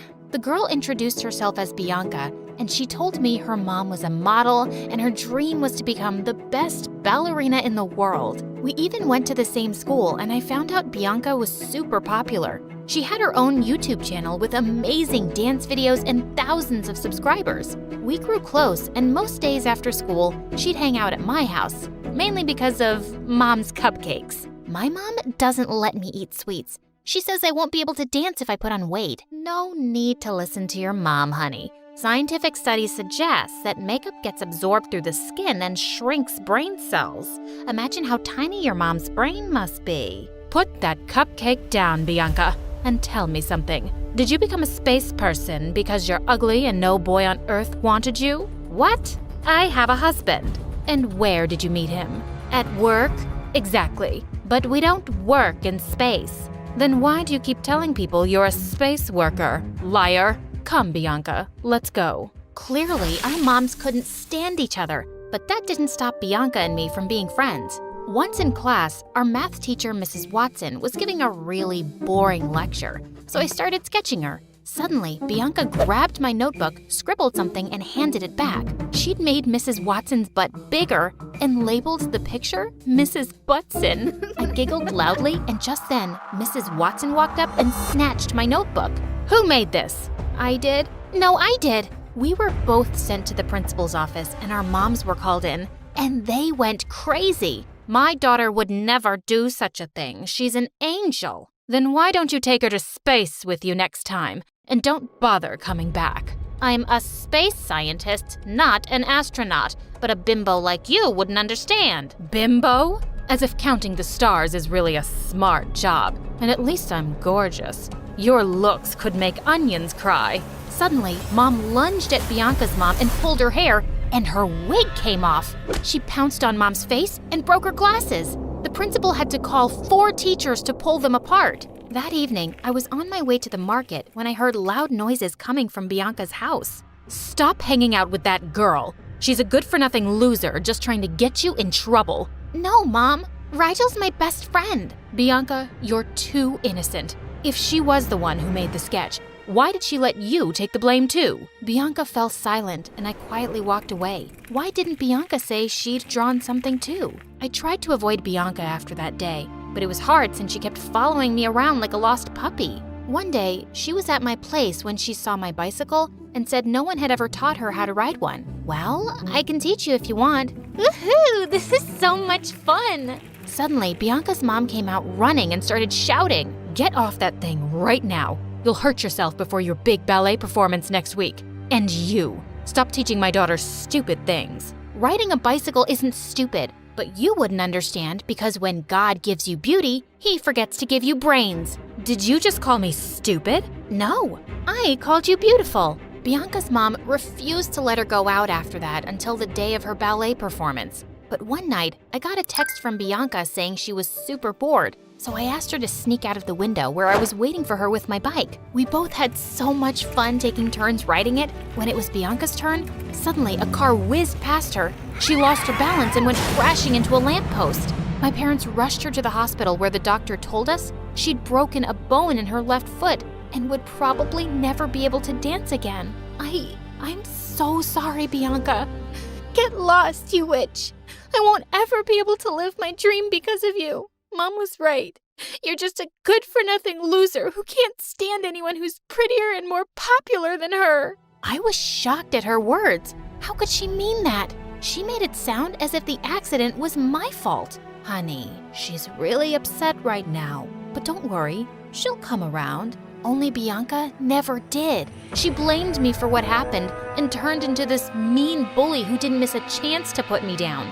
Thankfully, I didn't have to deal with it for long since we moved back to Washington soon after. By the time I was in high school, my parents had given up all hopes of me becoming a NASA scientist, but I was still obsessed with anime. So when our teacher announced career day in class, I decided to dress up as my favorite anime character. As I entered the classroom in costume, I saw all the boys gushing over a new girl. She had blonde hair and really blue eyes. OMG, it was Bianca. I quickly tried to hide my face behind my bag, but Bianca spotted me. Hey, Rigel. Long time no see. Ew, what are you dressed as? A homeless beggar girl? I'm dressed as my favorite anime character, Mikasa Ackerman. So you're still making those weird drawings, huh? As they say, once a loser, always a loser. Bianca became super popular thanks to her stunning looks. All the boys wanted to date her, and all the girls wanted fashion tips from her. And Bianca never failed to rub her popularity in my face. Rigel, 97 guys proposed to me today. Or wait, was it 99? Well, good for you. I bet no one's ever asked you out. Such a loser. Mikasa Ackerman can never be a loser. I turned around to see Toby standing behind me. He was a year senior to us and was an awkward skinny guy with braces and huge glasses. I just wanted to tell you that I loved your outfit that day. Thanks. Are you into anime too? Yeah, big time. We ended up discussing our favorite shows and characters and didn't even notice when Bianca marched off angrily. After that day, I started hanging out with Toby, and he told me something shocking. Bianca was his stepsister. Her mom married my dad a few months back. Things are weird between Bianca and her mom. They hardly ever talk to each other. I told him about our friendship and how things ended between us. Now I get why she's mean to you. Do you want me to talk to her? No, I don't want things to turn ugly between you two because of me. Toby and I started getting closer day by day, and we had tons in common. One evening, he invited me to his house to show me his collection of anime comics. His favorite anime character played the guitar, and he had a similar one in his room too. When I asked him if he knew how to play, Toby shyly took the guitar and started playing, and he was phenomenal. Wow, Toby, you could easily play in our school band. You're so good. The next day, I insisted Toby meet our school band teacher, and he agreed to give him a chance after hearing him play. After that day, Toby joined the school band. I even gave him a little makeover, and his popularity in school shot through the roof. But he just wanted to hang out with me, and this really pissed off Bianca. My brother doesn't know what a two-faced person you are. Stay away from him. He deserves someone better. Why do you have to be so mean, Bianca? What happened all those years ago wasn't my fault. Really? You have to have some nerve to say that. If you hadn't made me sneak out of my room that day, I'd still be dancing. How was I to know you'd get into an accident? We were just kids, Bianca. Let it go. Easier said than done. She pushed me aside angrily and marched off. Gosh, this girl was something else. A few weeks later, Toby and I were chilling at my house when he saw some of my anime drawings on the table. Oh, it's nothing. Just a hobby right now. I tried hiding my drawings, but when Toby insisted, I showed him the anime series I'd been sketching. Wow, these need to be published. You have no idea how amazing you are, Rigel. Can I show these to my dad? Toby told me his dad's friend owned a big publishing house and he could actually get my series published.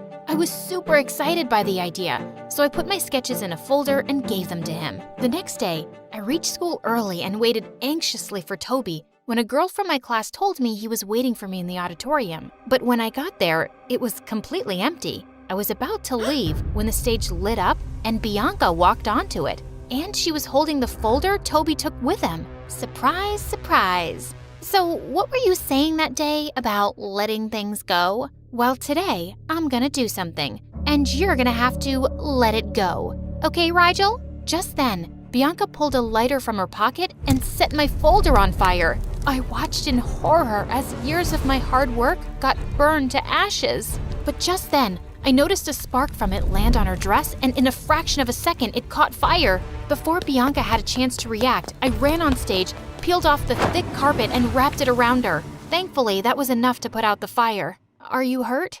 No, I'm okay, I think. Bianca, what did you just do? Are you insane? Toby told me he'd been looking everywhere for the folder this morning, and a maid told him she'd seen Bianca take it from his room last night. Yes, I stole the folder because I wanted to show Rigel how painful it is when something you've worked so hard for is snatched away from you. Bianca, I'm so sorry for what happened to you, but it was an accident. Yeah, but it ruined my chances of becoming a ballet dancer. It's everything Mom ever wanted. After I stopped dancing, Mom basically lost interest in me. And then she got remarried and got busy with her life. I felt so lonely. I was always there for you, Bianca, but you never warmed up to me. Because every time I saw Mom being nice to you, I felt jealous. And then you started hanging out with Rigel, and that just made me angrier. Life always gives us a choice, Bianca. We can choose love or we can choose hate. You chose hate today, but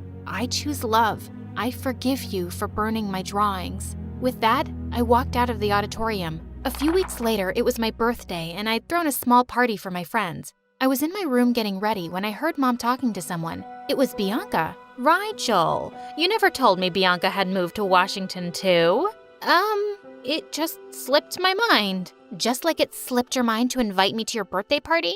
Well, I'm here anyway. Happy birthday, Rigel. I don't want anything from you. Just open it. My jaw dropped when I saw it was a book of my anime series. But you'd burned all my drawings. I tried, but I couldn't. I just burned the empty folder that day, Rigel. When that accident happened, Mom kept blaming you for it, and I started believing her. And when I saw you after all these years, the hurt came back. I'm sorry for what you went through, Bianca. Believe me, if I could turn back time, I'd be on that bike instead of you. I know. When I saw you being so nice to Toby and encouraging him to play in the band, I realized maybe I was wrong all along. I know you think of me as this evil person, but I'm not as bad as you think. No, you're not. I hugged Bianca, and she hugged me right back, and it felt great. Okay, now I'm feeling a little jealous. Bianca and I laughed as we pulled Toby into a hug too. My anime series soon became a huge hit. With success came money, and my parents were shocked that what they considered a waste of time could actually be a full-time career opportunity. So, do you guys still want me to be a space scientist? Yes, but only in an anime.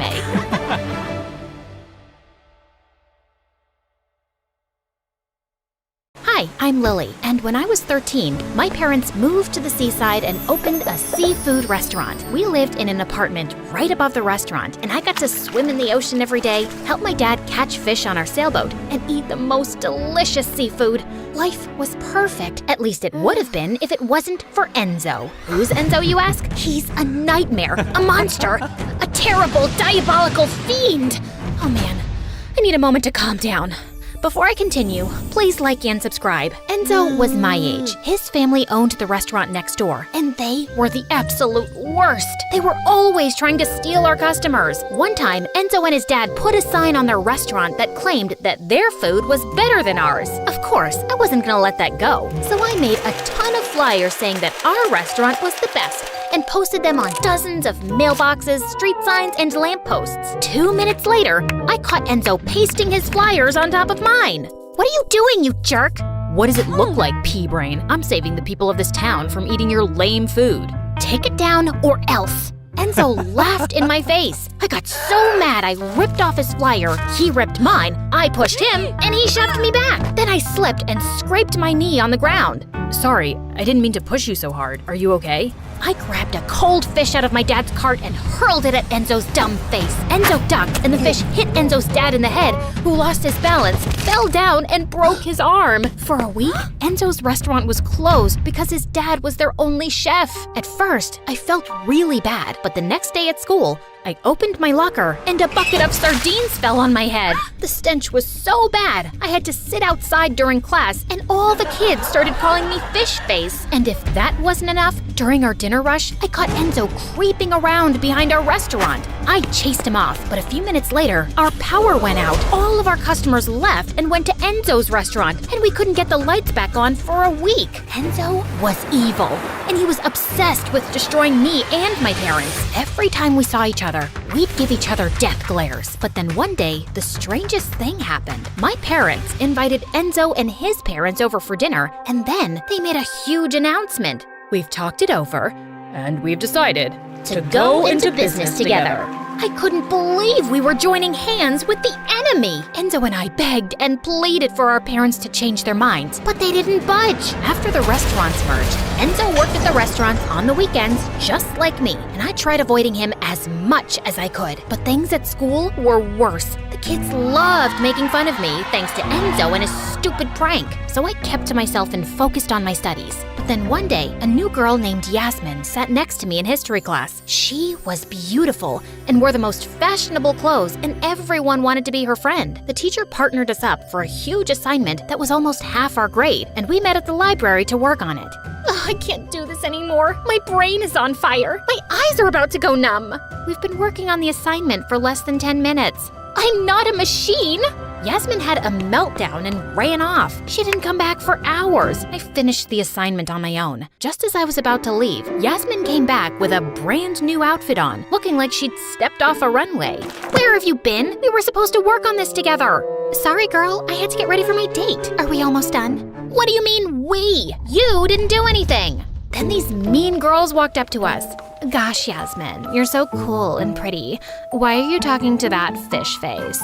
Drop the geek and come hang out with us. I thought Yasmin would join them immediately, but she didn't even laugh at their jokes. Hard pass. Have you looked in the mirror lately? Your face is hideous. Your dress is so last year. And that cheap perfume you're wearing smells like rose-scented turds. The girls were speechless. I was shocked. It felt so good to have someone stick up for me. So, about that assignment, you gonna add my name to that, or what? After that, Yasmin and I started hanging out all the time. I helped Yasmin with all her homework and helped her pass her tests. No, it wasn't cheating. I just liberated the answers and shared them. That's what besties do. Hanging out with Yasmin was the best. I got to sit at the cool kids table at lunch, even if it meant carrying Yasmin's books around. She had delicate arms. I couldn't let her strain herself. One day during cheerleading practice, I was getting Yasmin a bottle of water when a football came flying toward my head. Then Kurt, the most beautiful boy in the world, came out of nowhere and caught it. Kurt winked at me with his dreamy green eyes, and my brain turned to mush. Hey, fish face, is that for me? He grabbed the water bottle out of my hand, took a sip, and handed it back to me. You're sweet. His finger touched mine, and I fell in love. I felt like I was walking on a cloud, but I must have wandered onto the football field because all of a sudden someone crashed into me. Of course, it was Enzo. What's the matter with you? This isn't a sidewalk. Stop daydreaming and watch where you're going. You watch where I'm going. Trust you to ruin everything. Are you having PMS? You're having PMS, jerk! Later that day, I saw Kurt in the hallway surrounded by a dozen beautiful rich girls. My heart sank. He was totally out of my league. That night, I looked up into the stars and made a wish to be pretty and rich just so that I could have a chance with Kurt. The next morning, my life turned upside down. This huge celebrity had eaten at our restaurant and posted an amazing review online. That night, people were lined up outside our doors. Within 2 weeks, our restaurant became one of the most popular in the city, and we made a ton of money. Soon enough, my parents bought a new house and gave me a credit card. You've worked so hard, honey. Go buy yourself something nice. Whatever you want. You deserve it. I told Yasmin all about my new credit card, and she suggested we go on a shopping spree. I bought us a ton of matching outfits, expensive shoes, and jewelry. Bestie, I'd love a day at the spa. How about we go tomorrow? Your treat? No problem. I didn't mind picking up the bill at all. Yasmin was a great friend. She even invited me to a cool party. She did my makeup and my hair, and I looked like a goddess. When I walked into the party, all the boys noticed me, even Kurt. But when he waved at me, I got really nervous. What's wrong? You look like someone pooped on your shoes. I told Yasmin all about my crush on Kurt. Don't be shy, girl. Go get him. I gathered up the confidence to ask Kurt to dance, but just as I was approaching him, Enzo stepped in my way. Hey, Lily, you look great. Get out of my face, Enzo. No, really, I'm being honest. You look amazing. Listen, I've been meaning to talk to you. I want to apologize for always being a jerk to you. I guess all the pressure from working at the restaurant and school was getting to me. I was hoping we could have a fresh start. Just then, Kurt walked up to me. Hey, beautiful, you want to dance? Excuse me, we were in the middle of a conversation. Actually, we were at the end of it, and I'd love to dance with you. I ditched Enzo to dance with Kurt. After the song was over, I asked Kurt out, and he said yes. On our first date, we went to a really nice restaurant, but when the bill came, Kurt asked if I could pay. Sorry, babe. I forgot my wallet and my other pants. Oh, so embarrassing. No big deal. I'll handle it. I paid the bill. Then Kurt pulled me close and kissed me. That kiss was so magical. I couldn't stop smiling for days. Soon, we were a couple. Kurt loved it when I bought him nice gifts and took him and his friends to concerts. But after a while, things didn't feel right, so I talked to Yasmin about it. Oh, don't be so shallow. Kurt's the boy of your dreams. Girls buy their boyfriends gifts all the time. By the way, can I borrow $500? I've had my eye on this Gucci purse. Yasmin and I went shopping, and I felt so much better. For a while, my life felt like a fairy tale, with the perfect boyfriend and the best friend in the world, though Enzo was still a troll. Ever since the party, he's been acting so strange. Whenever he saw me and Kurt, he'd shake his head and walk the other way like he was disgusted. He even had a problem with Yasmin. Like this one time, he saw her leaving my house with a bunch of shopping bags from our latest shopping spree, and he lost his mind. Are you an idiot? Kurt and Yasmin are using you. You're wrong. You don't even know them. You're Yasmin's personal ATM. Yasmin's parents cut her allowance. She's accustomed to a certain lifestyle. I can't stand by and watch her suffer. Kurt flirts with every girl on earth. No, he's just a nice, friendly guy. He likes giving hugs. Jeez, you really are a moron. I got so mad I slammed the door in Enzo's face. I refused to let him drag me down. So I decided to avoid him forever. But my plan failed because later that night, Enzo and I had a meeting with our parents. We're opening up 3 new locations. We'll need you two to manage the restaurant while we're away. No problem, whatever you guys need. This is awesome. Enzo and our parents were so excited, but all I could think about was how much I'd miss hanging out with Kurt and Yasmin. Sorry, that won't work for me. I have plans. Well, you'll need to change them. I tried arguing with my parents, but they insisted that I help out or they'd take away my credit card. That would be a nightmare. So I agreed to their terms. I got so busy with school and work that I hardly saw Yasmin and Kurt, and I really missed them. So one day, as I was taking a cash deposit to the bank, I decided to stop at Yasmin's house to say hello. But when I got there, I saw Yasmin and Kurt kissing on the porch. I felt someone had stabbed me in the heart. Suddenly, I lost my balance and fell back into a trash can, which caught Yasmin and Kurt's attention. What's going on? I saw you kissing. Lily, it's not what you think. Yeah, we were just practicing. Practicing for what? That play, Romeo and Suzette. You mean Romeo and Juliet? Right, that one. When did you guys join the drama club? Oh, silly. We told you weeks ago. You must have forgotten. You know my heart belongs to you. Kurt hugged me and I started crying like a baby. I do. It's just, I'm tired of working all the time. And Enzo is the absolute worst. He's been saying all these mean things.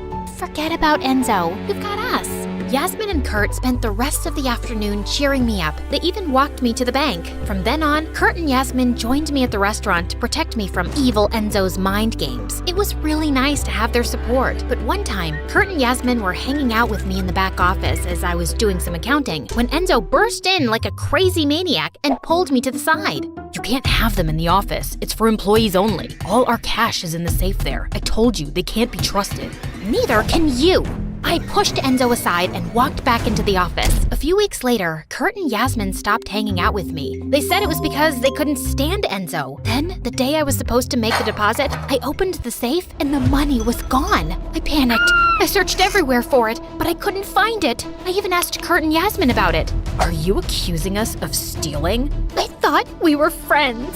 After that, Kurt broke up with me, and Yasmin stopped taking my calls. My parents came home the next week, and they were furious. They told me that the accountant discovered that the money from the deposits had been short for weeks. I looked at the calendar, and I noticed that it all began when I started hanging out with Kurt and Yasmin in the office. I realized that I'd opened the safe in front of them on numerous occasions. We checked the surveillance cameras, but they had mysteriously stopped working when the robberies began. The last image we saw was of 2 kids in masks sneaking into the office, spray painting the cameras. One of the robbers was wearing a fancy bracelet and a pair of really expensive sneakers. The same bracelet and sneakers that I bought Yasmin months ago. My blood boiled. I marched straight to Yasmin's house, where I found her and Kurt hanging out by the pool with a bunch of their popular friends. Hey Lily, what's up, girl? How could you do this to me? I didn't do anything. You and Kurt stole from my parents' restaurant. I showed her the footage of the robbers. Ooh, that girl's got style. She's rocking those shoes and that bracelet. I know it was you. Admit it. I called the police. Hello? I'd like to report a robbery. My friends Yasmin and Kurt. Before I could finish my sentence, Kurt ran away and Yasmin snatched my phone. Yasmin and I fought for the phone like a pair of wildcats. I slipped on a towel, hit my head, and fell into the pool. The next thing I knew, I was in the hospital. Enzo was sitting by my side, holding my hand. Please, Lily, you have to wake up. I miss you. I never got to tell you that. He paused, then looked away. I should have let Enzo know that I was awake, but I was so curious to hear what he had to say, so I pretended to be asleep. I love you. I was an idiot before. I should have just told you earlier. If I had, then maybe none of this would have happened. Enzo started to cry. I squeezed his hand. It's not your fault. I was the idiot. Then Enzo kissed me, and it was so sweet. As for Yasmin and Kurt, they fled the party after my accident, but they didn't get very far. The police arrested them at a bus stop and hauled them off to jail. Our family's restaurant eventually recovered from the robbery and got 10 times more popular. Enzo and I started dating, and after college, we started to run the business, got married, and lived happily ever after. So, yeah, I was wrong about Enzo. He wasn't an evil monster after all. Wait, what now? It's a long story.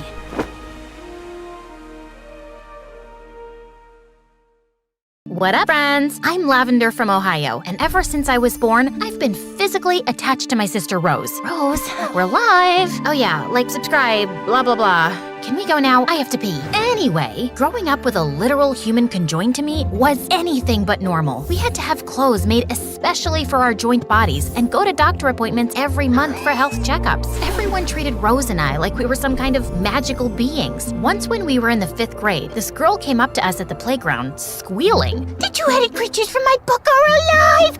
Oh, thank you so much for saving the kingdom!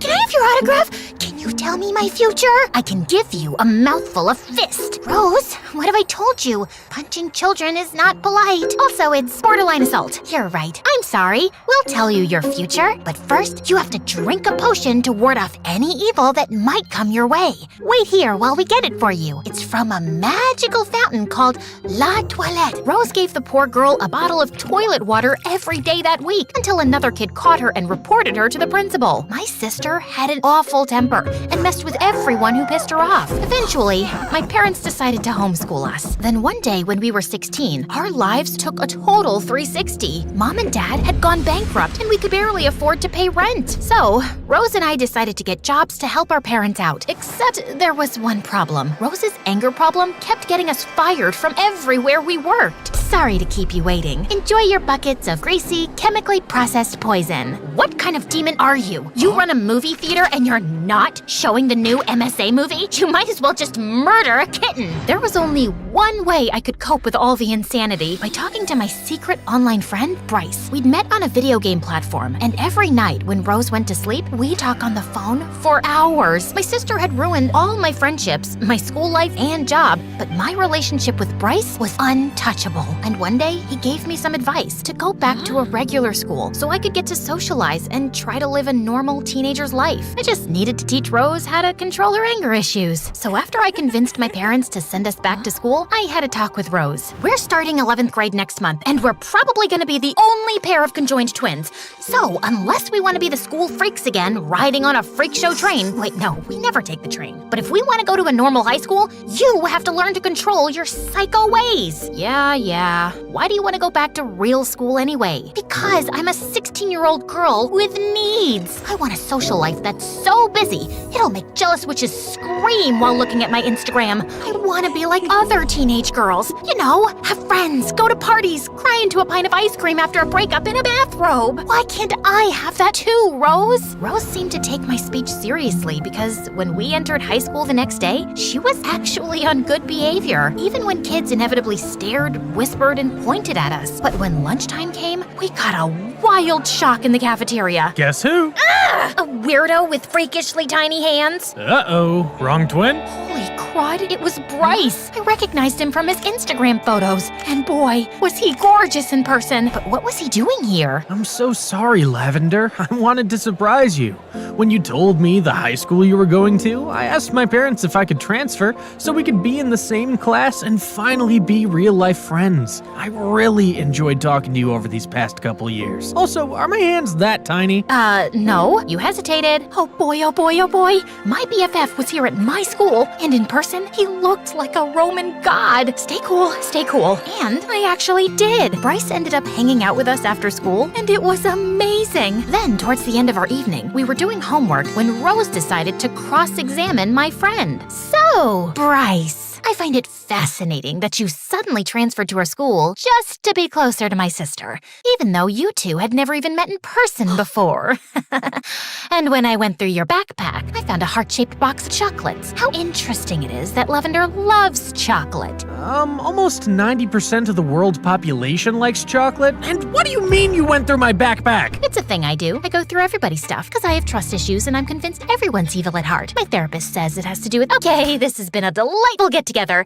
Bryce, I'll text you later. That night, I tried to go to sleep, but Rose wouldn't shut up about Bryce. She kept saying that he was shady and hiding something and that I should stay away from him. I didn't listen to her at first, but over the next couple of weeks, I wondered if my sister was onto something. While Bryce was handsome and sweet, he acted way different in person than online. He was constantly buying me expensive gifts and was always asking who I was texting and where I was going. It made me uncomfortable sometimes, but it was also flattering to have a gorgeous heartthrob be so into me. Plus, it was awesome for my popularity. So when Bryce eventually asked me out, I said yes. One day, Bryce invited us to dinner at his house so I could meet his parents. He lived in a pretty small apartment, and the furniture looked like it was falling apart, but his parents were really sweet, and everything seemed to be going well, until Bryce invited me to his room afterwards to hang out. That was when Rose pulled me aside. So, how are we gonna do this? Should I accidentally lock that creep in the closet while I search his room? Or maybe there's a way to make him mysteriously fall asleep? Can't you stop acting like a sociopath for one freaking minute? Just let me hang out with my boyfriend in peace. For the next couple hours, Bryce and I had a blast playing video games, checking out his comic books, and having deep conversations. He was so lovely. And more than anything, I wanted Rose to be wrong about him. Finally, Bryce passed out in front of his Xbox controller, and Rose insisted we dig up some dirt on him before leaving. We searched his room for evidence of anything suspicious, but just as we were gonna give up, Rose found a hidden folder, and when she opened it, my heart dropped. It was a restraining order. Well, look at that. Your boyfriend got a restraining order last year for stalking another girl. Everything makes so much sense now. Why a total stranger transferred to your school all of a sudden and immediately asked you out? I knew this guy was a sleazebag. This has to be some kind of mistake. I don't believe Bryce would do something like this. But Rose just told me I was in denial. And the next day, before I could even confront Bryce, she did the unthinkable. She brought a megaphone to school and made a huge announcement in the hallway. Attention, all ladies. You all know Lavender's mega hot boyfriend Bryce, that yummy smoke show you all wish you could date? Well, I have bad news. We discovered last night that Bryce is actually a criminal who got a restraining order for stalking. So consider this a warning before he puts any of you in danger. And for the record, you creep, this is also me telling you to stay away from me and my sister. Bryce just stood there, looking pale with shock, as everyone started staring at him and whispering. So Rose had been right all along. I had been such a naive idiot. I was just about to officially break up with Bryce when suddenly he walked over. How could you do this? Rose, these criminal records aren't what they look like. I've never stalked anyone. Well, according to your files, it looks like you did, which makes perfect sense since you immediately transferred to the same high school I was going to after I told you the name of it and asked me to be your girlfriend right away. I transferred to your school because I wanted a fresh start. Lavender, listen, I used to get bullied a lot at school. I was shy and awkward and didn't know how to interact with other kids. I also didn't always look like this. At one point, I had a crush on this girl and I tried flirting with her, but she wasn't interested, so I backed off. Though on the last day of school, she dropped this really expensive sweater on the floor and I wanted to bring it back to her. But since I didn't have her number, I followed her home. The second she saw me, she freaked out and accused me of stalking and harassing her before I got the chance to explain myself. Worst of all, my backpack zipper was open, so it looked like I stole her sweater for creepy reasons. It was all a misunderstanding, but I became even more of an outcast at my school after that. Lavender, you were the first friend I ever had, and when you told me you were transferring to a real high school, I just got excited and saw it as an opportunity. And yeah, I kind of had a crush on you, and I know I went over the top with the expensive gifts and stuff, but I never meant to make you uncomfortable. I just have never been good at talking to girls I like. I was speechless as Bryce told me all this. I had no idea he had suffered so much. I just threw my arms around him and started apologizing, begging him not to transfer schools again. But it was too late. Rose had already ruined his life here, even though she had just been trying to protect me. I was certain Bryce was going to break up with me. Days went by, and he didn't call or text or anything. Come on, how many times do I have to apologize? I know. We'll watch MSA together, but on YouTube, not on TikTok. I'm not letting you turn your brain to mush, sis. Thankfully, a few days later, Bryce came by and decided to give me a second chance since the criminal record drama hadn't been my fault. I thought everything was gonna work out, except it didn't. I couldn't hang out with my boyfriend for 2 seconds without him and Rose fighting. Bryce accused her of messing with his life. Rose argued that she'd just been trying to protect me, and there was a lot of name-calling. You're just jealous because Lavender can get a boyfriend and you can't.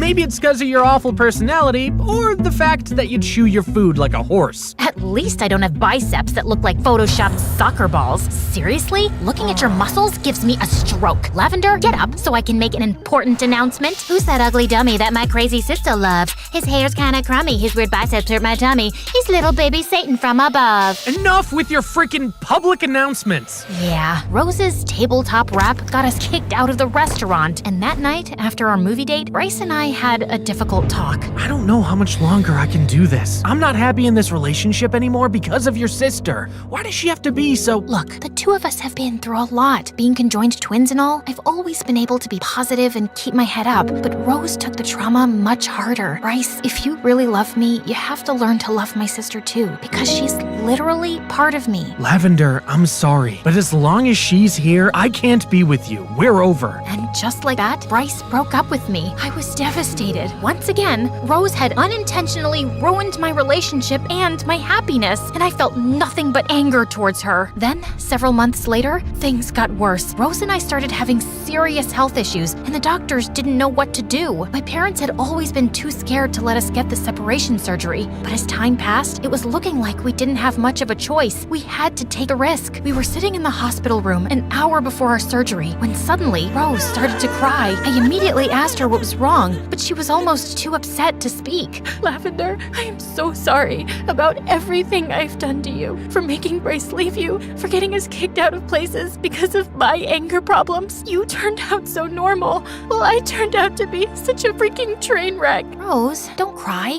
This is why we're getting separated. We can finally live our own separate lives. But I don't want to get the surgery. I don't want anything to happen to you. It hurt me to see Rose so sad and scared. Though when we finally got the surgery, the doctors were amazed by our quick recovery. And yeah, we each had to get a prosthetic leg, and it felt weird walking in my new solo body, but we felt healthier and happier than ever. We even got to do a news segment about our successful separation and make some money. Are you ready for your new life? Are you ready for a new boyfriend? Because that weirdo in the audience has been checking you out. Don't worry though, I won't wreck your love life this time.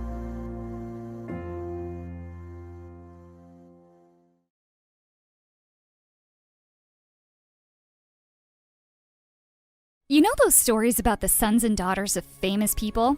Well, that's not my story. I mean, I am the daughter of an Oscar-winning actress, yes, but my story is far crazier. My name is Layla, and I live in a huge mansion in Beverly Hills with my mother.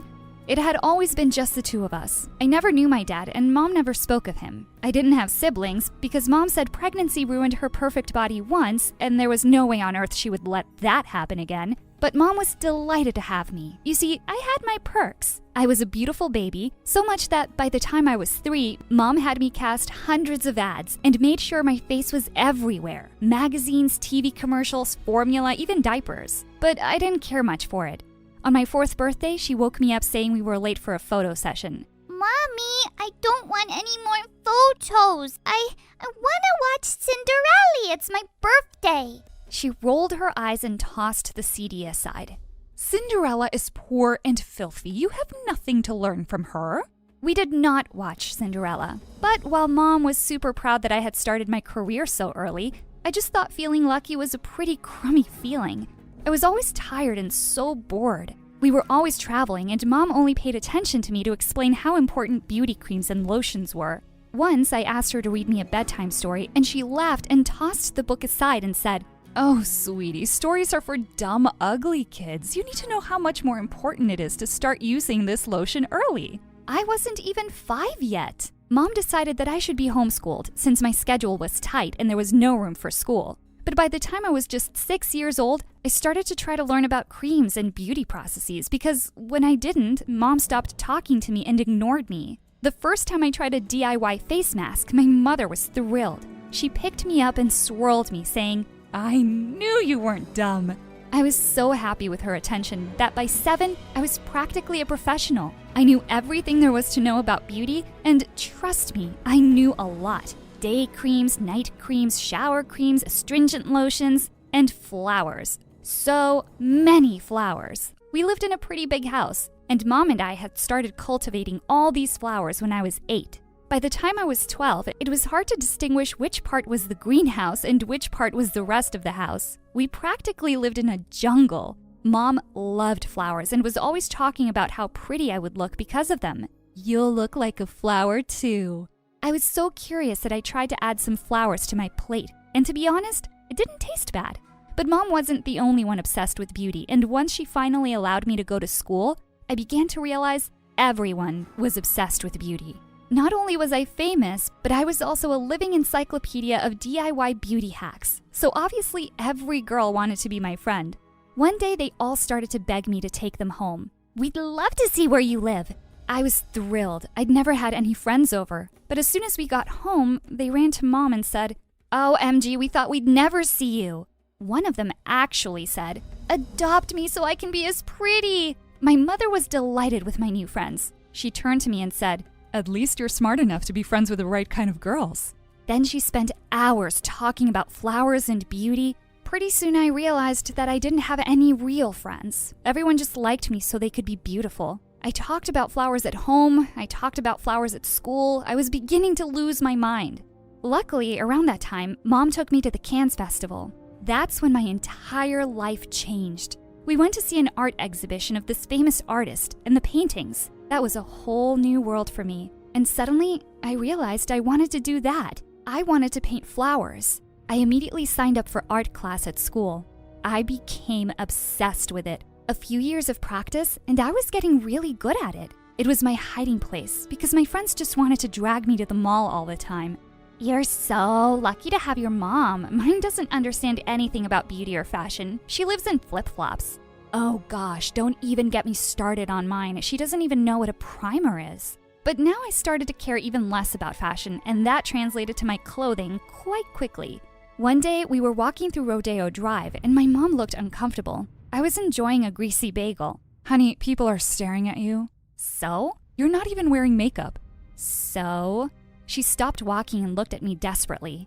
"You look ugly." I realized we were in front of the beauty salon. I sighed and we got in. It was still nice to share a moment with my mom from time to time. This was the only place where she was really happy. "Layla, it's been so long since the last time you were here." The shop owner put on her glasses and scanned my face closely. "Oh, that porcelain skin, no makeup at all and still perfect. It reminds me of your mom's younger days." My mom looked at her annoyed and didn't smile again throughout the entire day. I got the impression that something changed inside her after that. She became more obsessed with creams and lotions and makeup and fashion, and the day I said, "I want to go to art school when I graduate," she snapped. "That beautiful body of yours is not going to last forever, you know? Do you know how lucky you are to have inherited my genes? All your friends would kill to be in your place." "Maybe I don't care about beauty or fashion. Maybe I don't care about your stupid creams. You seem to like my friends more than me, so why don't you throw me to the street and adopt them?" "Oh, honey, they are not even half as pretty as you are." I went to my art studio and continued to paint. Mom followed me and looked at all my pieces with disgust. "There's no future in the art world, honey. You should take advantage of your beauty while it lasts." "Like you did? It doesn't look like it worked." "What are you talking about, you little brat? Look around you." How do you think I got all this? You really think you'll get all this with those stupid drawings? I don't care if I get all this. I never cared for any of this. All I ever wanted was to be with you. Mom rolled her eyes and said, Drama, drama, drama. I wasn't going to leave my dream aside, so I applied to every university in the country that had a good art program. My mom looked at my computer monitor from behind and said, I'm not paying for this nonsense. I don't need your money. My art will speak for me. I received acceptance letters from 6 different universities. High school was finally coming to an end, and I would probably choose the one with more miles between it and my home. I felt invincible and free. But when I got home that afternoon, not only was my mom not there, but all my paintings were gone. I started panicking. I needed my work for university. I had over 50 pieces. Where the hell were they? My phone started to buzz with hundreds of messages. Your mom is so awesome. I didn't know your mom was such a gifted painter. Your mom rocks. And emoticons everywhere. Mom? A painter? I saw a picture of my mother with all my paintings, and behind her, the place, National Museum of the Fine Arts. I jumped into an Uber and rushed there. There were photographers everywhere. There she is, it's her daughter, and blinded me with her flashes. I saw my mother waving at me and smiling. That witch! She came to me and said to the reporters, My beautiful daughter, isn't she beautiful? She's always there for me. For you? You stole my art! She stole my art! The flashes stopped for a moment, and then my mother started laughing. Everyone laughed too and followed her back inside. You will not get away with this! But it was too late. I was alone. I went back home and directly to my now empty art studio. I got a message on my phone. It was a video of me shouting at reporters. It went viral in an instant. The very next day at school, everyone was looking at me like a freak. I heard their laughs and whispers. I went to the art room. It had been my refuge for years. Now I felt like an imposter. What's wrong, honey? I looked around and saw my art teacher. She must not have seen the video. Before I knew it, I had broken into tears. My mom stole all my art. I felt helpless. No, she didn't. I looked at her and she was smiling. She didn't steal these ones, and I have you on video. What? I always film my students. It's for academic purposes. She handed me a tape with a smile. I looked at it for a moment. I was so angry I thought of taking it directly to the news. But then I thought of my mother. This would ruin her. This is your art, your life. Don't let anyone take that away from you. Fight for it. And so I did. I went to the news and gave them the tape and explained everything. And that too went viral. And it did ruin my mother. I didn't want to see her again, but I had no choice. I went home and saw her sitting in the dark. But that woman wasn't my mother. The container was the same, but her spirit was gone. I felt awful. She looked at me and said, You did the right thing. She had tears in her eyes. Huh? I got scared. What? You're leaving for college. You have your whole life ahead of you. I'm so proud of you, but I don't know how to live without you. I got scared. Oh, Mom. I hugged her. I'm not going anywhere. I already decided to go to USC. It's 10 minutes away. Okay, yes, that was a lie. The night after she stole my work, I wanted to go as far away from her as possible, but then I realized I don't need to leave her to paint. I can do that from anywhere. I was happy on my first day of college. USC was huge. Some people knew who my mother was, but nobody knew me, and that was okay. A few months later, I did my first art exhibition, and it was a huge success. I sold all my paintings and my mom was there for me. She stole a few flashes, but I was happy to know that now we could share time without any makeup or fashion involved.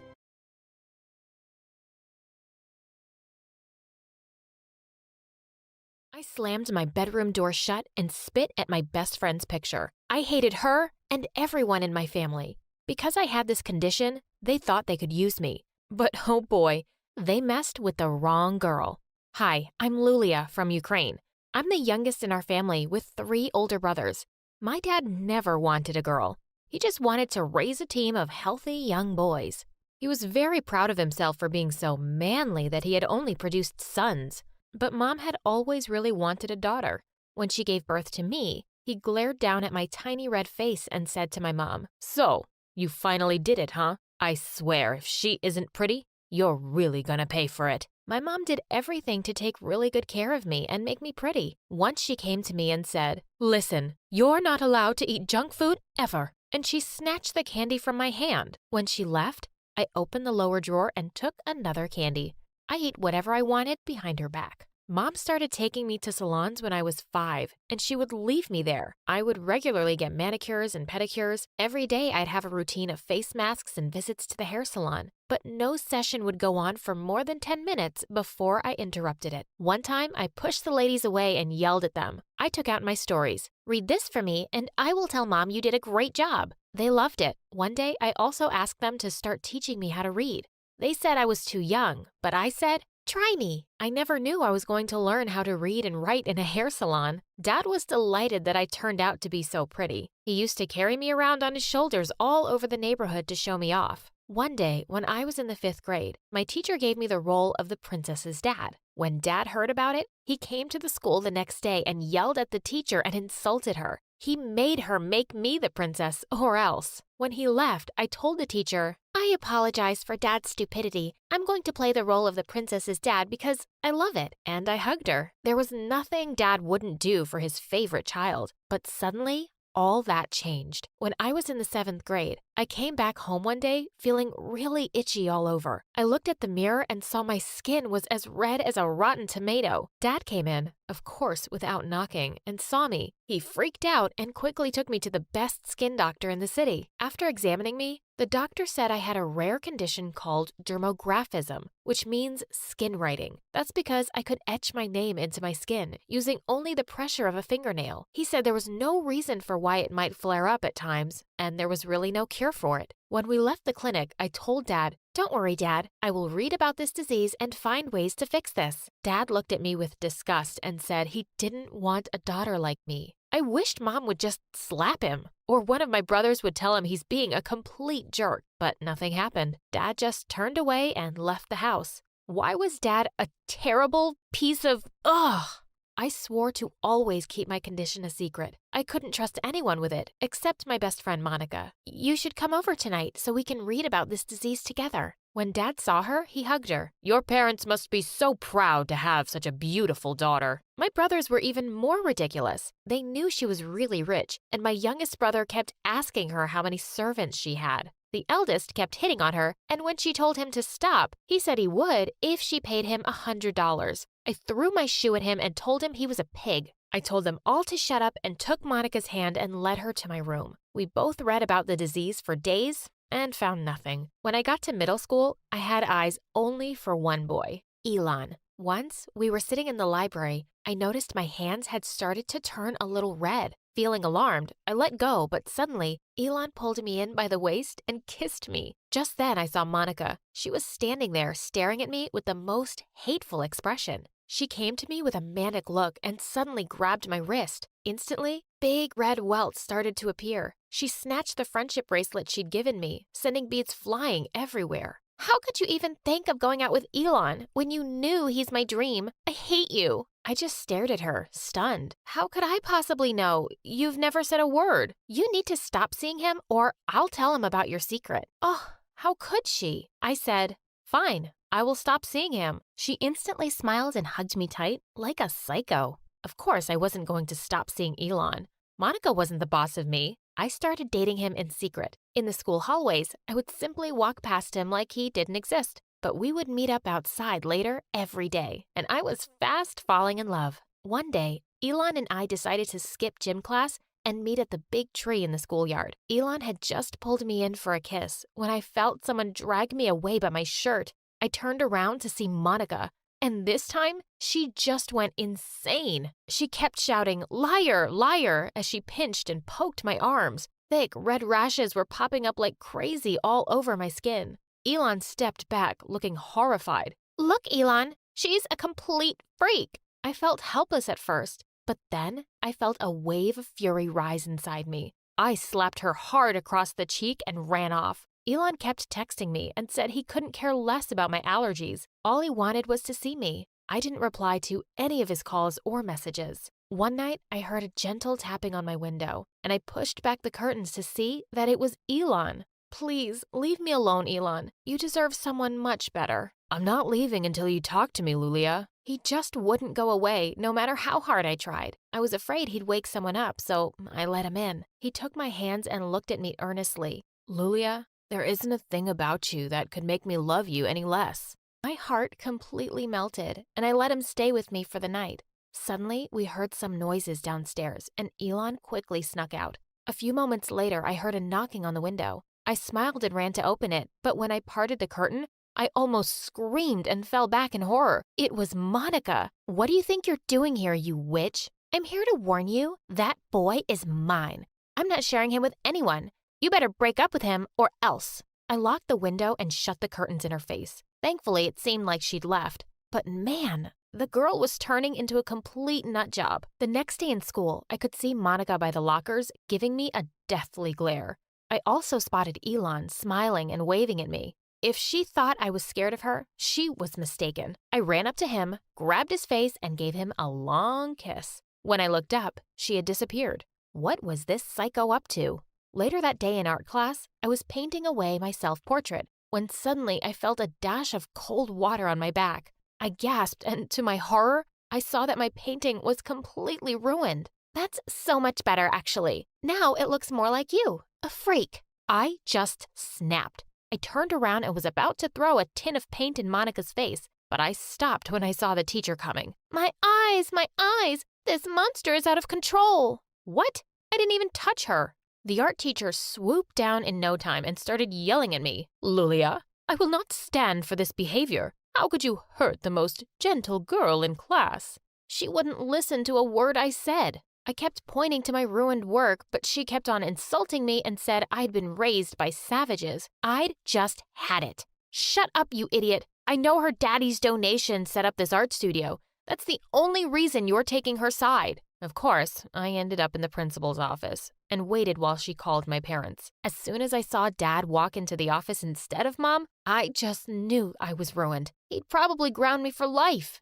The principal pursed her lips. We are shocked that any student of ours would behave like this. She has no respect for anyone and is a disgrace to this school and to you. I was sure my dad would agree with her. He rose up from his chair and punched the table. No one talks about my daughter this way. I'll make sure you regret it. She's the smartest girl you will ever meet. And he took me by the arm and we left. On our way home, he finally looked at me directly after such a long time and said, Don't ever give up on what you want. Be strong and keep fighting. And that was the last time I ever saw Dad. By the time I woke up the next morning, he had already packed all his bags and left for good. Mom, where did Dad go? My stupid brother scowled at me. You finally drove him away. It's your stupid condition that made him so depressed. He couldn't handle having a broken daughter anymore. Mom banged her glass on the table. Shut up and stop treating your sister that way. All you men are jerks. He left because he's in love with a rich woman who's 15 years older than him. I was stunned. Dad was so confusing. I never really understood him at all. Mom started dating a new man and looked happier than I'd ever seen her. She was making an effort to look good, and I was happy for her. But my brothers weren't happy about it. 2 of them left the house, and the youngest stayed because he was still in school. I didn't miss Dad all that much, really, but his last words were stuck in my head. I kept going out with Elon openly, and Monica stayed out of my way since that day. When I got to high school, though, my condition got much worse. My allergy would flare up at any time. People started to notice and would point or whisper, so I started wearing long-sleeve shirts and pants to hide my skin. One day, Elon came up to me beaming. Hey babe, you're coming over to dinner tonight. My place. I can't wait for my parents to meet you. I told him I wasn't sure if I was ready, but eventually I agreed. The minute I stepped into his house, his mom's face froze mid-smile, and she looked at me like I was a demon. Elon, what's that on her neck and arms? She's disgusting. What a rude woman she was. Mom, what is wrong with you? You want to keep seeing her? Fine, but you can have another girlfriend, can't you? How about that beautiful rich one who comes here often? What's her name? Yeah, that Monica. I couldn't believe my ears. What a cheater. Elon turned to me and said he could explain, but I just slapped him and left. I was so heartbroken and angry at this betrayal. I never spoke to Elon again. He tried approaching me at school a couple of times, but I always rejected him. One day, I was sitting alone on the bleachers when a handsome jock came and sat next to me. Hey, I need some help with math. Will you be my tutor?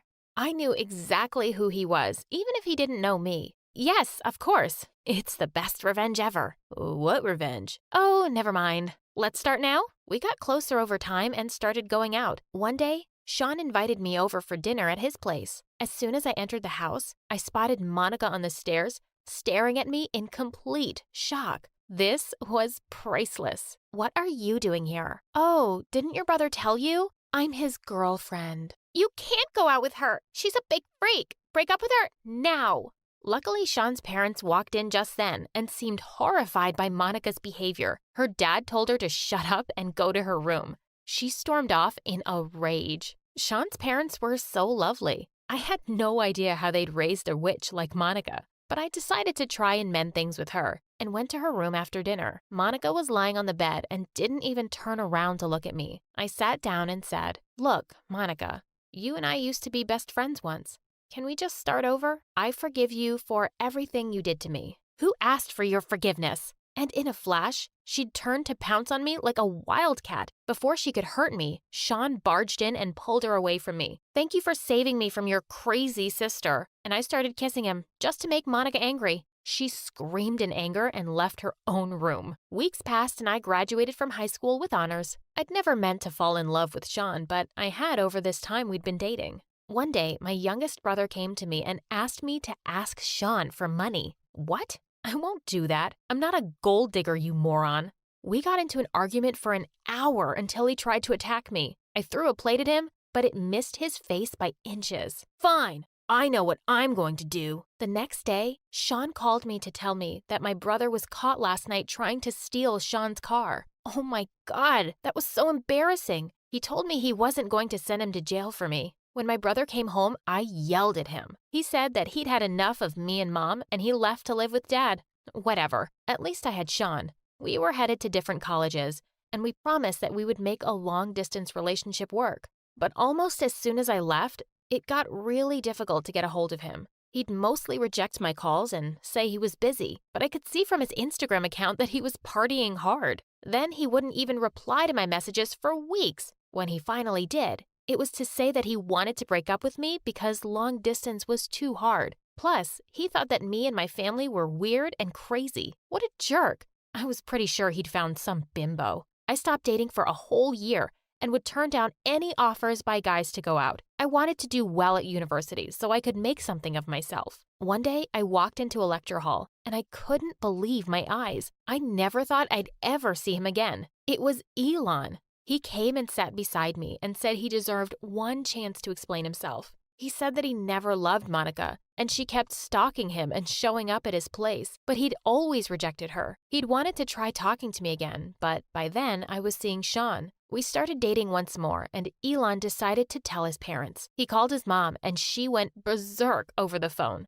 I could hear her shouting, "There is no way you can ever bring that girl to my home." "Fine, Mom. Then I guess I won't ever be coming home too." And with that, he hung up. After a year of dating, we got married. There was no one at the ceremony except the two of us, and we didn't care. We didn't need anyone ruining our happiness.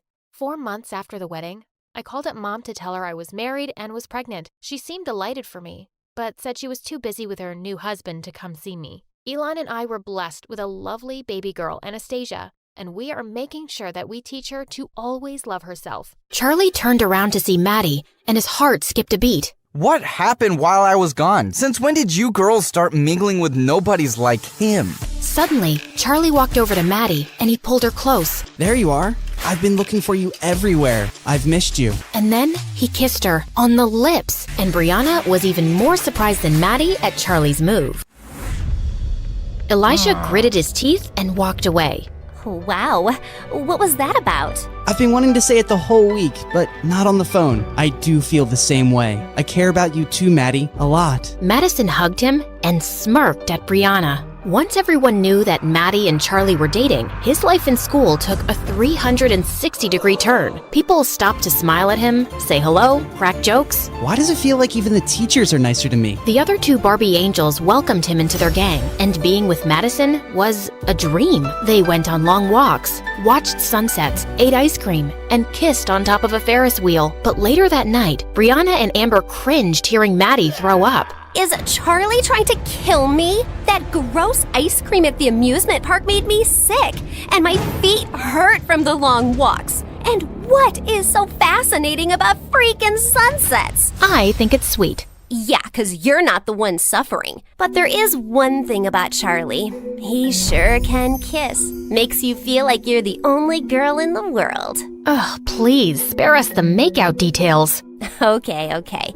Listen, Brianna, try giving him a hint about planning fancier dates for me. I know he's poor, but come on, he's dating me. The next day, while Charlie was watching football practice, the ball suddenly came in his direction, and he gave it a strong kick back. Hey, kid, you play football? I used to, but I don't have time now. Come on, grab some shoes and join for a game. Just then, Charlie caught Elijah looking at him like he was a bug, and that motivated him. Elijah was coming at him aggressively, but Charlie dodged him and kicked the ball straight into the goalpost. Charlie, you're a natural. You have to join the team. Sir, I really don't think I can commit to practice. Kid, just try it out for a month and see if it works, okay? Elijah, you better watch out. He's gonna give you a run for your money. Charlie ran off to the locker room to put back the cleats. But when he walked out, someone had pushed him to the ground. What the heck, dude? I just don't understand why a low-class idiot like you is in this school. I'm here on scholarship, which means I earned my spot here. But that doesn't mean you belong here. Well, Maddie doesn't think so, and the coach. Don't let the coach's stupid words get to your head. And as for Maddie, gosh, you're a moron. Do you really think? Just then, someone pushed Elijah away hard. Dude, seriously, what is wrong with you? Why are you jumping to his defense? Because he's my friend. And what, are you threatened by a little competition on the field? Oh, please. This loser just had beginner's luck today. I'll crush him next time. And you won't have mommy out there to defend him. Elijah and his friends went out laughing as Charlie picked up his bag and fished out a broken snow globe. Great, this was for Maddie. She's so excited about her Vogue photo shoot coming out, and I wanted to give her something thoughtful. Maybe you could do something a little extra? Rent a car, get some flowers, go out for a nice dinner? Girls like being pampered. Wow, yeah, that sounds nice. Thanks, Brianna. Also for saving my butt. Also for calling me your friend. You're welcome. This is the place you were raving about? And why don't you have a reservation? It's walk-ins only, but it's so worth the wait. After 30 minutes, when they finally got a table, the place was dirty and loud. Isn't the energy of this place something else? Yeah, it's something. Oh my god, I just felt something on my foot. Maybe it was my foot. But just then, a mouse jumped onto Maddie's lap. She screamed and started jumping around like a maniac. Then she tripped on her dress and went crashing straight into another table. Ah! Oh my god. Madison, I am so sorry. Why would you bring me to this horrible place? And did you see all those people who were making videos of me? This is gonna be all over the internet. I get why you're upset. But you know, today's video is tomorrow's old news. No one remembers these things. Excuse me? Are you gonna explain to me how fame works? People don't forget anything. Once something's on the internet, it stays there forever. People can pull it out anytime they want. Ugh, this is officially the worst day of my life. With that, Madison stormed out of the car. Brianna couldn't stop laughing as she watched Madison's video posted online, but now she had to do some damage control, so she called him as Maddie. I've had some time to cool down, and I'm sorry for going off on you like that. And I'm sorry about the mouse and the video. You're right, I don't know what it's like to be famous. It's the best and the worst. It's great to have people look up to you, but sometimes they talk about you like you're not even a real person. And imagine having your failures or embarrassing moments splashed across the news as entertainment. It sounds brutal. I'm almost glad I'm a poor nobody. As they were talking, Charlie ended up telling Brianna all about his amazing grandma and how she'd made him apply to the school. I just want to get myself into a good university so I can make something of myself and spoil my grandma rotten. She deserves the whole world. Well, you're definitely the guy who'd get it for her, Charlie. Over the next few weeks, Charlie found himself bewitched and confused by Madison. He felt closer than ever over their late-night talks, but in person, she was totally unpredictable. One moment, she'd be all over him, and the next, she was snapping his head off. Charlie, do you think I'm fat? No. Why did you pause before answering? What? No, I didn't. Yes, you did. You said, no. You even looked at me before replying. I shouldn't have looked? Why would you look? Don't you just know? Maddie, you're being irrational. Now I'm crazy, am I? Well, I'm not fat. I'm PMSing, so I'm bloated. I hadn't noticed. Really? Ugh, you're so insensitive. You have no idea what it's like to go through this every month. Right now, I feel like killing someone. And I also really want that Thai red curry ice cream. I'll get it for you, babe. Whatever helps you feel better. You getting out of my face would make me feel better. And yes, the ice cream. Now. You got it. Amber and Maddie started laughing hard as soon as Charlie was gone.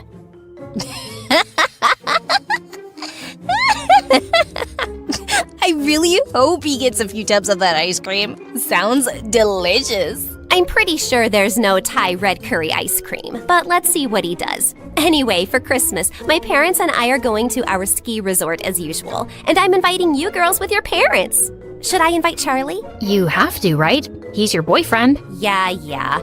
And at least 3 of my exes will be there. And I'd rather not show up single, but I'm gonna have to give Charlie a makeover before I take him.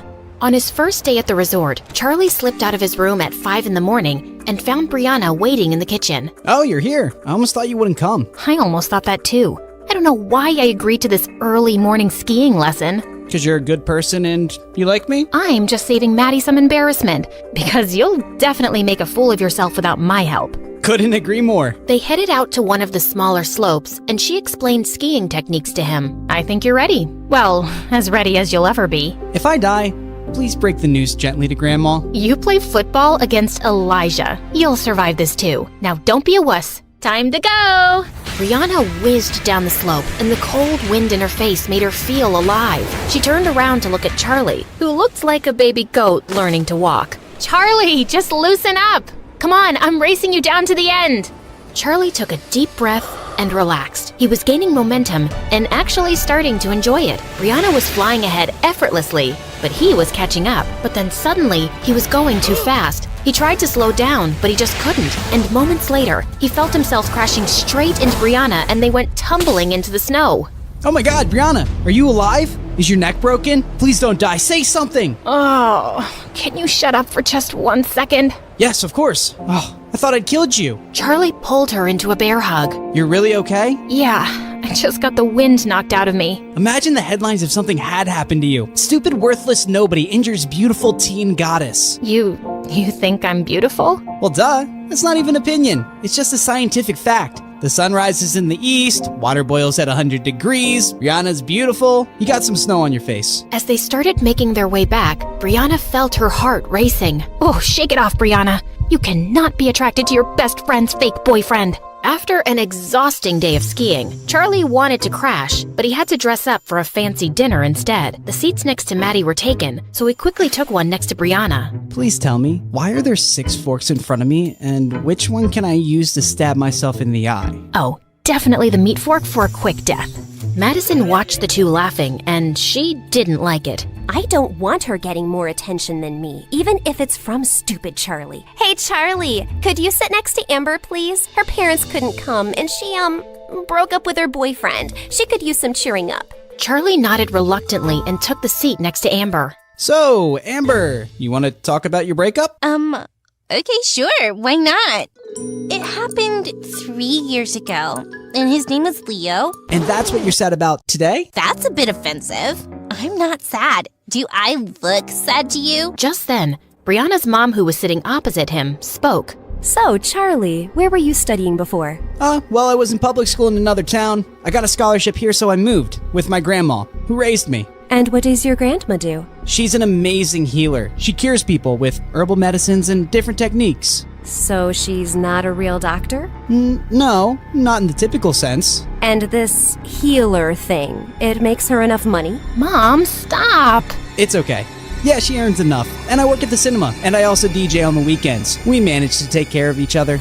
There was an uncomfortable silence, and Charlie felt his face turning hot. Then, Maddie's mom spoke with her country accent. That's sweet, honey. You seem like a brat kid, and I'm sure you'll go places one day. It's funny how life turns around. I mean, look at me. I was raising little Maddie as a single teenage mom in a trailer park with nothing. And then, boom, one day I won the frickin' lottery, and we were rich. Soon after, I met my husband, and life's amazing now. Let's raise a toast to our blessings. Brianna looked over at Madison, who looked like she was gonna crush her glass. She She always felt ashamed of her past and that she wasn't born rich like everyone else. Just then, Amber said she wasn't feeling well, and as she was leaving, she tripped over the carpet and fell down. Amber, are you okay? Did you hit your head? No, I didn't. But it hurts so bad lately. And even my eyes, like sometimes I wake up and it takes me like 2 seconds to see the light, and I swear the lights are on. You know, I'm a scared cute mouse, right? I don't sleep in the dark. Okay, I'm gonna take her to her room to rest. When Madison returned later to the main hall, she suddenly overheard Brianna's mom and another woman talking. That woman sure loves to tell her trailer park story. She's been rich for years now, but she still sounds so trashy. Money can't buy class. And now look at Madison's choice of boyfriend. I mean, he's sweet, but no amount of designer clothes can hide where you really come from. Madison's ears burned as she stormed off and ran straight into Charlie in the hallway. Hey, I was looking for you. How's Amber? Why did you say all that nonsense at dinner? What? Oh, I'm on scholarship, and I work at the cinema, and my granny does voodoo. It's not voodoo, and why would I hide all that? It doesn't embarrass me, and even your mom was poor, and she's not ashamed of it. Well, she should be. I don't know why she keeps telling that story so proudly. No one respects her for it, and I don't want to be reminded of the cheap start of my life. She said all that stuff because of you. I've been trying to please you all day, Maddie, but I'm really tired now. I hate skiing, these clothes are pretentious, and I don't like talking about my grandma like that. Charlie stormed off to his room, packed his things, and called a cab. Charlie didn't speak to Maddie for a few days, but he gave in after all her apologies. I'm really sorry, okay? I just wanted my stepdad to like you, and he's a bit difficult. But I shouldn't have asked you to act differently. I like you, just as you are. Well, if you really want to make it up, you'll have to spend more time with my family now. Of course. I volunteer at the community center for old people and take Grandma there every Saturday. You should come. Can't wait. Madison had begged Brianna and Amber to accompany her. Eek. Oh, this place smells like disease and something rotten. Shut up, Maddie, and just act normal. After they'd all met, Charlie asked Maddie to help him set up a game of musical chairs, while Brianna joined his grandma. I'm so glad to meet you girls. Charlie was certain he wouldn't make any friends at his new school. You've raised a pretty nice guy. Oh, trust me, I didn't do much. That kid was born with a heart of gold. Once when he was 8, he came home saying he'd lost his bicycle somewhere, and I was so mad. Well, a week later, I found him 3 streets down, teaching a little girl how to ride that bicycle. He told me that she'd lost her brother recently, and the cycle made her happy. She needed it more than he did. That's what he said. At 8. He's always been special. Later that night, Brianna's heart felt heavy when she got Charlie's text. Thanks for today, Maddie. It meant the world to me, and I love you. I love you too, Charlie. The next day, when Brianna showed Maddie the text, she was ecstatic. Finally, the 3 golden words. It's time for phase 3 of Project Plaything. Dump his sorry butt. Yay! Then sushi in Tokyo. But Maddie, he really cares about you, and dumping him out of the blue feels cruel. Can't we think of an easier way to let him down? But this was always the plan. Are we supposed to care about his feelings now? Well, yeah. We've gotten to know him, and I just think he would take this really hard. You know what? You're right. He is a bit oversensitive. Maybe I can be really difficult the next few weeks, and then he'll just get sick of me and be happy to break up. That sounds better. Thanks. After Brianna walked away, Madison turned to Amber. Who does she suddenly think she is? Mother Teresa? I'm tired of Charlie, and I want to pay him back for the times he was rude to me. I have the perfect plan to dump that loser. But don't say anything to Brianna, okay? Oh, I love it when we have secrets. Just the 2 of us. 3 days later, it was Madison's birthday, and she was having a big party in a dance club with Charlie as DJ. Then suddenly, she climbed onto a table with a mic. May I have everyone's attention, please? I have something to say to our resident DJ. Everyone fell silent, and Brianna suddenly had a horrible feeling. As you all know, I've turned 17 today, and I just want to start this year fresh. So Charlie, I'll start with you, 'cause I just can't fake things anymore. You are just a game to me, okay? To us. I got bored, so my girls and I decided to make you fall in love with me as a challenge. Actually, Brianna was the one who brought you to my attention. It's been fun messing around with you, but it's just made me realize that dating below my league isn't for me. I don't relate to you and your third world problems, dude. But thanks for a few fun weeks, and I'm sure you'll find a nice average girl soon. Ciao! Charlie just stared at her, frozen in his place.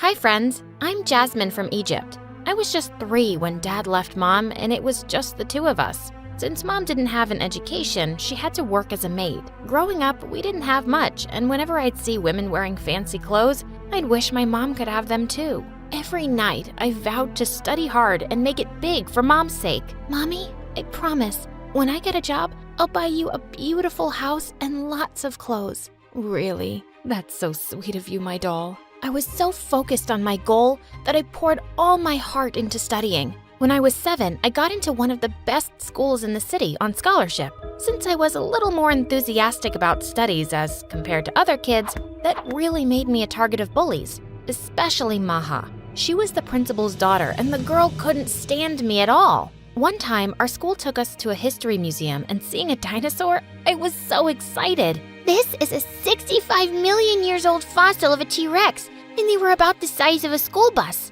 Isn't that cool? Fine, Miss Know-It-All. You don't need to brag about it. Brag? It's a fact. You would know it too if you'd ever opened a book. Okay, this really got to Maha, and the witch all of a sudden pushed me, and I went crashing into the dinosaur skeleton. It was a mess. Maha accused me of crashing into the skeleton on purpose, and I kept telling the teacher that she was lying. In the end, Mom was called, and when asked to pay the damages, she went mad. Pay damages? For some bones? Who do you think I am? I am a maid. Where do you expect me to get all this money from? Hearing her, all of the kids started laughing, and I felt my ears burn. It wasn't like I was ashamed of what Mom did for a living, but I didn't exactly go around announcing it. Why did she have to say that? I just grabbed Mom's hand and dragged her out of there. After that day, Maha made it her life's mission to always remind me of what my mom did.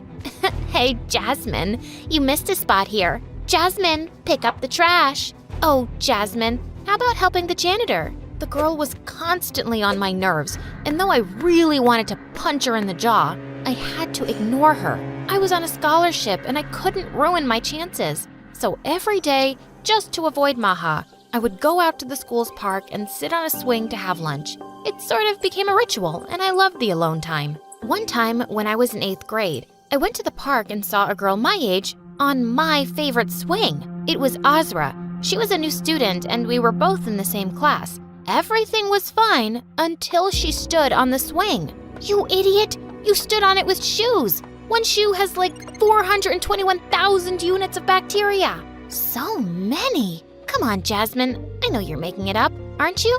Making it up? I read it in a science magazine, duh. Oh, yeah, got it. So, about the swing, I don't see any germs. Well, come on, let's swing together. By the way, I came to ask you if we could study together. Why would I do that? As you said, I am already good at it, and you are not. Makes no sense to waste my time. Wow, you are mean, but you do have a point. It's good I don't give up easily. Saying that, Azra walked away, and I wondered what she meant. Well, I found out what she meant the next day. The girl was always around me. In the class, in the cafeteria, in the school's park, and even the bathroom. I was so annoyed at her that I just wanted to get away from her. But right at the exit, I bumped into someone. It was Maha. I am so... Look where you're going. Ew. I can't believe you touched me. Your uniform? It's so dirty. Your mom can clean others' clothes and not yours? How dare she? And then the words just blurted out of my mouth. Maha, if you're gonna act like a turd, go lay in the yard. What? What did you just say? Now even Maha's minion started laughing, and boy, she looked furious. Just then Azra spoke. Better get your ears checked, Maha. You're losing your touch. Oh, really? Says the dumbest girl in class. Call me dumb one more time, and I'll introduce my foot to your butt. Got that? Maha glared at Azra, and just when I thought they'd get into a fight, a teacher entered the bathroom and everyone pretended like nothing happened. But the entire incident left me stunned because no one had ever stood up for me before. Like, ever. And Azra was the first person to do so. Later that day, when I was going home, Azra ran to me. So, fine, I'll help you. Be in the library daily at lunchtime. Yes, I knew it. I know, I have this charisma. I kind of grow on people. Gosh, I really need to get my act together. Mom says she'll get me married off if I don't do well in my studies. Can you imagine? While Azra kept talking and talking, I walked away. As I started studying with Azra, I learned that she wasn't exactly the brightest crayon in the box. Like one time, we had to do a history presentation, and Azra told me to leave it to her. We ended up explaining about the Berlin Wall, except that the wall was in China and built to keep the Mongols out. When I asked why she made such a huge mistake, she was so chill about it. So what? Both were walls and really famous ones. Oh God, what had I gotten myself into? There was this one time when we were having swimming lessons, and Azra thought it would be really fun to throw some yellow food coloring in the water and scream that someone had peed in it. Well, we both ended up in detention, and we were caught yellow-handed, because the food coloring was all over our hands. Though it annoyed me how much trouble Azra was, I had to accept the girl was fun. Soon we became best buddies. We were total opposites, but like a puzzle, we were a perfect fit. I helped Azra with her studies, and she helped me by actually showing me how to have fun. I did my first cliff dive with Azra. She gave me my first makeover, which was really bad, and I looked like a clown. Azra was not just fun, but so compassionate. Every day while going home, she had this habit of feeding stray cats her lunch. This was something common in both of us. We both loved animals. You know, Jasmine, when I grow up, I'll open a pet salon. It's gonna be so fun. Pet salon? It's not even a thing. I'll make it a thing, and you know what? I'm gonna name it Azra and Jasmine's Pet Salon.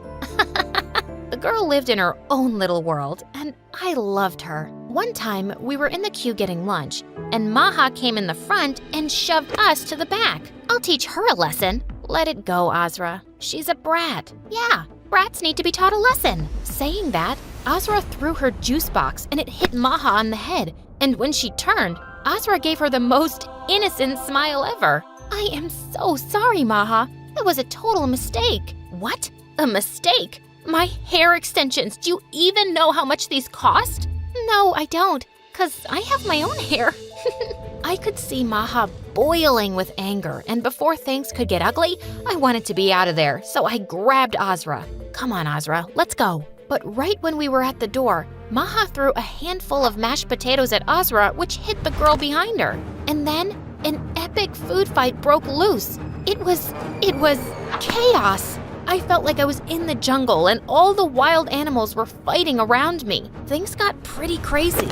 All three of us were taken to the principal's office, and just as I expected, Maha got off the hook and she started crying in front of her mom. And in the end, only I was punished. My punishment was to clean the school's toilet for a month. What? That is so unfair. You didn't even do anything. Come on, let's confront that woman. Just leave it, Azra. It's easy for rich kids. They get off the hook everywhere. And people like me are just left behind to suffer. Just stay away from me. Although Azra apologized like a million times, I didn't want to talk to her. It wasn't her fault, but I felt like she was another privileged princess who got out of trouble. Every day I had to clean the bathroom, and Maha was really having fun seeing me miserable. One day when I entered the bathroom, I was shocked to see my name all over it. Try cleaning this. Wrote it especially with a Sharpie, for you. That was it. I had enough of that witch, so I slapped her hard. The witch looked at me like she'd kill me, but right then, someone grabbed and shoved her out of the bathroom. It was Azra. How dare you touch me? I told you, my extensions are expensive. Oh, these extensions? Saying that, Azra ripped off her extensions, and in seconds, both of them were fighting like lunatics. Once again, all three of us were taken to the principal. Just when Maha acted all teary, telling how I had picked on her, I just blew up. Oh, shut up, Maha. Everyone knows it was you who wrote with that Sharpie in the bathroom. You are a witch. You just get away with it because your mom is the principal. Both mom and daughter looked shocked seeing my outburst. The principal then went on to tell me how I'd pay for being a brat. But a few moments later, a man walked in and Azra went running to the man. What happened next left me shocked. Turned out, Azra's dad was the school district superintendent. Azra had told him about the principal's impartial behavior towards me. Well, Maha was expelled, and her mom was reported to the school board and later terminated from the job.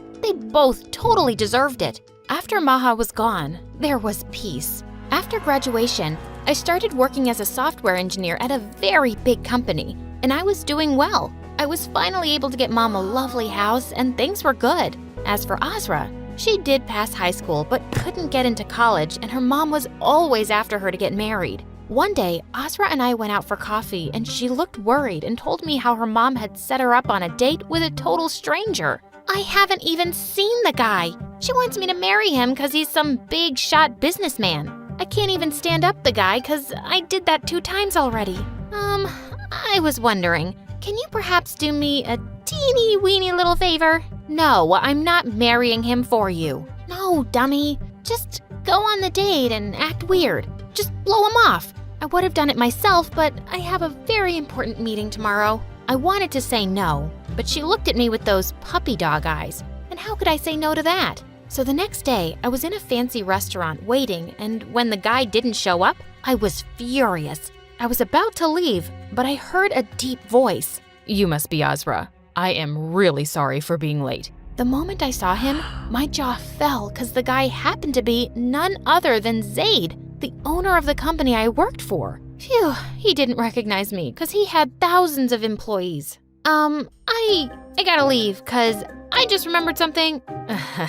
Azra, our moms will set up another date if we don't sit through this one. Just pretend you're here with a friend. Easier said than done. Unexpectedly, I had a good time. I felt like I could talk freely to Zaid. Of course, as Azra. We both exchanged numbers, and Zaid and I texted each other every day. It was magical. I felt like I was falling in love with him. When Azra asked me what was happening, I told her the truth, and she told me to come clean. And the day I was going to, something awful happened. I had a presentation at work, and when I went in, I was totally shocked to see Zaid there. He looked equally stunned. After I finished the presentation, I just wanted to run out of the building, but he caught me in the elevator. Jasmine? Your name is Jasmine? Why did you lie to me? I can't believe it. I fell in... I can explain. It's complicated. I was gonna tell you tonight, but your lie was caught. Saying that, he left, and I felt awful. I left my job the day after, and when Azra came to visit me, I just lost it. It all happened because of you. My life was fine until you told me to go on that stupid date. Why do I always get into trouble because of things you start? I started. This was all you. Stop blaming me. After that, Azra and I didn't talk. I stopped all communication with her, changed my number, and even deleted my social media accounts. Soon I got another job, and I poured my heart into it. I remembered the promise I made to myself all those years ago. I couldn't let one setback slow me down. In a couple of years, I performed so well and eventually became a big manager in the company I worked in. Mom was so proud of me, but I often wondered what it would be like to share my happiness with Azra. I missed her so much. One day, I was checking my emails, and I was surprised to see an invitation from Azra. She was having a launch for her business and wanted me to join. Though I was unsure, Mom forced me to go. When I reached the place, I was totally blown away. Azra had finally opened her very own pet salon. It was Azra and Jasmine's pet salon. So, what do you think, bestie? How did I do? Azra? How? When did this happen? It's amazing. Then she told me how she had a business meeting for the salon the day I went out with Zaid in her place. I just had tears in my eyes. She did it. Jasmine, I missed you. Making all this happen wasn't that fun without you. I missed you too. You're my best friend in the whole wide world. I don't ever want to fight with you. You're my soulmate. We fight. That's who we are. And speaking of soulmate, there's someone here to see you. When I looked, I was shocked to see Zaid. He looked a bit nervous, and then I was the one to speak first. And then he ran to me and hugged me so tight and whispered in my ear that he loved me. And I couldn't hold my tears. And I whispered back, I love you too. And that's the day I learned that if you work hard and never stop pursuing your goals, the universe will give you what you want.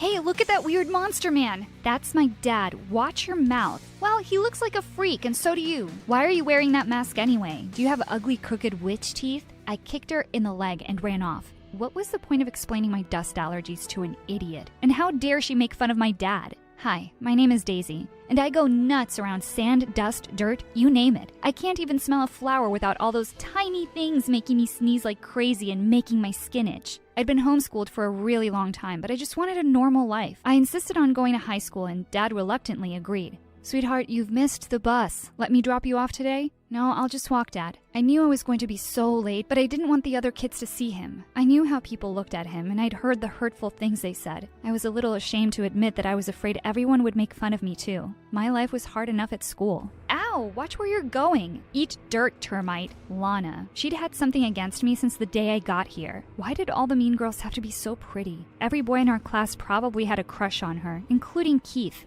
Oh, Keith, that boy's smile made my knees shake, and seeing Lana get all cozy with him made me send mental curses her way. May you get fat, Lana, and never fit into that cheerleading outfit again. Hey, that's a cool shirt. I just smiled at him. I could tell Shane was kinda into me, but who cares? He was no Keith. As we walked towards class, I nearly jumped out of my skin when Keith turned to me. Love your shirt. OMG, I was so glad I'd bought this. Love you too. What did you just say to my boyfriend, idiot? I'm not your boyfriend, Lana. I thought we talked about this. I muttered some lame excuse and ran away to the bathroom. Gosh, you'd think there were rocks in my head instead of a brain. Just then, one of Lana's minions came into the bathroom and said that math class had been moved to the art room. I splashed some water on my face and was ready to go when I noticed my mask was gone. Geez, these girls were so petty. I quickly made a makeshift mask out of paper towels and went to the art room. Of course there was no class. How stupid of me to fall for it. Just Lana and her gang of meanies. Hey, ready for some arts and crafts? And before I knew it, Lana had thrown an entire jar of glitter in my face. I couldn't see a thing and dropped my mask. I felt my skin ballooning up. Oh God, I could barely breathe. Keith grabbed my hand and rushed me to the nurse's office. This would have been such a Dear Diary moment if I didn't feel like I was dying. The nurse gave me an anti-allergy shot and a cream for the rash. I felt drowsy after the shot. Keith offered to drop me off at home. My hero. I couldn't believe I was inside Keith's car. What? Why was he slowing down? I just wanted him to drive on and on. We're here, sleepyhead. He opened the door and helped me out, and I suddenly stopped in my tracks. I was wide awake now. I panicked seeing my dad standing on the porch. Oh God, what would Keith think? What if he told everyone? What if he said something hurtful? Who's that? Oh, just a distant relative visiting. So I was wondering if you'd like to go out with me on Saturday. Seriously? The Force really was with me today. I should have worn this t-shirt a month ago. What about Lana? She has nothing on you. I saw you without your mask the other day, and you're the prettiest girl I've ever seen. I felt like I'd shot straight to heaven in a galaxy far, far away. When Keith had driven away, I took Dad by the arm and went inside. Dad, we've talked about this so many times. I don't want my friends to see you. I was worried. I know, but you know how mean people are. When I went down to the kitchen in the evening, I was surprised to see a big basket on the table and a note. It said, "Hope you feel better really soon." Who knew Keith was such a romantic? I couldn't wait to see him tomorrow. The next day at school, I caught up to Keith. Thank you for yesterday. Come on, it was nothing. As we were walking to class, I saw Lana next to her locker. I had to mark my territory and fast.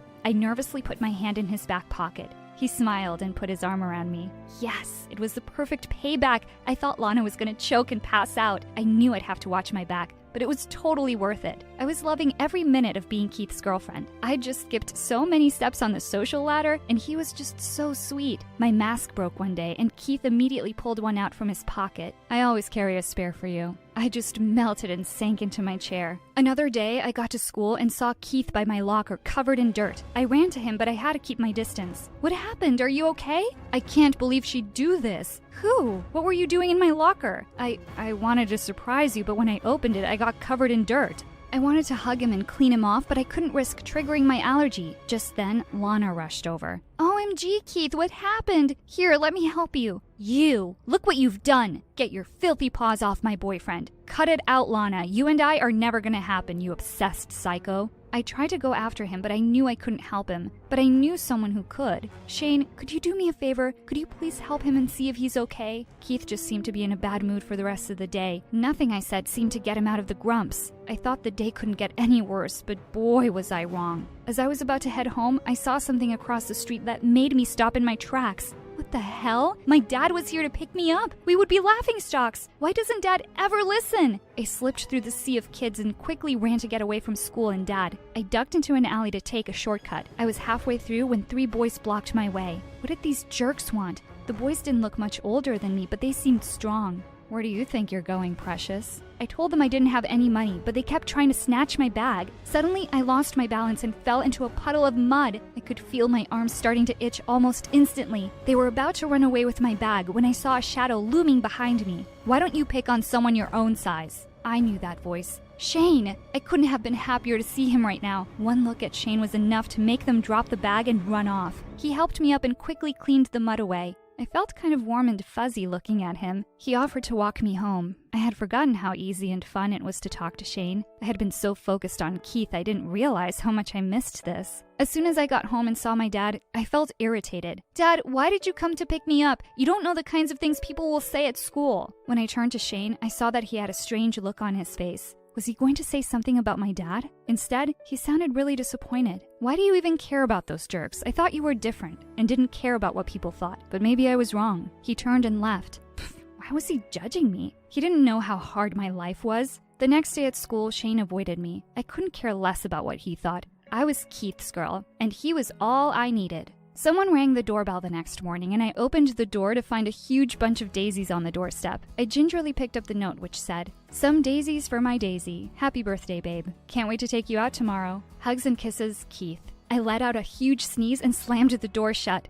Sweet, but really dumb. It wasn't even my birthday for a month. He should know better. One day, Lana's minions started following me home after school. I was afraid they'd try and hurt me, but they just turned around and left once I got home. The next day when I got to school, everyone seemed to be laughing at me. Did I have something on my face? Was there a hole in my pants? I quickly walked to my locker and froze. I felt like the world had collapsed around me. There was a picture of me with Quasimodo. It said I was a freak and we should be in a circus. I looked down the hallway and the walls were covered with the same pictures. She had made me into a freak because of my dad. I tore the poster off my locker and ran out of there. I couldn't stop crying all the way home. My dad was surprised to see me back so early, but I just shrugged and went to my room. A little while later, he walked into my room, and I froze when I saw what he had in his hand. The damn poster! He sat down on the bed and held his head in his hands. I saw him shaking. I was horrified and ran over to him.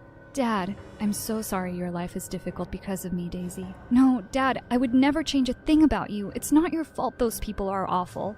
I burst into tears. I felt so terrible for all the awful things he'd read about himself.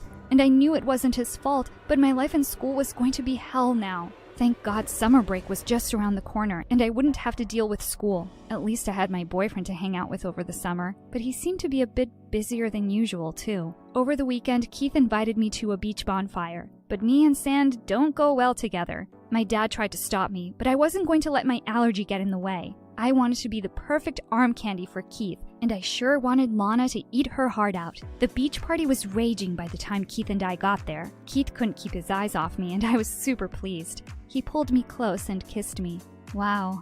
I was still reeling from the kiss when I saw Lana staring daggers at me, and a few feet away, I spotted Shane. But tonight was my night, and I wasn't letting anyone spoil it for me. Keith and his friends were hanging out close to the fire, but the ash was making me sick. I told Keith we'd have to move away. He looked annoyed but didn't say anything. After a while, he said he was going to go catch up with his friends for a bit and just started playing beach volleyball, leaving me all by myself. I was getting bored and decided to see the match up close.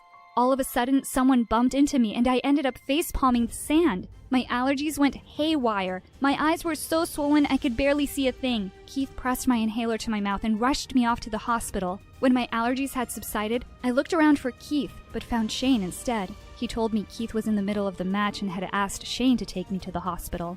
The doctor said that my allergies were really aggravated and I would have to stay indoors for at least a week. I couldn't believe how selfish Keith was. Dad tried his best to look after me, but I didn't make it easy for him. Keith hadn't even come to see me once. He hadn't even bothered to text. How had I not seen this before? As soon as I could get out, I went over to his house. It was obvious that he totally wasn't expecting me. Oh, hey you. What are you doing here? What kind of boyfriend are you? If I'd known how selfish you were, I'd never had gone out with scum like you. We're so over.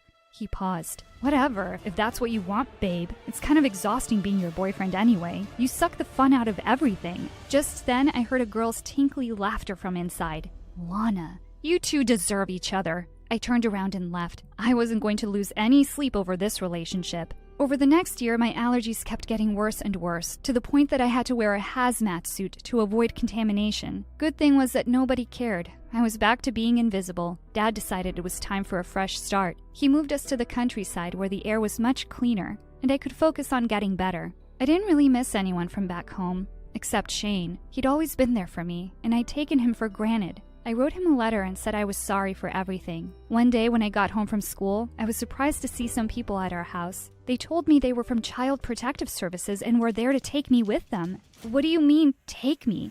We don't think Mr. Smith is a suitable guardian for you anymore, given your current health situation. Guardian? You must have the wrong house. I live with my dad. No, Daisy. When all of the foster homes refused to look after you because of your allergies, he adopted you. I couldn't believe it. My dad was a hero. He chose to love me and look after me when no one else would. I realized he was even more amazing than I'd ever given him credit for. I told the social services people that I was old enough to choose where I wanted to live, and there was no way I was leaving my dad. They said they would review my case file and left. In a few days, the matter was cleared.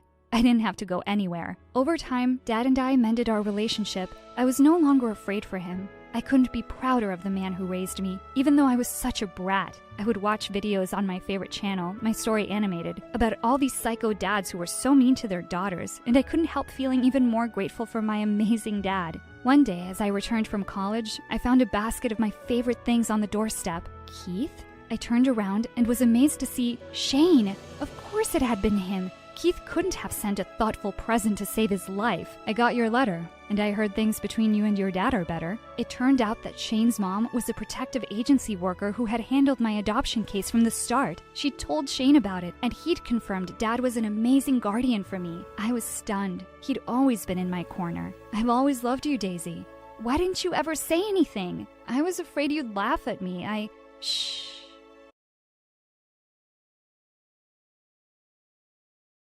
Hi, I'm Miranda, and I can guarantee that you've never heard a story as crazy as mine.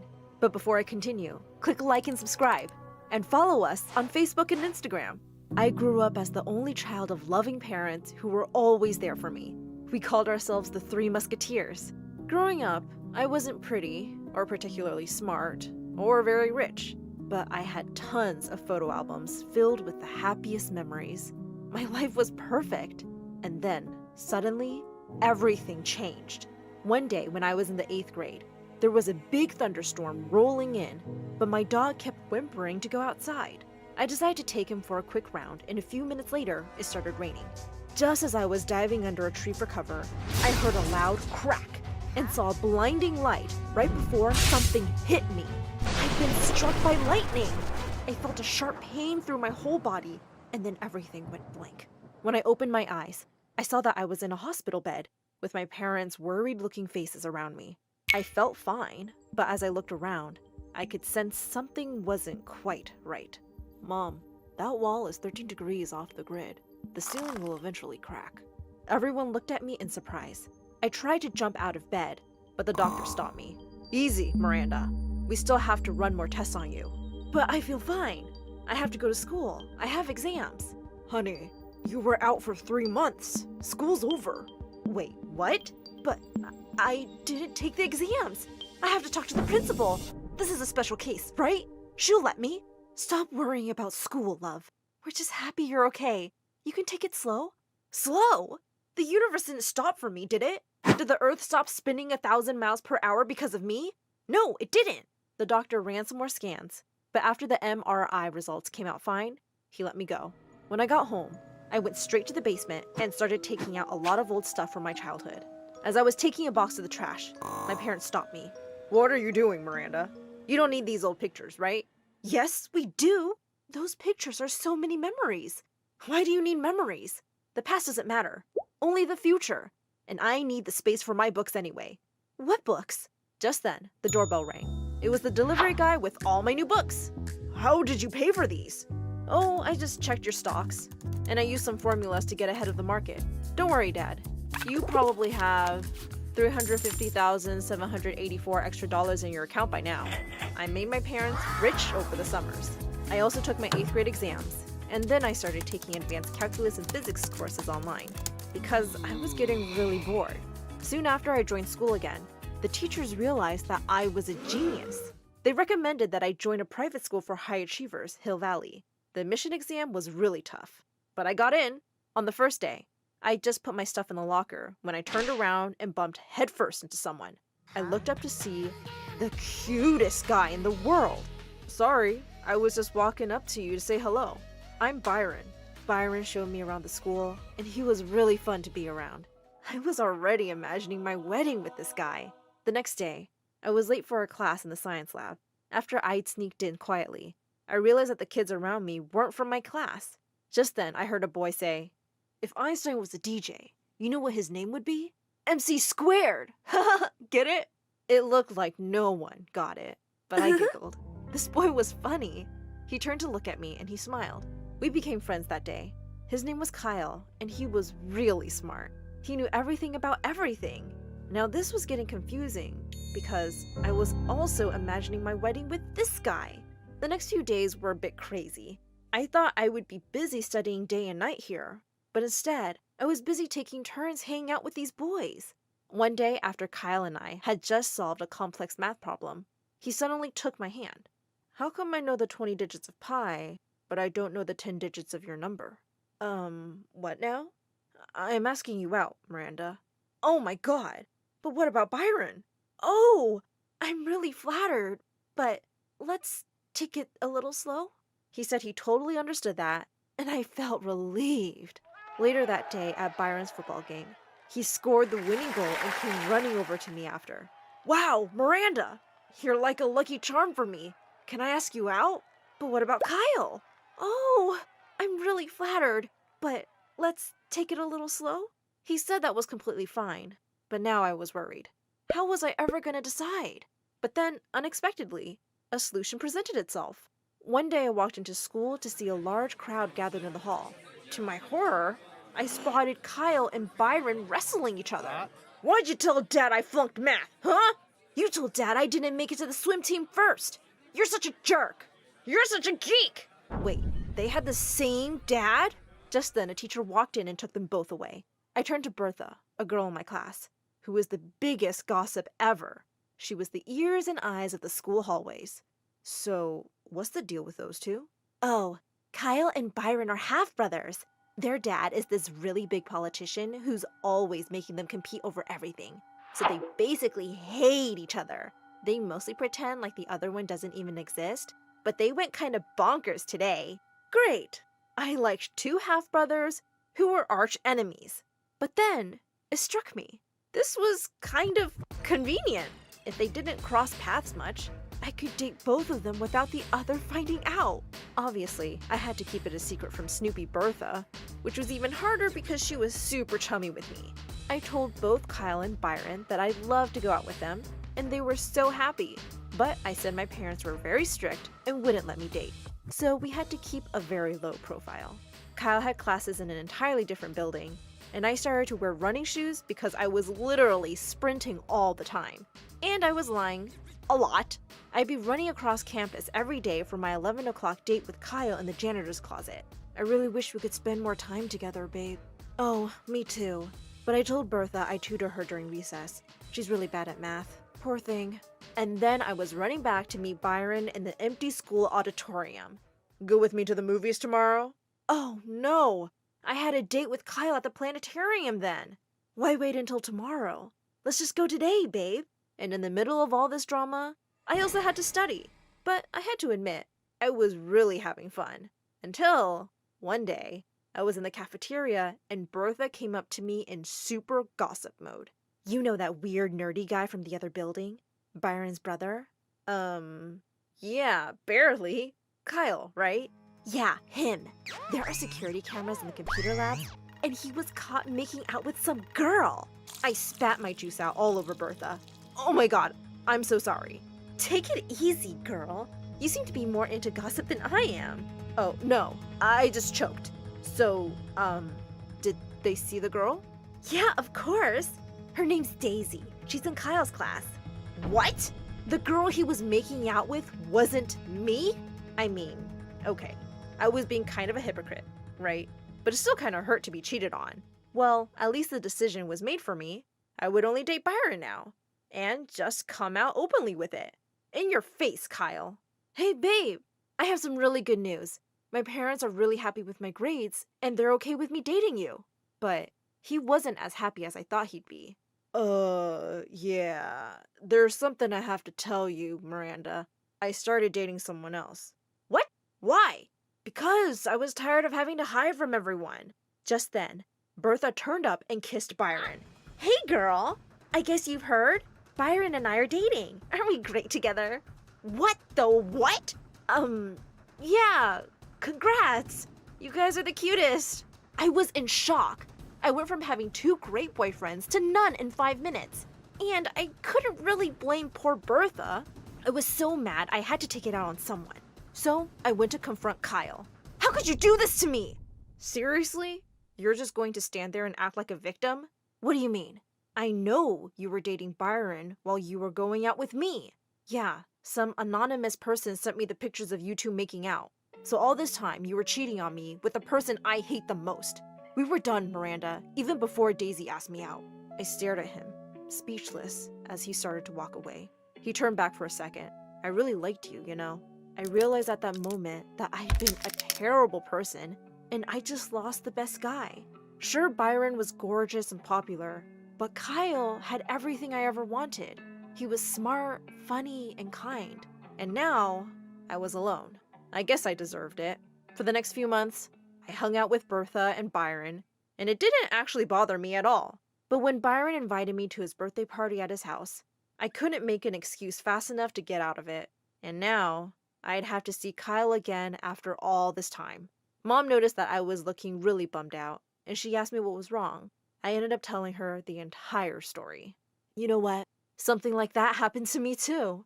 I was dating another guy when I met your father, and for a long time, I couldn't decide between them.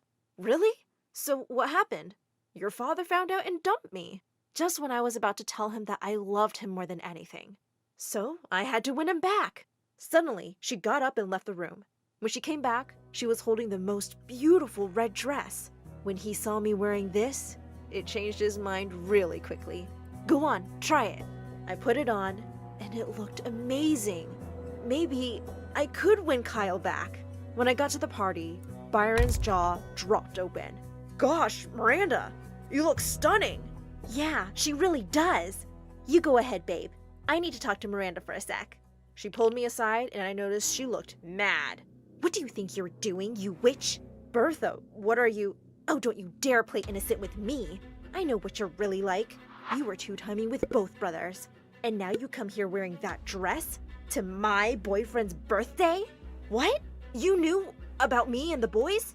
Oh yeah. I know everything that goes on in that school. I told Byron you weren't serious about him, and that's why you wouldn't date him openly. And I sent that picture to Kyle. I suggest you turn around and go home, boyfriend stealer. Oh my god. You took away both my boyfriends. And I'm not here to steal Byron. I don't trust you. And with that, she pulled my dress by the shoulder and ripped it. I lost my temper and attacked her. Before I knew it, everyone had gathered around for our full-blown catfight. Suddenly, I felt myself being pulled away by someone, and I saw that it was Kyle. Byron was holding Bertha back as she kicked and screamed to have a go at me. Kyle took me out to the garden, and I realized I must be looking terrible. What was that all about, Miranda? Nothing. Just some stupid girl stuff. You can go back to your girlfriend. Oh, we broke up months ago. My heart soared with hope. That's so sad. Why? I guess she just wasn't the one for me. As he started walking away, I suddenly took his hand. Kyle, I came here for you today. Give me another chance. I realized almost instantly that I'd made such a mistake. You're the one for me. You're more special than the theory of relativity. Kyle's face broke into a huge grin. You're such a nerd. And you look amazing in that dress. But then you look amazing in anything. And with that, he pulled me in for a kiss and sent me flying to the other end of the universe.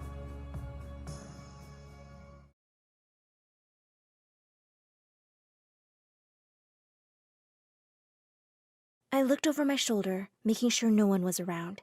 Then I grabbed 3 of my shirts and stuffed them into my bag. I had to run away tonight. It was now or never. Just then my mom barged into the room and yelled, "Why are you still here?" I was studying. Studying? Go milk the cows. Books are not for you, stupid girl! I rolled my eyes and grabbed the milk bucket. Hi, I'm Amara from Greece. I was all set up to run away from my village to escape a terrible fate, when I suddenly got an opportunity that changed my life forever.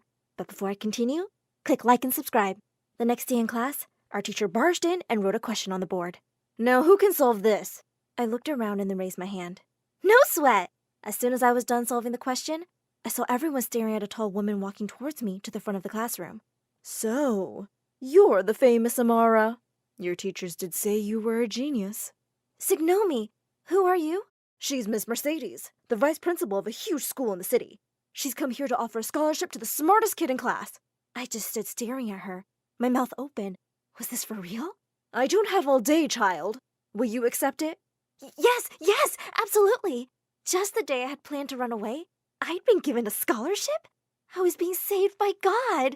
20 minutes later, my teacher was at my house, trying to convince Mama to let me go, but she kept shaking her head stubbornly. Mama, I'm not doing this for myself. I want to be a doctor so I can take care of you. For a minute, I thought she might actually give in, but then she started to scream. I've told you! Your place is here. What will you do out of school? Then Miss Mercedes took out 50 euros and handed them to Mama. Okay, maybe it's not so bad to go to school.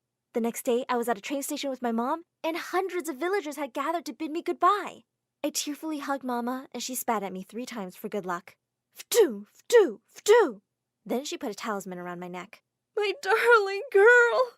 Take this. It will bring you good fortune. Come back rich and make your mama proud. I rolled my eyes, but accepted it. And then suddenly every woman was giving me a talisman of her own. I finally hopped onto the train and was so impatient to leave, I could almost push it. Just then, the train started moving away. I couldn't believe it. I was actually getting out of here. I could almost dance with joy. Sit down. I will be watching you constantly. One wrong move, and I'll have your stupid villager butt back here in no time. When we finally got to the house I'd be staying at, I was spellbound.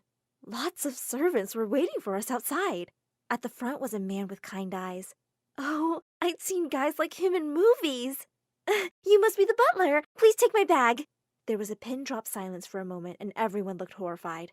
Then the butler burst out into laughter. You stupid girl! Does he look like a butler?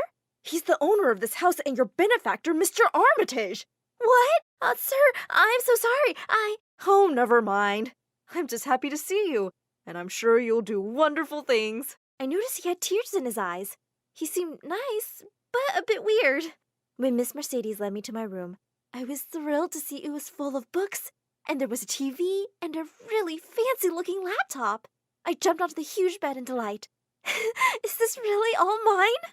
Are you crazy? This is Dakota's room and her bed. You will sleep there. Before I could ask her who she was, the door flew open and a girl barged in. Oh my God! Miss Mercedes, why is there a beggar on my bed? Miss Dakota. She's a scholarship student. She'll be sharing your room because she can learn lots of things from you. Like manners. I'm talking to Daddy about this. And with that, the girl stormed off. That's Dakota, a real girl of the city. Later that evening, as I roamed around the house, I was walking past the library when I heard Miss Mercedes' voice. I don't see why you needed to bring that girl here. We have so many other smart kids in our school. I've told you, I have my reasons. I held my breath as I listened closer. I wanted to know why he'd chosen me. Just then someone whispered in my ear and I nearly screamed. Are they talking about something interesting? There was a handsome boy next to me, with his ear pressed to the door. I quickly walked off and he followed me, introducing himself as Gavin, Miss Mercedes' son. He said he and his mom lived here. Are you a new maid? Do I look like a maid to you? Oh, I'm sorry. Save it, city boy. You're all alike. Proud city people. I joined school after a couple of days, and I was so excited. When the first math lesson was about to start, a girl whispered to me, Psst, you can tell me if you don't understand stuff. I'll help you. I was about to thank her when she continued, I'm sure the only math you know is counting cows. Why were these people such jerks? Just then, the teacher walked in and started writing a word problem on the board. There are 85 people in a warehouse. Some of them had turned into zombies, some are still alive. If the ratio of zombies to humans is 2 to 3, how many zombies are there?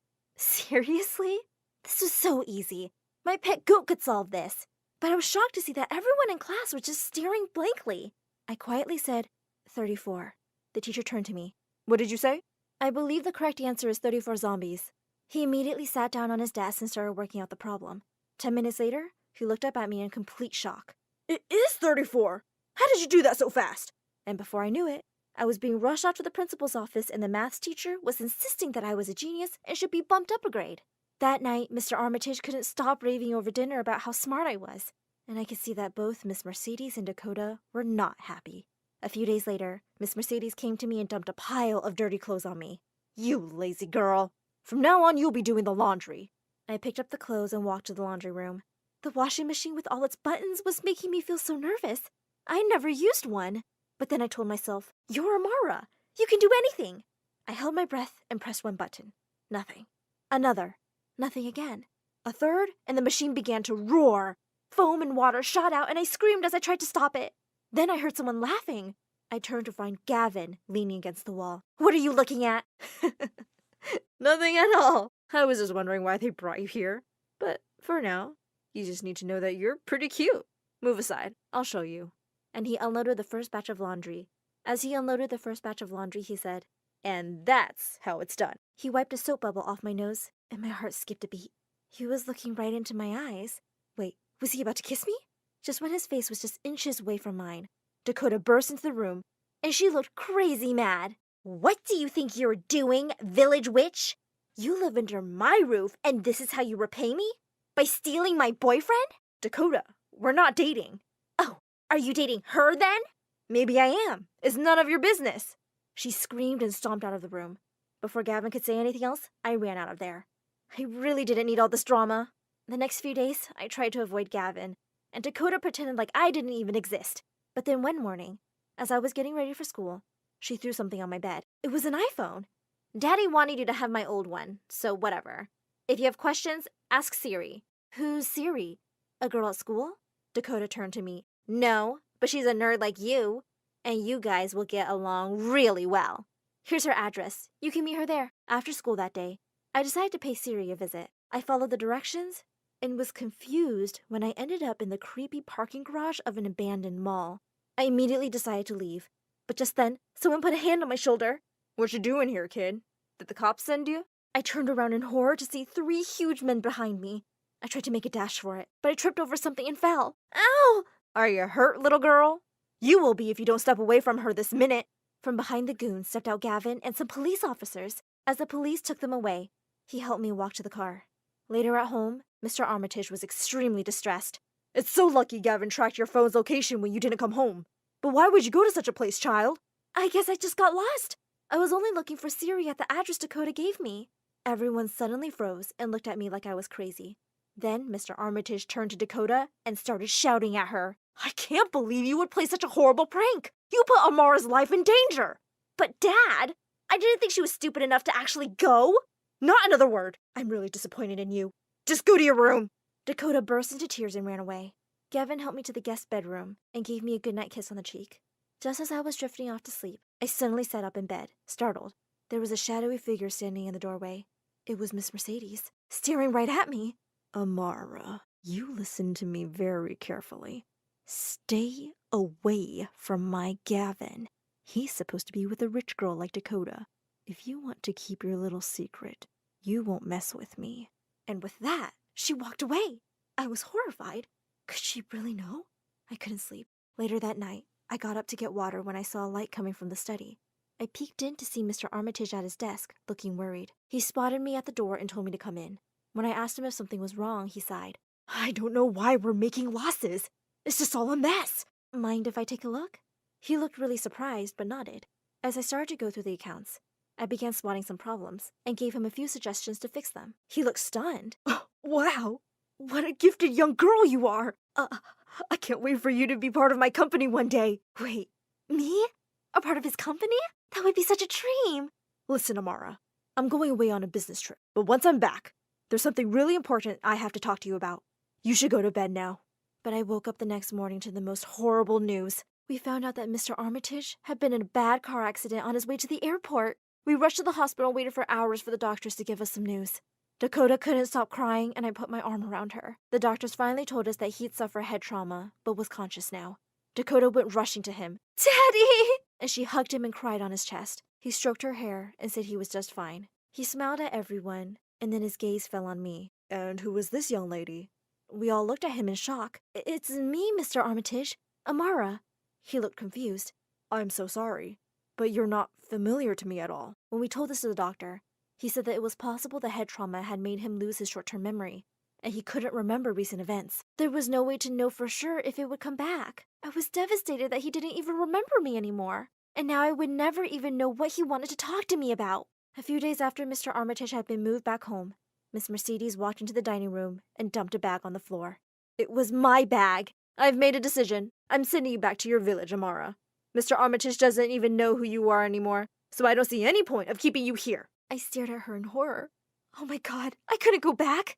Suddenly, Dakota got up from the table. She's not going anywhere. I don't exactly love her, but my dad wanted her here, so she'll stay. Yeah, Mama. Why would she go now? Besides, we really like having her here. The vein on Miss Mercedes' head looked like it was gonna pop, but she just pursed her lips and walked out of the room. A few weeks passed peacefully. Mr. Armitage was recovering well, but still didn't remember me. I was doing really well at school, though, and Gavin and I had started going out. Little did I know that this was the calm before the storm. One night at dinner, there were 2 extra plates at the table. When Gavin asked his mom who was coming, she just said excitedly, "Oh, you'll see. There are some very special guests." A few minutes later, the butler came into the room, followed by someone. When I looked up, I nearly fainted. The whole reason I'd run away from the village was standing in front of me, my fiancé Dimitri, and there was Mama right behind him. "Oh, Amara, my love. I came back to the village when you stopped writing to me, and I found out you were gone." Gavin spat out his food. "What is going on here?" "Oh, this is Amara's fiancé. She just forgot to tell us about him." I rose from my chair. "No, I can explain. I was forced into this engagement because Mama owes his father money. I don't love him. Gavin, you have to believe me." Gavin just looked at me and walked away. I was about to run after him when Dimitri grabbed my arm. "Can you please pay some attention to me, your future husband?" There was complete silence in the room. "You and your family will pay for this, Amara." And with that, he stormed off. Mama burst into tears and said I had to come home and fix things with Dimitri, or she and my siblings would be kicked out of our house. She looked so much weaker, and it broke my heart to see her cry. I said I would leave with her the next day. The next morning, as we were leaving, I told Mama that I wanted to say goodbye to Mr. Armitage. "Mr. Armitage, you don't remember everything you've done for me, but I wanted to thank you." "What do you mean I don't remember, Amara? I know exactly why I brought you here." I looked at him in shock. "Wait, your memory's back?" Just then, Mama came running, saying Dimitri was waiting for us, but she suddenly froze. She and Mr. Armitage were staring at each other like they'd seen ghosts.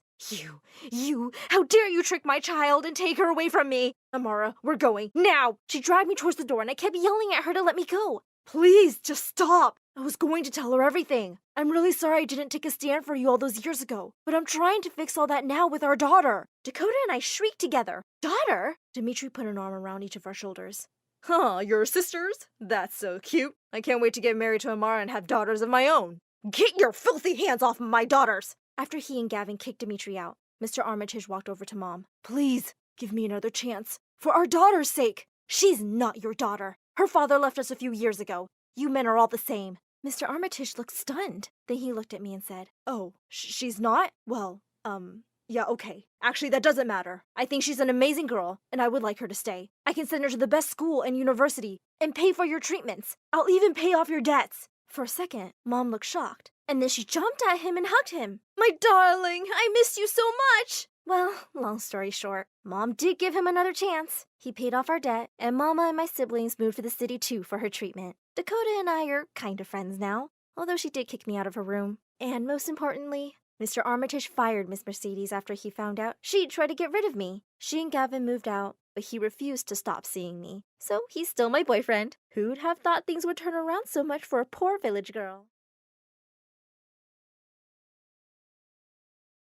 I was racing through the hallway. I knew I had to run for my life. I pounded on the first door I saw. Open the door, please. Hey, who are you? What do you want? He's after me. What? Who? Help me! No, don't go outside! Okay, hold on. Let's get some context here. I'm Luna, and I was born in a small town in Switzerland. Before we go any further, like and subscribe to hear my story. Thank you. It took my mom hours to give birth to me. So much so that doctors and nurses figured it would be okay to take a lunch break since they'd be there forever. Maybe it's cause I was scared with everyone there. But as soon as the room was empty and my dad took a bite of a sandwich, I decided to come through. My mom gave birth to me pretty much by herself. What a hero. We should name her Heidi. Really? The most ridiculous Swiss name you could think of? We might as well have named her Cheese Fondue or Swiss Army Knife. After arguing over it, they agreed on Luna. Luna means moon in Italian. It's no wonder that I grew up to be a dreamer. When my parents split, I was a little upset. Pack your suitcase. We're leaving. In order to keep me from destroying our house, Mom decided to take me on a trip and explore the world. Life was amazing. Why don't we travel the world for the rest of our lives? Mom was skeptical. I just graduated high school. It's the perfect time to take a break. And how will we afford that if I don't work? Ugh, see, the Lunas of this world, the dreamers, we aren't made for sitting in classrooms for hours. So we're not gonna travel the world? I'm not saying we won't. I'm saying I won't. And with that, she just gave me a wink that could have meant two things. Either she was giving me the green light to go on this trip alone, or she had something in her eye. Either way, I was left feeling confused and a little nervous. I had never traveled without her before. I mean, she was the one who packed my bags and reminded me to put on clean undies. But there was no turning back now. I ran out of things to break in the house, and Mom was starting to look at me like a caged animal. I needed to get out of there before I started gnawing on the furniture. When I told my mom I planned to go to Australia, she looked at me like I had announced I was joining the circus. Australia? That's on the other side of the world. Yes, because I got the best deal. I used my student card to get the cheapest package to Australia during peak season, and there were no other countries available, so I had to act fast since there was only one spot left. Do you know how big the spiders are in Australia?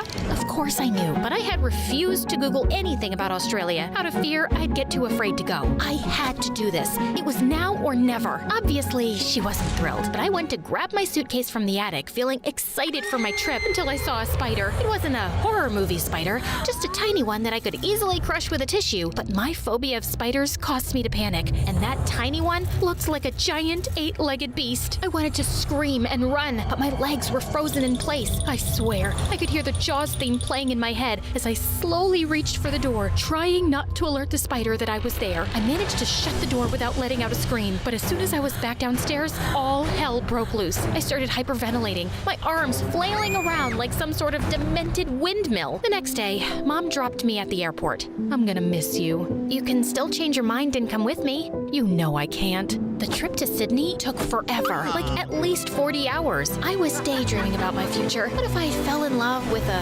handsome, sun-tanned Australian? What if the universe had this planned for me all along? As I made my way toward the airport exit, I realized I had no idea where my ride was supposed to pick me up. Frantically checking my phone, I noticed that my battery was almost dead. Luna, Miss Luna? He looked like a driver, but what if he was a stranger trying to trick me? My heart was racing as I hesitantly made my way towards him. As I got closer, I realized he was indeed my ride. I let out a sigh of relief, but it was short-lived. As soon as we got into the car, the driver started blasting music that was way too loud. I tried to ask him to turn it down, but he couldn't hear me over the noise. Just when I thought things couldn't get any worse, I realized I'd forgotten to convert my currency. How was I supposed to pay for anything without any Australian dollars? I started to panic when we pulled up to my apartment. As I made my way out of the car, I heard a loud crash behind me. Turning around, I saw that my massive suitcase had fallen out of the trunk and was now spilling its contents all over the pavement. Oh no, let me help you. Here, let me get that for you. Don't worry about it. This ride is on me.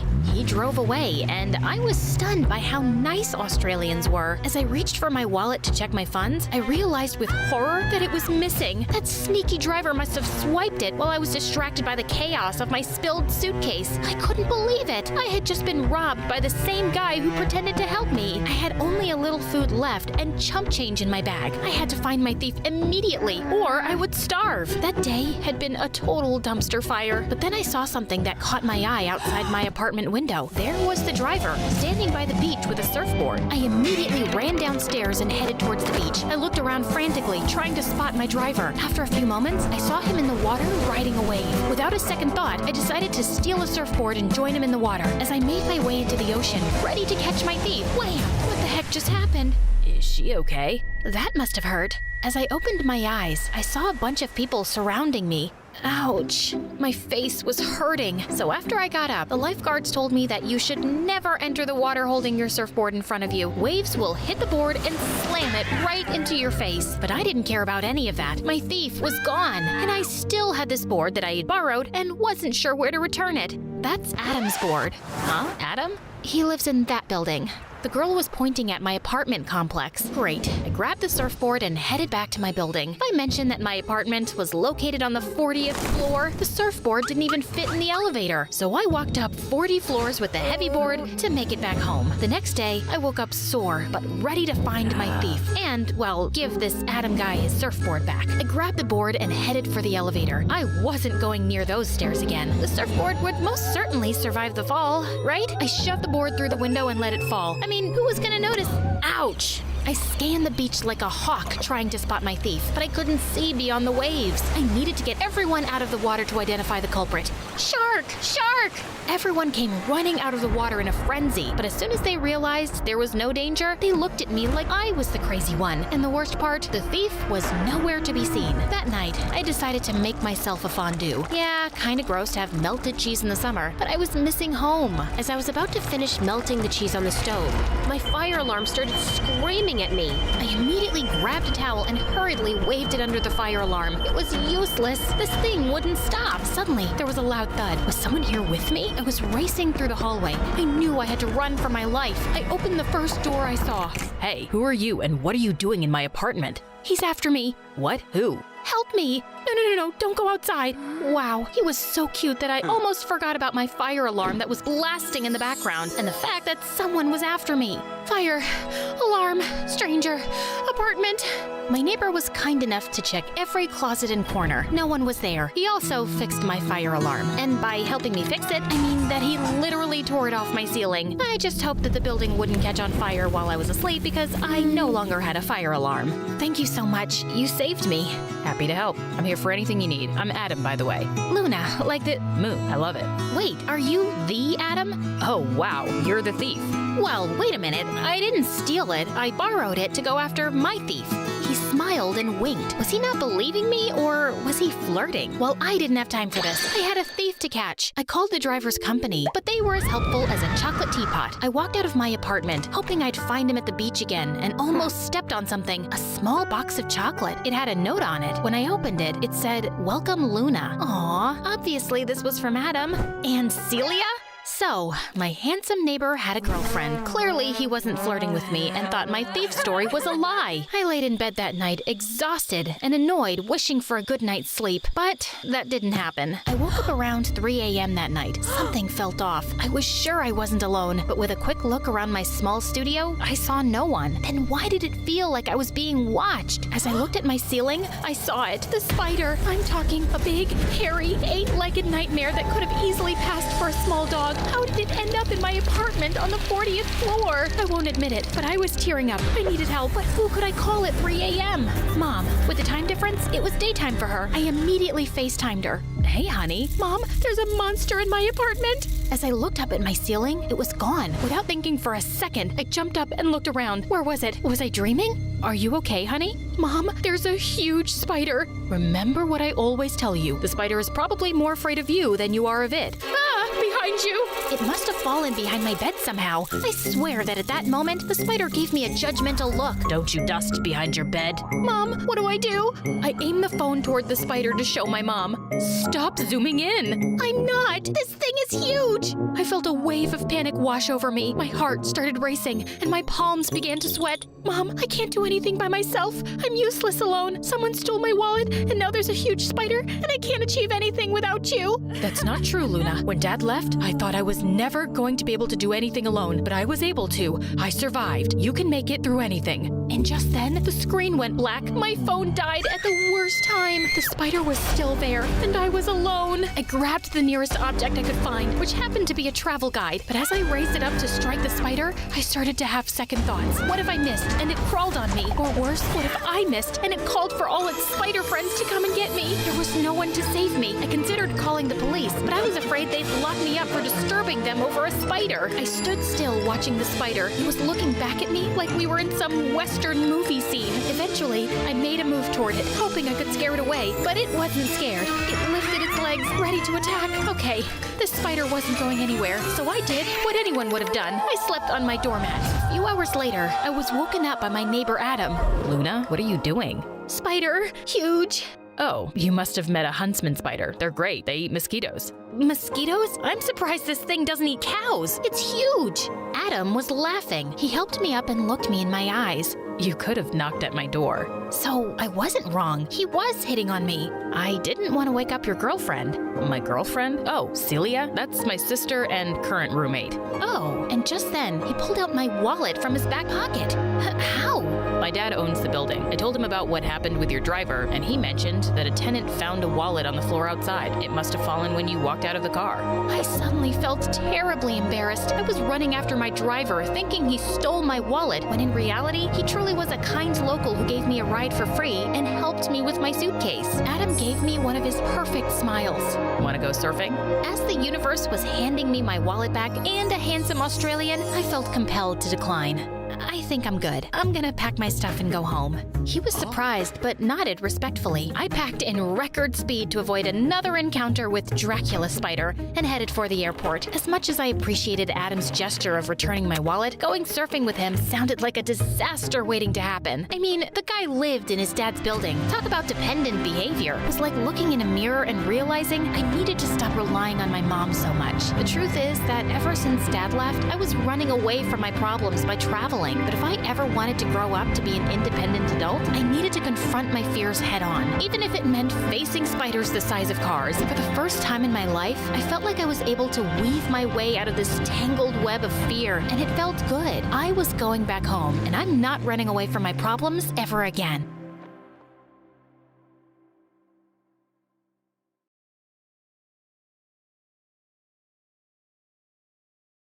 Hi, my name is Arella, and you won't believe my story. But before I continue, My Story Animated will give $1,000 to one lucky person who subscribes in the next 7 days. Tell your friends, your sister, brother, and mom to subscribe now. When I was born, Mom and Dad swore they had the most beautiful daughter in the world. Look at her eyes, they're gray. No other kids have such beautiful eyes.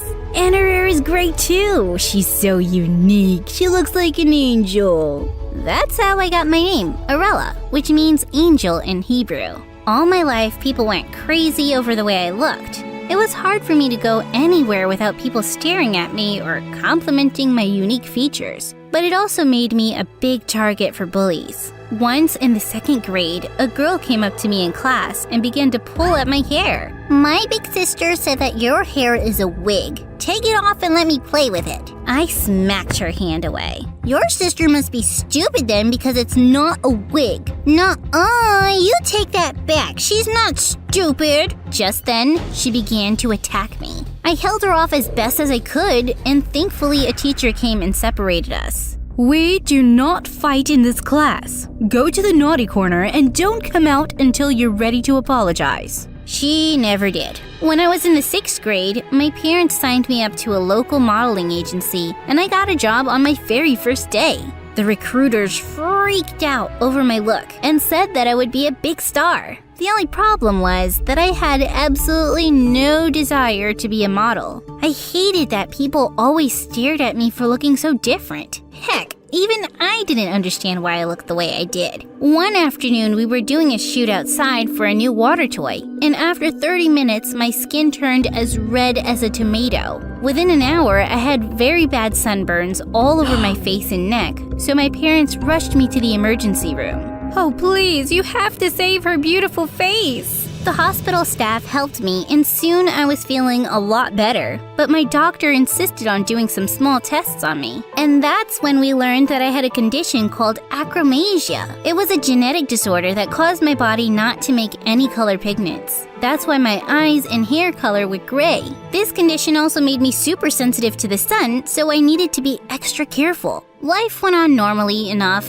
but Mom and Dad didn't stop with the whole modeling thing. They had me doing so many different shoots and campaigns that I had almost no time for school anymore. My grades were so bad, and whenever I tried to study, they told me not to worry about it because my beauty would get me through life. So when I turned 13, I decided enough was enough. I'm not doing this anymore. It's not fun for me, and I don't like being used like this. But Angel, you're so beautiful. The world needs to see it. We want the world to know how beautiful our daughter is. I don't care. I'm done. I'm not some display angel for the Christmas tree. I'm my own person. Deal with it. Luckily for me, they didn't push me any further to model, but they still went wild taking pictures of me around the house. I ignored them as best as I could, but they were getting so weird. In the 10th grade, I was transferred to a much larger school outside of our town because our local high school was full,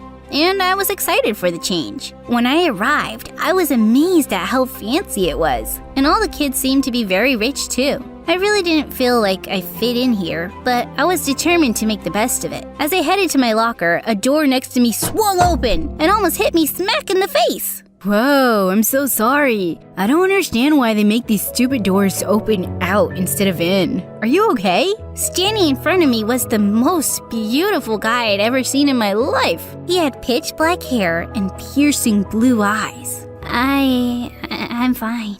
You're new here, right? I'm Kevin. Nice to meet you. Meet to nice you too. Arella, my name is. Oh my god, end me now, please. Kevin frowned for a second, then smiled. How about I give you the grand tour? This place can be a little hard to navigate at first. I'd really like that, thanks. But just as we'd started, the bell rang for class, and he asked me to meet him in the playground at recess so we could continue. With that, he ran off and I made my way to class. Wow, this boy was hot. But I needed to get myself together. He's just another person, Arella. I was having a really great first day at school, and my favorite part was the home economics class. It was so fun, and we made a souffle on our first day. At recess, I made my way to the playground and spotted Kevin by the fountain. Hey, I made you an extra one as a thanks for the tour. Kevin turned around and frowned at me. That looks disgusting. Ouch. It's not my best work, but I promise it tastes amazing. I'd rather eat my own tongue. Why is this vampire bothering me? I couldn't believe my ears. If you just pretended to be nice to me only to insult me in front of your friends, you should know this vampire has teeth. With that, I dumped the dessert all over his head and stormed off. What an absolute jerk. The next day, I tried my best to keep my head down. Most of the students were very nice, but some just stared at me the whole time. People in my old school had gotten used to how I looked by now, so this felt really awkward. I headed to math class when suddenly I bumped into Kevin. He grabbed me by the shoulders to steady me, but I pulled away from him, angry all over again. Easy there. I've been looking for you. Well, you found me. Now get lost. Wait, what? What's wrong? Did I do something? Did I hit you so hard with my souffle that you lost your memory now? Just leave me alone. I rushed into class and angrily slammed my book on the desk. What a total nutcase. The class went on as normal until the announcement box went off. This is a message for Arella from the senior class president, Kevin. Arella, I know you're upset with me, but I can explain. Ask anyone around school about me. I'm not some jerk. What the freaking turkey was happening right now? Okay, this is going to sound crazy, but that wasn't me yesterday. I have a twin brother, Sean. That's who you spoke to yesterday. Sean, if you're listening, I hate you. Arella, please forgive me. How about that tour? The kids in class began to cheer and I wanted to throw myself out the window. Even though I was so embarrassed, it was pretty cute too. After class was over, Kevin waited for me outside and I felt my skin burn again. I can't believe you did that. You're crazy. I had to do something to convince you. Just then, a total copy of Kevin strolled toward us. He winked at me. Hey, Snowflake. I see Kevin here let the cat out of the bag. Too bad. I had such fun planned for us. Stop being a moron, Sean. I'm just introducing myself to our friend here, bro. Chill. I'm his friend. Meow. Sean winked at me again and walked away. Your brother is something. Are you sure he's not adopted? Kevin burst out laughing and took me on the tour he promised. He was sweet and charming, and I liked spending time with him, especially since I discovered he was as obsessed with MSA as I was. We could discuss the latest episode we watched on YouTube for hours. I thought things were going nicely, but then in a few days, he kinda got extreme. On Monday, he bought me flowers. On Tuesday, he had the school's choir sing me a song in front of the entire student body. By Wednesday, he'd somehow gotten into my locker and left me a dozen soufflés. Thursday, he had freshmen follow me around the entire day to carry my books. By Friday, I was exhausted. I couldn't understand what on earth was going on. The girls around me seemed to go crazy all over him, but I just found it weird. One afternoon, I saw Kevin looking for me by the gate, so I quickly ducked into the bushes to hide. Got caught in the sun again, eh, Twilight? Great, just what I needed. Sean got down on his knees and sat next to me. Why are you here? Can't you see I'm hiding? Shoo! Look, I know we got off on the wrong foot, but you need to know something. Sean began to play with a piece of my hair, twirling it around his fingers. Kevin is obsessed with you, like majorly. I slapped his hand away.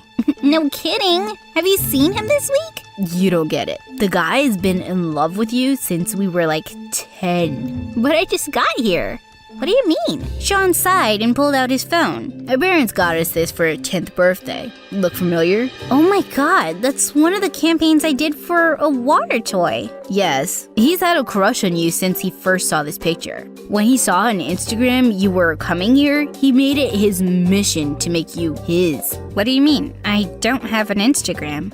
Then what's this? Sean then showed me a verified Instagram account of me. There were posts of me going back years as an influencer. It had over 10 million followers. What the heck? Sean, this isn't mine. I've never seen this before. And why is it all in Japanese? You're a huge influencer in Japan, Lilypad. Are you seriously telling me you had no idea? I mean, I modeled a bit as a teen, but no, I had no idea. I think you finally got interesting. I had to get out of there. How was I famous in Japan and never knew about this? I rushed to the bus, and the entire ride home I tried to search for the page, but nothing came up on my phone. At home I tried my computer too, and again nothing popped up. I asked Mom if I could use hers, but she said she left it at work. I tossed and turned the whole night. It had to be my parents. They were always taking pictures of me, giving me gifts and asking me what I thought about them. Who else could it be? They were so obsessed with me being a model. They created an Instagram account for me and made sure I'd never find out. These people will do anything to make money, but I needed to find proof of some kind. The next day I snuck to the library to use the computer there, and suddenly the page popped up with no problem. If it isn't my favorite angel cake, what you doing? If it isn't my least favorite moron, get lost, I'm busy. Sean playfully rested his head on my shoulder to peek at the computer screen. Any leads yet, Sherlock? Nothing yet. I can't access it from any of my devices. It's like I'm blocked, and I don't know how to get access. Pfft, amateur. Watch this. He took out his laptop and began typing away like some mad person. The next moment, I was logged into the account. The new password is, Sean is devilishly handsome. No spaces. What did you do? I'm an IT god, and I use my special hacking powers to remove the blockers on the account. It was only available in Japan on your settings, but now you have full access. The IP is listed to this address. Is it familiar? That's my address. I knew it! Listen, I'd love to continue this little dance, but Kevin just walked in, so you better run now if you don't want to be proposed to. Don't be crazy. Wait, you don't think he'd actually propose? But before I could say anything, Kevin spotted me and began to run to me. Sean jumped up and distracted him long enough for me to get away. When I got home, Mom and Dad looked like someone had died. They were panicking, throwing things around as they were looking for something. What's going on? What? Nothing. We're just looking for something. Arella, have you seen my black address book? I can't find it anywhere. It's in the kitchen junk drawer. Mom sighed in relief and rushed over. But the password won't work either way. I changed it. Both my parents stopped dead in their tracks. What? What do you mean, Angel? I changed the password to my Instagram account. You two are locked out. What? How? How did I know? Oh, I just found out. Since you guys had all my devices blocked, how could you do this? Why did you do this? Honey, when you quit modeling, everyone still wanted to work with you. The world needed to see your beauty angel, so this way you could be a model and still be happy. You mean by keeping me in the dark? Making money off of my condition on Instagram and not telling me? You make it sound like such a bad thing. That's because it is. I can't believe you. My parents began to talk together, but I held up my hand to stop them. Here's what's going to happen. You two are going to donate every single cent to a charity for achromasia, and then we're going to shut the page down. I will not let this go on. You can't make us do that. Yes, I can. Unless you want me to tell the world about your lie. How will you explain that away? They both grew pale and agreed to do it. I watched them donate the money, and then I made a final post where I announced my retirement. I was surprised that people didn't want me to leave, but they didn't know me to begin with. I shut the account down and put all that nonsense behind me. After more weirdness from Kevin, I finally confronted him and told him that I was not interested in him at all. You don't like me? That's fine. I don't like you that much either. You're kind of weird. And with that, he walked off. Yeah, I was the weird one. Later, as I was walking down the hallway, Sean popped up out of nowhere. Arella, my beautiful snow princess. Please love me. Love me. Nice try, idiot. I can tell you two apart now. Dang. And I was looking forward to creeping you out some more. You know, you act all tough, but I think you might like me. Why else would you be so helpful and kind to me? You take that back. I'm a horrible, yet incredibly handsome jerk. No lovey-dovey nonsense from me. No, sir. Then why are you standing so close right now? You're not exactly moving away either. Yeah, just making it easier for you to kiss me. You know you want to. You didn't kiss my brother, did you? Gosh, no. Okay then. And then he leaned over and we kissed.